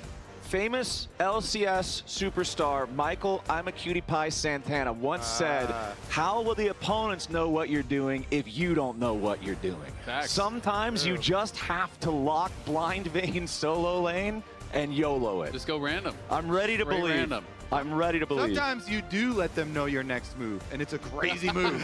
It's just wild. Look at my next move. Why would he do that move? Didn't expect that, did you? No, I didn't. Enemy team probably has 0 draft prep for blind solo lane Vayne. That's facts. Well, we'll see. I mean, their draft prep hasn't worked so far. They did lose twice. So how about you just throw all your draft prep in the garbage and go random? Just do something. So total game time so far, 62:07, right? Okay, yeah. The last series that they had against FlyQuest was just about 80 minutes. And I was like, I'm not even going to mention this because they'd have to win in 18 minutes. That'd be crazy. But now with the Vayne, you're telling me there's a chance. They could beat their own record they set previously. Yep. If they win this game in 18 minutes. It's really hard to win in 18 minutes It's now. almost impossible. In the current so state of League of Legends this season, it is very, very difficult But to do there's a those. champion that could make it happen. Yeah. In this theoretical situation, maybe you have experience in the past where you lost in 18 minutes with a top lane Vayne. Were you the Vayne, or is it on someone else? Me? Me? I'm not going to dignify that with an answer. Okay. Also, yes. Okay, so as you all can see, we're recreating the draft. Everything up through Vayne and including Vayne has to be the same as it was the first time, and then we will be able to wrap things up. So you've got your Zen and your Malphite bands, you've got your Galio, and your Gwen is going to be the other one. Okay, chat, what's your best Vayne counter then? In this multiple scenarios where you get blind picked Vayne in front of you. Give me Teemo with Ignite. Yeah. You give me Teemo with Ignite, and if I'm that Vayne, I got something else to do, buddy. We're alt F4ing this champ select. What's so funny too, because gotta walk my cat or something. Yeah, because pro drafts are in the order of the seeding. Rahel has to be like, hey, I got you something. here's the Vayne. Wait, what was Rahel playing? Lucian. They can swap. Yeah, yeah. He can say, my bad, dog. You can take the Lucian. Yeah, we'll play Nami Vayne exactly. bot. Could be funny. Wait, yeah, are we out of it again? Head down and shit. Not again. I think that. Okay. Tell me it didn't happen again. Some seat is empty. Okay. Where is Blabber? All right, so I have an update. We are dropping Champ Select one more time. League officials are going to find the great big sacred rule book and see if it is at all possible for there to be a situation where this gets remade. Everybody's just making 100% sure that he has to play through with the Vayne. That's what I've been told. Okay. So they're just triple checking the rules, making sure that this is how it goes. We'll let you go. Blabber's also checking with them. That's why he left his seat. I was like, hold on. Yeah, maybe he's the one who knows where the book is. Have you checked article 34.c/f/Vayne? It's funny because it's interesting, you know, like the C9 guys. Like I know Vulcan, when the Aatrox Impact incident happened, he was tweeting saying like, you know, he didn't think he should have to play through, right? Yeah. APA's waving to the crowd though. Oh no, they're taking a picture of him. Oh, he's reading the signs. He's just aura farming. He's reading the signs. Yeah, he's just. Well, his posture. He's trying to intimidate the crowd. His posture wasn't looking good. So don't maybe be intimidated, crowd. Don't back down. Yeah. How about the whole crowd stands up and stare him back down. at him? Get him. Yeah, see? We got a couple. There we go. You made him sit back down. You made him sit down. Nice. There's strength in numbers. The crowd won the ego check. Doesn't matter where your elo is. There's enough of you that you would be able to combine your might and beat him in League of Legends. Yeah. Let's all queue up. Everyone versus APA. Yeah, everyone versus APA. All right, Blabber's back. Did he find the rule? Maybe. I'm not 100% sure. So if you're just joining us, basically what happened was Rahel accidentally locked Vayne, and then it was determined that it was the player error, not like a client issue or anything like that. They remade the game, but then I guess there was a decision to investigate a little bit more, to make doubly sure that the rules do state that they actually have to play it. So they're figuring that out. So we'll just give you updates as we have them. It's a bit of a new situation for me. I can't really think of a lot of situations that this has ever happened in. I don't think I've ever cast a game with like an accidental champion pick like that. I know the famous one is always like the Piglet locking Rammus, and then they had to play Rammus support in, I think that was a relegation game or a promo relegation game. I don't think that I was casting it, so it was probably Jat was casting it. I don't know if we can like remote call a friend, Jat, what happened in that scenario. Yeah. Because that's a very famous one in history. They had to play it. To my recollection, that was promo relegation, right? That was like a Game 5 promo relegation? I believe so, because I was not casting that one, but I casted the next time that Piglet would face... And that was your story? would face high, like, later on in a different, like, promo relegation with old, like, eyeball FlyQuest. Yeah, it was Game 5, Grand Finals of Academy. C9 Challenger versus Team Liquid Academy. And they had... I remember the game of theirs that I casted in the pre-game lobby, because this was back before we had the technology to put the chat on the screen. Piglet just typed, "Rammus can't save you this time, hi." Like it was a dramatic line from an action movie. It was, I will never forget that pre-game banter. That was great. But yeah, that's the only thing that comes to mind when I think about this either is just, okay, accidental Rammus from 8 years ago, but... I have cast some games where there was no jungle items purchased. and they find out after killing the first thing. Kobe has an I have an update. important update. They did find a rule, and Rahel is going to be allowed to change the champion. Wait, really? Oh, interesting. I think that improves the game quality that we're about to see. So I think the crowd cheering is correct. Interesting. Okay, so I guess the Vayne is not the truth after all. So basically the TLDR that I've just been given by my producer is because Cloud9 did not lock a champion after the Vayne was locked in, essentially they're saying like the ruling is that there is no like disadvantage to Cloud9, you know, for allowing them to redo this this accidental pick. Like that is the kind of TLDR that I've been given. So that is going to be the ruling, I guess. So I guess we are going to go through the draft once again. Third time's the charm. But everything up until Vayne, but now not including Vayne, must remain the same. So all 10 same wild. bands, all of the first 6 picks are going to be the same thing, and then just no Vayne. So if he locks Vayne again, though, it's I definitely want some content from Sentinels around how they're going to improve their champion select on stage, because it's getting kind of ridiculous here. We have a lot, how many remakes and how long we have to wait for them with Guardian Aatrox and Blind Vayne slams. Golden Glue, that should be #1 thing for the coach. Everybody's next, you know, Monday practice here for the team. Everybody, champ select practice for an hour, over and over and over. It is really funny. I mean, obviously, these guys have so much practice doing it, but I've seen these kind of things happen a lot of times across a lot of games where pros, you know, get to a tournament, they forget little things about their setup, and then they go into a tournament match and they, like, have the wrong settings, or they forgot to change, you know, turn off mouse excel on their mouse, or, like, all kinds of things like this, and get completely cooked because of it. It's just some goofy setting. Well, okay, we've got our first 6 picks locked back in. Just got to get through these last couple of bands here, and then we'll see what they actually want to pick on the Sentinel side. Whew, okay. So, you know what? Vayne actually kind of looks good here. Maybe I will go with it. I swear to God, if they end up with a Vayne anyway, they have to play it. That is. You know what? You know what would be so. That's not Vayne. You know, that is the opposite of Vayne. It really is. All right, Cloud9 pick Vayne now. You know what's a great tank Vayne buster? top into your Scion. That would be really funny. We're getting a Rek'Sai, which could be top. Honestly, I think it will be top. Oh, this is also fun too, because the Maokai got a nice buff on this patch. We did a little segment, you know, what types of new champions that got adjustments on the current patch. We're gonna see some pro play. Maokai was on my list. Got some nice buffs to the Q damage. So Blabber here with this champ. TF. You can do a lot of very crazy jungle steals with Maokai really early on, because you can like walk up to their Raptors, guaranteed steal with Q and Smite. Maokai Q is mega damage to jungle monsters, and so you can Q Smite pretty much anything. Is mega damage more or less damage than like ultra damage? Well, there's a tier list. Let me check here. Mega is bigger. Yeah, Mega is bigger. Mega is bigger. Yeah. Is Mega the biggest damage you can have? Super Mega is actually Super Mega? So Super Mega Death Rocket makes sense. It's the biggest, It's the biggest damage you can right get. from the game. Yeah. Yeah.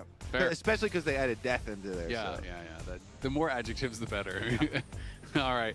Well, TF coming through for Darklings, that'll be interesting. So are going to be able to play towards side lanes. You kind of really think, though, it's only towards one side lane. Let's be honest. You kind of want to play towards that Lucian. Yeah. A lot of setup for Vulcan's Thresh this game, which is great. You have the Maokai CC. Obviously, you have the Gravitum Root, which we saw Masu and Cryogen dominating a 2v2 lane. You know, with that setup, you know, you throw out that purple gun, get the root, hook there to follow it up. And if you're able to connect a hook onto Nami, especially in lane, because Nami is not playing Cleanse, obviously, the Lucian will be, that can sometimes just be a 100-0 look. All right, let's get to it. We have finally resolved the champ select. This could be the last game of the series if C9 can close it out clean. Both best of 5 so far this weekend have been a 3-0 sweep. Cloud9 would love to make this one be the same thing, head towards that grand final next weekend, next Sunday, for their shot at going to first stand. Sentinels taking to the Rift. Again, so much pressure, I feel like, on this bottom lane, on this Lucian Nami to perform. I knew we were going to get some chat at the beginning. and you mentioned it as well, Isaac, when we were in the pause, how on social media, last time when Sentinels did have to play with the Guardian Aatrox, Vulcan himself was on Twitter. He was like, "What? We gotta watch this." And so C9 here also kind of happy to have a good, clean game here. Nice, honest game of League of Legends. Two grass tanks auto-attacking each other the way God intended it. And no kill threat at all. Just no two damage wet to be noodles. seen. Rek'Sai has actually been taken down a notch since Worlds, where it always used to just push inside and get these advantages. Well, while the laning phase is just now starting, we've got Dokla standing by for an interview with Coach Golden Glue. And I'm here with Golden Glue of Sentinels. Golden Glue, this has been the second time a Champ Select issue has happened under your tenure as head coach. What does this say about your leadership? That's a very good question, Dokla. I think it says that in my environment, we're willing to make mistakes. We're willing to take that extra risk or that extra step and learn and improve from it. That's what I think that shows. I mean, that's great because, you guys are top 3 right now, so I can see the improvements throughout the split. Down 0-2 in the series, what do you need to do to come back? I think we need to team fight better. I think in the last game, we could have won that third dragon. We're kind of just getting out team fought on the third dragon. I think we're not really finding the right angles. So this game we have a bit more of a pick comp, and we have a bit stronger lanes with the Lucian Nami into this Thresh. So trying to snowball and kind of play a different type pace of game this game. Yeah, you gave APA his Ziggs here, so what was the thought process behind that? Because, I guess he can just first pick blind Ziggs. Let's see, maybe we'll punish it, maybe not. Flash, kill his ass. He's going down. That is what we do versus the first pick Ziggs. That is what we do. It was all according to my master plan. And there you have it. So it looks like Sentinel is going to go for the reverse sweep here. And we'll toss it back to Flowers and the rest of the crew. What do you guys think about that? I think they did indeed flash kill his ass. The Ziggs is down for first blood, and it's Sentinels on the board fast in this third one. And this was Hambach with an altered timing. He did 4 camps and ganking from the bottom side as Jarvan. So the unexpected timing, since he's clearing off the regular camps on red side, does mean when you go for early ganks like that, you pay jungle camps usually, and Blabber's going to make you pay. Blabber will steal away the blue buff after the early Jarvan gank that results in him having a level lead currently in the jungle. My big question is, can he double scuttle as well? Because he obviously stole the blue. He's just going to recall, so won't be able to double scuttle. So is going to just get that blue buff advantage. But still, nicely done by Hambach. Grabs that early first blood, puts some pressure on APA. And now he is flashless. And they could always look for a repeat, with a flash gold card, so has to be careful. Nice hook there from Vulcan. The death sentence lands onto Rahel. The Lucian does not want to use the cleanse that early because he knows there's not any kill threat yet, but it does mean he loses half his health bar. Yeah, and obviously while we're watching mid lane, we did miss who he lost his flash very early in the game because his flash has been down for a while. So who he has lost his flash and used his heal that was traded with Vulcan's heal. So obviously a lot of action happening early on in this one. And you're seeing some of the ramifications of the nerf I was talking about on Rek'Sai, where they did take Rek'Sai down a notch since Worlds, where at Worlds we were constantly getting Rek'Sais pushing in, getting turret plate leads and CS leads over Scion players. But the sustain on minions was taken down a bit, and so it's not quite as oppressive as it was previously. Still keeping up the pressure though, still of course, double grasp, going for these trades and trying to sustain through, just a little bit better for the Scion angle and the teleport back once you have Bramble for impact. Yep. I mean, Bramble's okay, but honestly, the healing is not while he's auto-attacking you, so he's not actually applying that debuff. So right, yeah. I never am actually a very big fan of Bramble in this matchup. I just think almost all the sustain, yeah, you're reducing maybe some grasp healing or whatever, but every time he burrows, when you have that full rage bar at this point, as Huhi could be in some trouble. Yeah, they're trying to fight back though as Rahel jumps in after Sven, hits him with the full Lucian combo. Sven down to 300 HP, but the bubble doesn't find its target. Hambach throws out the Dragon Strike, and as soon as he does that, Blabber decides it's time to go in because the enemy jungler doesn't have his escape mechanism. Sven roots him up with Gravitum, and Blabber smashes him down with the Bramble Smash. A really good counter gank here, and this is where you start to see junglers fall behind. When you do an early gank towards mid, drop a little bit of camps, and then another gank on bottom side, and Blabber has been clearing here. This Maokai with the CS lead, and now after the counter, has a kill for himself on top of it too. This is going to be a very beefy tank Maokai. I think Blabber is set up to have a very big impact on these team fights. Your ultimate is just always so much crazy value, Sapling's vision value, and you're going to be very tanky on the front line. He has the phase rush as well, so pretty slippery. Blabber is showing up mid here to answer the support roam from Huhi as well. And he always talks about it himself. Blabber, even though it's not like this carry champ, this flashy champ, he has an insane win rate on it, lifetime. He does. And people always meme these Enchanter, roams mid, but it's actually pretty effective. Huhi just walks mid, bounces the heal off Darkwings onto APA, gives him a little bit of an HP lead there. So that was pretty nicely done. And it looks like we are potentially going to have a scrap for the Scuttle, but Sentinels decides, you know what, we're just going to back off. Blabber just early smites onto the Dragon, getting that second smite charge ready.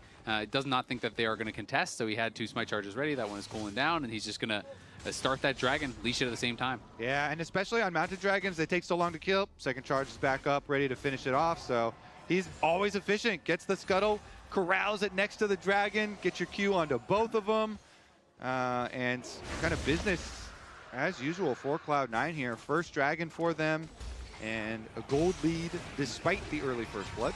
When Vulcan just keeps hitting death sentence after death sentence, constantly keeping the pressure on Huhi and Rahel down here. And it's already, more than a wave of CS advantage for Sven on the Aphelios up against what's supposed to be the suppressive lane in the Lucian Nami. And honestly, I'm in love with Zeke's convergence for these tank junglers. Inspire did on Malphite yesterday, and it is just so efficient. It got added, the extra ultimate ability haste. Here is the Maokai record I was talking about for Blabber. Very impressive, 77% for him, 19 and 6. Steal away from Hambach, quite nice right there. Even it up a little bit, grab some back for himself, but Blabber can continue clearing his regular camps down towards the bottom side of the map, and APA knows. Jarvan just spotted previously top side. The Ghost, though, to get in range. Yeah, Darkwings, but he locks a red card instead of the gold, so APA still walking away for now. Blabber has shown up in case Hambach wants to try to dive after the Ziggs, and Sentinels are going to call that one off. Okay, now they're going to call it back on. Hambach re-engages, wants to look for APA, finds a little bit of burst onto him, but honestly not a ton.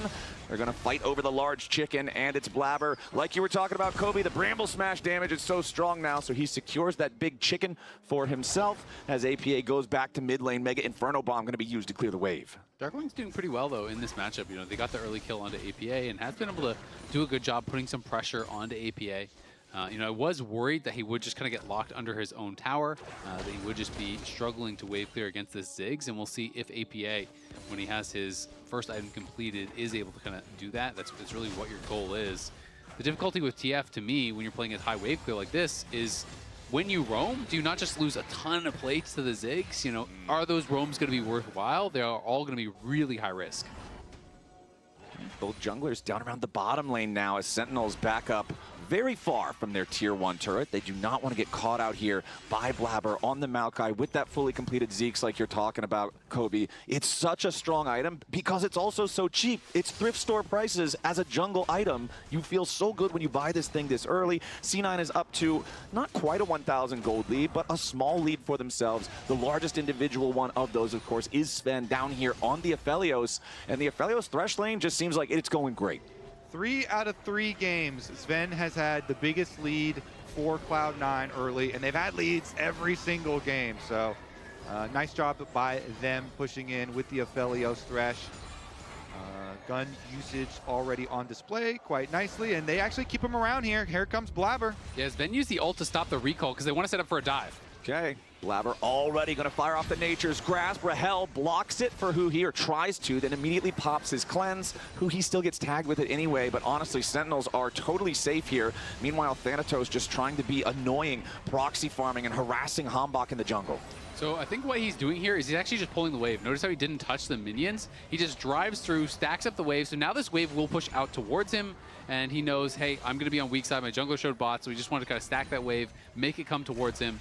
And Impact just shoves it out. Thanatos TP's back, and we'll be able to fully collect that. Yeah, go and find some extra jungler information always helps, especially when the jungler's on Krugs up on top side, because it's a long time to get there and affect the rest of the map too. I mean, the Grubs, I guess everyone feels the same now, and they're just going to kind of sit there and rot. Hambach is looking for another rotten they're not thriving. They're not. I think that they're default rotting as soon as they spawn. That's what they look like to me. This absolute grub disrespect. Yeah. Well, Blabber, hey, that one's not going to rot. At least one of them, maybe. Blabber's going to go and start trying to farm these up. Hambach, however, shows his face. Blabber does step back in to get the smite onto grub number 1. Meanwhile, Thanatos and Impact both thinking about getting involved, but Impact does have the significant health advantage here, as Huhi has also roamed over, so Sentinels can get both of the remaining grubs for themselves. Now, the real question is it better to rot or be smoked? Be smoked, because the rotting takes a long time and you're just kind of lying there. You don't think it would hurt to get smoked? At least it's a quick end. You honestly, wouldn't even feel it. It's a big lightning bolt from the sky. You're donezo. It's like, do you want to get tortured in a slow, painful death, or would you like a quick one there, Azale? Okay, all right, fair. All right, back to neither. Back to the bottom lane. Would you like to decay over time? It's too real. All right, let's check back in on our bottom lane action, as Sven does have his Storm Razor fully completed. Rahel has answered with the fully completed Essence Reaver. Thank you very much, MasterCard. Vulcan still looking to see if anybody's going to step a little bit too far forward. He can land a death sentence, but Hambach does show down here in the river. Blabber is also ready and waiting nearby. Keep your eyes on the Jarvan Dragon Strike. Remember that the last time they got that kill onto Hambach, it was because he used that too aggressively. He didn't have it available as an escape mechanism, and now Blabber is confident to start up the Drake. Here's the cost of that APA wave clear that we're talking about, because he just shoves the mid lane in so fast. Vulcan's going to be the target here from Sentinels. They want a full commit onto the enemy support, but the Cloud9 counterattack is there. The culling can't kill Vulcan. Sven's got the crescendum. He's trying to find the kill onto Huhi, but he's overextended. Rahel gets the kill back onto the Aphelios. Meanwhile, APA picks one up on Hambach. C9 coming out 2 for 1 so far, as Impact is trying to stick around, but he may regret it. Wants to flash away. A little bit more damage from Bouncing Bomb is not enough to secure it, and C9 will take the fight. They'll have the 1 extra kill, and they'll get Drake number 2. It's just like that, up 2,000 gold, up 2 dragons to none, and it is a Hex Tech Dragon that is going to be available here for the Soul in this one. Cloud9, again, just winning out at these dragon fights every single time, and to make matters even worse, that was the first time we've seen an ult from Darkwings this whole game. He has been kind of lane locked, but it's Cloud9 that end up pulling the trigger faster here. They're the ones that decide, you know what, we're gonna just go immediately for this. Vulcan flashes in with that play, lanterns him back over. Darkwings ulted in, but he like ulted in to the middle of all of this damage and wasn't really able to contribute anything. Yeah, I do like the snap decision from Vulcan too. As soon as he sees Lucian dash in on him, he says, this is illegal, you're not allowed to do that. And then they lantern Sven in. Sven had to immediately flash out of the Cataclysm too, and then they chased 2 different sides. So Sven did end up going down. That is like the small one little kernel for Sentinels, but it sets you up for a mid game where you're facing Dragon stacking and another gold lead from Cloud9. And it looks pretty painful again, and we'll see. Maybe the next ult from Darkwings, they can make a pick on a side lane in like a safer scenario. It's looking like it might be Thanatos' last chance to win player of the game in this series. Okay. So how's he doing, Kobe? I mean, it's still pretty early. I think it's even. It's even? I think it's pretty close. Maybe, what do we have here? Vulcan might be pretty far up here. Sven's like, oh, we won lane. I'm pretty hard up here too. Thanatos did his job. So I'll go. It's pretty close. Okay, pretty close. Honestly, maybe doing all right. Maybe Blabber's kind of.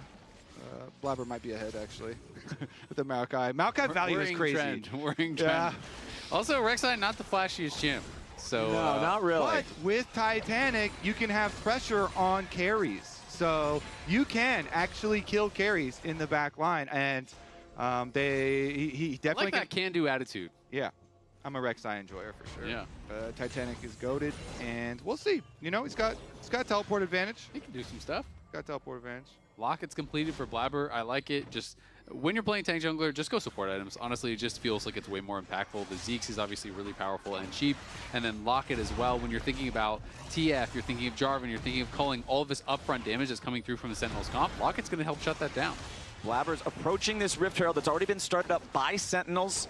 They've got the combo with the Maokai ulti plus the Mega Inferno Bomb, and there's your Nature's Grasp already used by Blabber. Mega Inferno Bomb down onto 3, and Vulcan's ready to follow it up with a nice Death Sentence onto Hambach. Darkwings primes the gold card. They want to try to see if they can put the pressure onto Sven, but they don't have enough damage to kill him. Hambach's going to drop, and Darkwings barely gets away. Sentinels trying to make these fights happen, but it's so difficult. Impact now could be caught here as well. Blabber locks him up with a twisted advance, and with Thanatos there, maybe that's your Titanic Hydra, Kobe?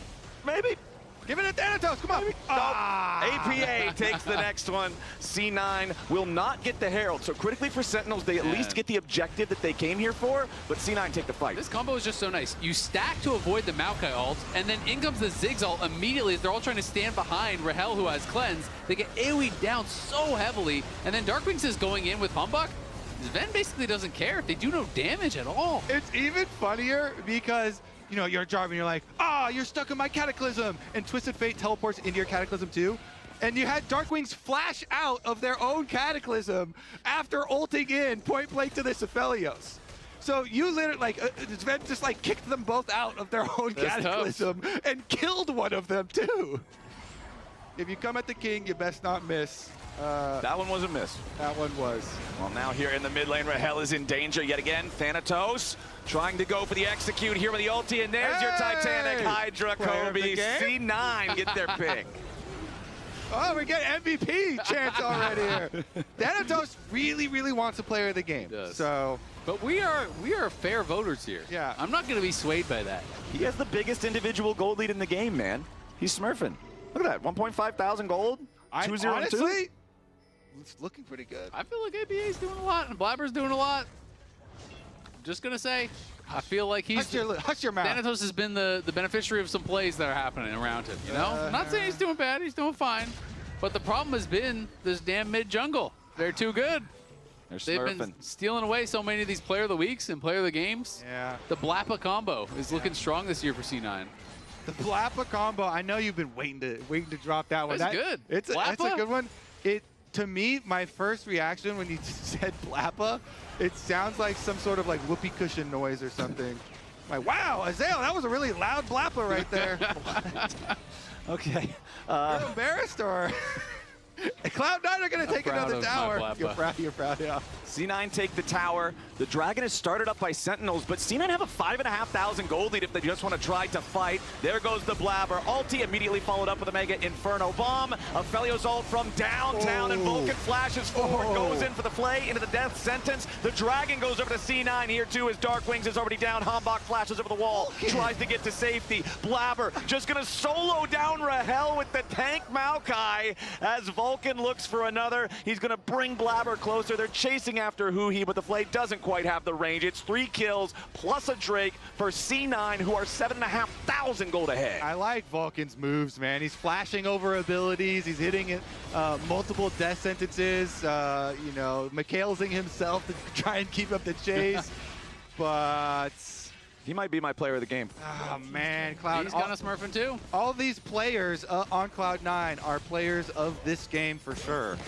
Sucks having a good team. It's tough out there. It's too rough, man. Out there. It's a tough life. Yeah. And your team's up 10,000 gold. 35. I'm starting my ult, okay? Yeah. I'm gonna keep eye on. Okay. Yeah, I'm ulting now, ulting now. Look here. Has cleanse. Yeah. No cleanse now. I can block Zion ult forever. Big mid, Ayo, stay here. Yeah. I got TF. Yeah. I'm on Lucian. No gold card. I'm on Lucian slowly. Hey, Jarvan, Blabber. Zion cannot go there. Oh my god. Mad life. I mean, he was smurfing in that fight. Yeah, good comms again. C9 is just seeming like they are on point. They're going to look for Sven, though. Yeah, flash gold card, but the immediate flash from Sven. He pops the barrier and tries to survive, but Sentinels has enough damage. Now they got to be careful for the counterattack because Thanatos has made his way in with a Blabber ulti right on top of him. Goes for the kill on Rahel, and he dies too. That's 2 for 1 already here for C9 as Impact has to try to flash away. The Scion is not looking particularly tanky as they juggle him around back and forth between Bramble Smashes and Flays and Zig Satchels. There's just nowhere for Impact to go. He'll go down farming because it's the only thing the Scion's going to get. 10,000 gold lead for C9 20 minutes in. It's actually player of the game material to give the Scion kill to your Ziggs and not take it. I would have saved my E. I would have saved my E to bite and steal that last kill. But he gave it to the carry. -1. There you go. -1. Man, look at this. Your TF, you're way behind. You're like, don't worry, guys. I'll gold card someone. 1 Mikhails, 2 Mikhails. That is tough. So they even have the double Mikhails now. So good luck finding a pick. You know what? I got to say, with the advantage of hindsight, maybe Vayne wouldn't have been so bad. Maybe we should have gone Vayne this game. What would Vayne have accomplished here? That's the real question. But that's not an answer we're going to be able to find today. Yeah, that's an alternate timeline now. As we have 2 minutes until what'll be the Hex Soul for C9 spawns. Sentinels is just at a point where they need C9 to make a mistake. If C9 doesn't misclick, oh man, and sure enough, Vulcan just goes in for the hook onto Hambach, who tries to get away through the wall. Enough damage is there from Sven from all the way back on the riverside. And with the enemy jungler dead for the next 30 seconds, why not add a 21-minute Baron onto this already stomp of a game? I mean, Vulcan is just smurfing now. He is just finding hook after hook. C9 obviously in an incredible spot, controlling the vision. And that allows you to really take over as a hook champ. And Darkwing's just going to have to ult down to bot. They're going to try to farm some gold on the other side of the map. But, I mean, you lost Baron. It's Soul in a minute 30. You're down 11K. This game is looking over. This series is looking completely over. And C9 has just been on such a tear in playoffs. They've looked like by far the best team. Oh, yeah. Just so you know, only if they win. Little question mark there. It's a mystery. But, you know, for Sentinels, obviously, they are still locked at least top 3. Assuming they do lose here, they would fall down and play the winner of TL versus Lyon, who both look a lot better in their lower bracket debuts. So the Sentinels will have a tough challenge, I think, regardless of who comes through there. They're trying to get an objective bounty right now with the Twisted Fate split push here, so. Yep, that's the whole goal. Wait for the audio, wait for the audio. I love this part. I want to turn it up, actually. I'm going to admit, underwhelmed. I thought it was going to be louder. It's no Grasp. Grasp has a great sound. Maybe it's because when I hear that noise, I really need it usually. So it seems louder. Sentinels going in, trying to find the move onto Blabber, who just immediately counterattacks with the Nature's Grasp into the Twisted Advance. They lock up Impact, and they'll kill the Scion first. Blabber still might have to be a little bit careful with the dead body as Hambach already drops, and we've got ourselves a 5 versus 3 as Cloud9 are looking to put the finishing touches on this game. 23 minutes in, the Baron's still got a minute and a half left on it, and C9 have made their way onto the Nexus turrets. Darkwings is just gonna die again. The Twisted Fate was not the answer to their problems, and C9 are going to continue rampaging through the LCS. They will complete our weekend of clean sweeps. They will 3-0 Sentinels. They will earn themselves a spot in the finals, and they'll do all of it after they get done padding their stats just a little bit more, trying to get every last kill possible. Sentinels can't do anything about it, and C9 stop the series. Well, Golden Glue in the interview was asking, can he just first pick Ziggs like that? Yeah, he can. Turns out it's got to stay on the ban list. The Ziggs is looking good as ever. Cloud9 are looking better than ever. Spam chat now with your play of the game. Mine, I think, has got to be Vulcan. I feel like he was just on point, setting up so many plays on the Thresh. He does not 100% miss KP on that champion. And that 100% KP was 0 deaths. So it's really hard to beat those numbers.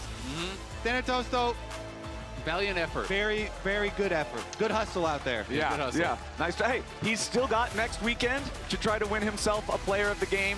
C9 has already earned themselves a spot in the finals on Sunday. We'll see who they end up facing there, but whoever it is going to have their work cut out for them. Azale, you already said it, but C9 just seems so far above everyone else right now. They really do. It's going to be up to the rest of the teams to try to prove that they can compete with C9. But even if Thanatos does not win player of the game, he'll be able to settle for a finals appearance here. He'll settle for trying to go to first stand, and we can see them getting ready on stage. Raz is going to be there with Thanatos and APA. They're ready for the interview. Take it away, Raz. There we go. Congratulations to both of you guys for Cloud9 and being able to qualify for the finals. First question is going to go straight to Thanatos, actually, because the whole story was you being able to get player of the game and player of the series. Do you feel like you were able to do that today? No, I think top is useless. Top's too big of an island, no matter how big he plays. I mean, the fan votes have been coming in, and a lot of fans have been supporting you. Do you guys think he gets player of the game or the series? Do you think he deserves it? Thank you. If this is a democracy, it feels like you should get it. What's your thoughts? I think I took a bus. My team was driver instead of except me. But I think I play pretty chill, but not that crazy. Okay, and for APA, you finally get the Ziggs. It actually happens. They let you have it. Yeah, I mean, I think their draft was just pinched. They had like so many things to bend, so many things to like care for, and they needed to give something up. And I mean, there's a reason why it's banned. I think I played pretty well that game, and I think the game was like nearly always a free win, even though I died like level 4, whatever it was. You said there was a reason why it's pinched. I feel like the reason is you guys have been 12-1, including this game score, the entire split. You guys have been very dominant. Where do you think, AP, I'll ask you first, where do you think that is coming from? Well, I think last year, C9 was still a really good team. They just kind of choked in playoffs. So what the hope is, I don't choke in playoffs, and I don't let this guy choke in playoffs, and then we're going to win finals and go to first 10. Hey, do you align with that one, Thanatos? Because you've been the consistent player.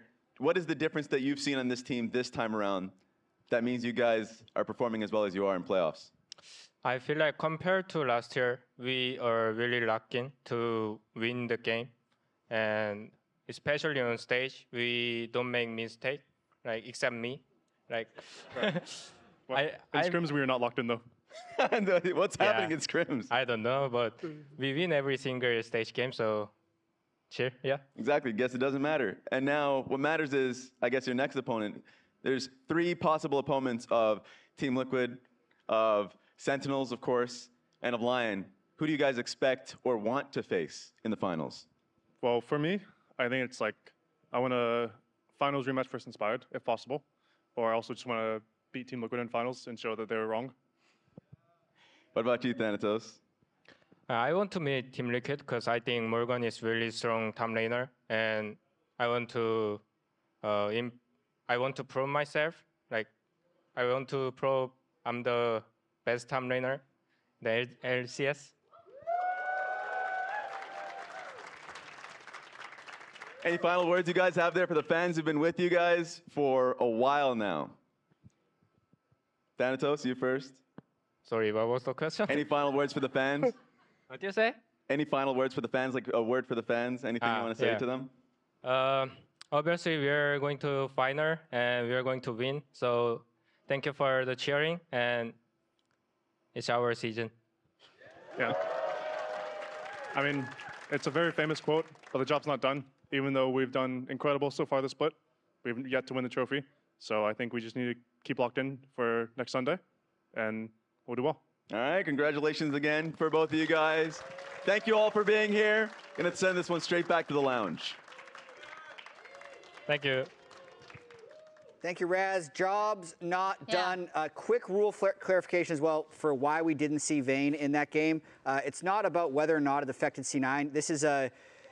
It is. I know this has happened before. I just feel like the exact rule hasn't been written. But if you make a mistake in draft and the other team doesn't lock in beforehand, or if it's not a mistake of like the timer running out, if it's clearly like we had time, we just clicked the wrong champion and reported it immediately, then you're allowed to remake the draft, which is the situation that we had here, which is why we didn't get Vayne. But we were kind of joking that maybe it would have been better if they had it, because then they have an excuse for the commission would have had to make an executive decision here, you know, if they had to play Vayne. So I'm glad they weren't. Yeah, at least we got to see the fair game. Yeah. We have a ton of awards to get through here.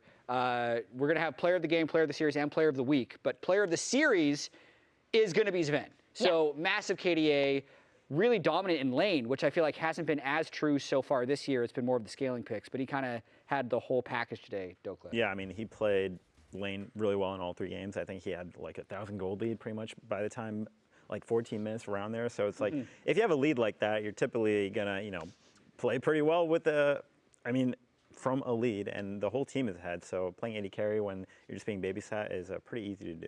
Player of the game, the fans. Yeah, Vulcan. I mean, Vulcan, Azale did say it. Yeah, I was going to say, I feel like casters are able to game the system a lot of the time. They're swaying public opinion. I feel like you have a lot of power. I don't even disagree with Vulcan. I'll say I voted APA. I thought He had a good series. Wouldn't be mad if Vulcan got it either, because I thought his Thresh was particularly good.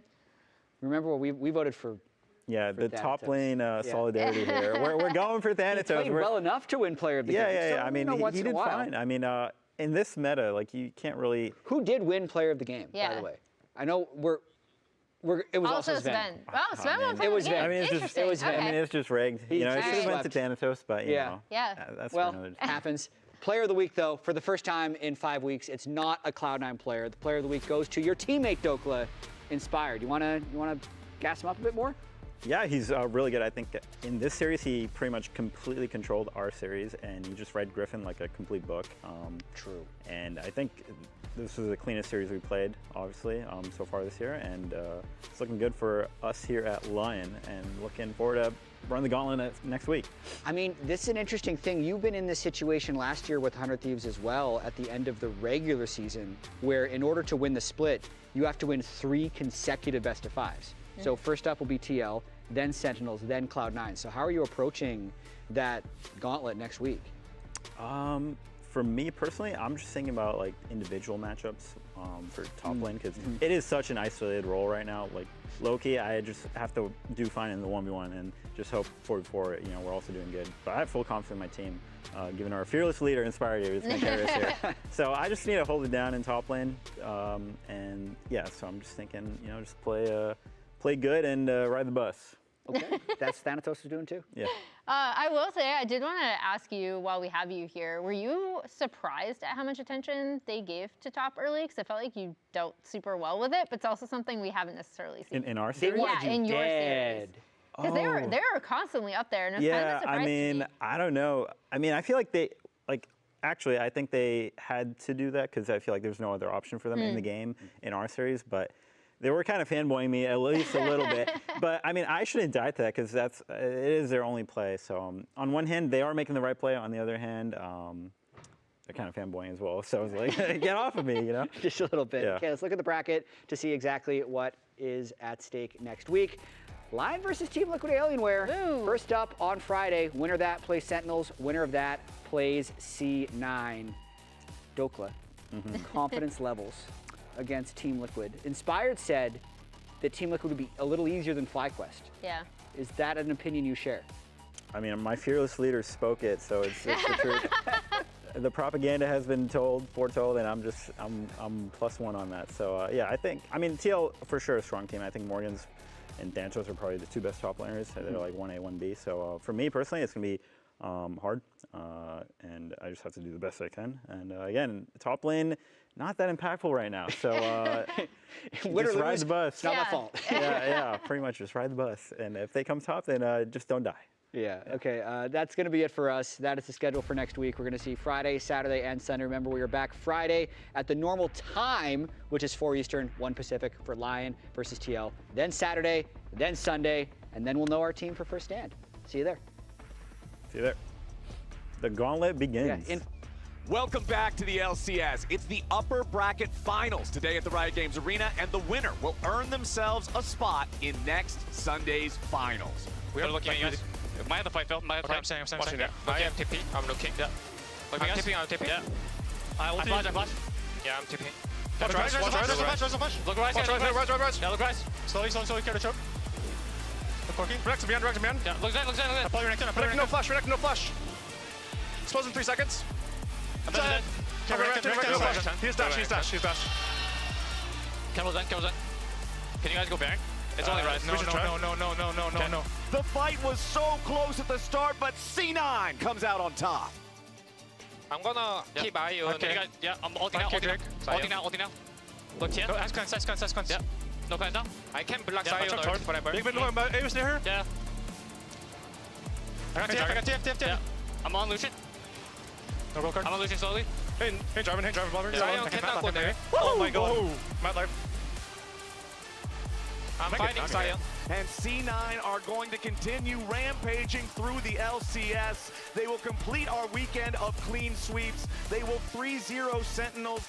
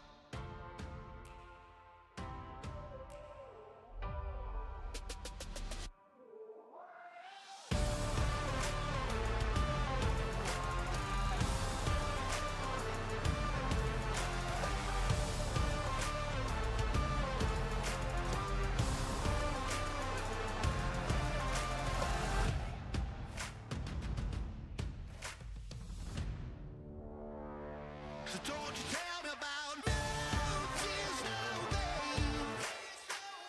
No fear, no gain. 'Cause I know how to feel like the tracks about to. When the time was just a moment away. Live another second wasted. You make it count so you can show your way. No, no, no tears, no pain, no more excuses.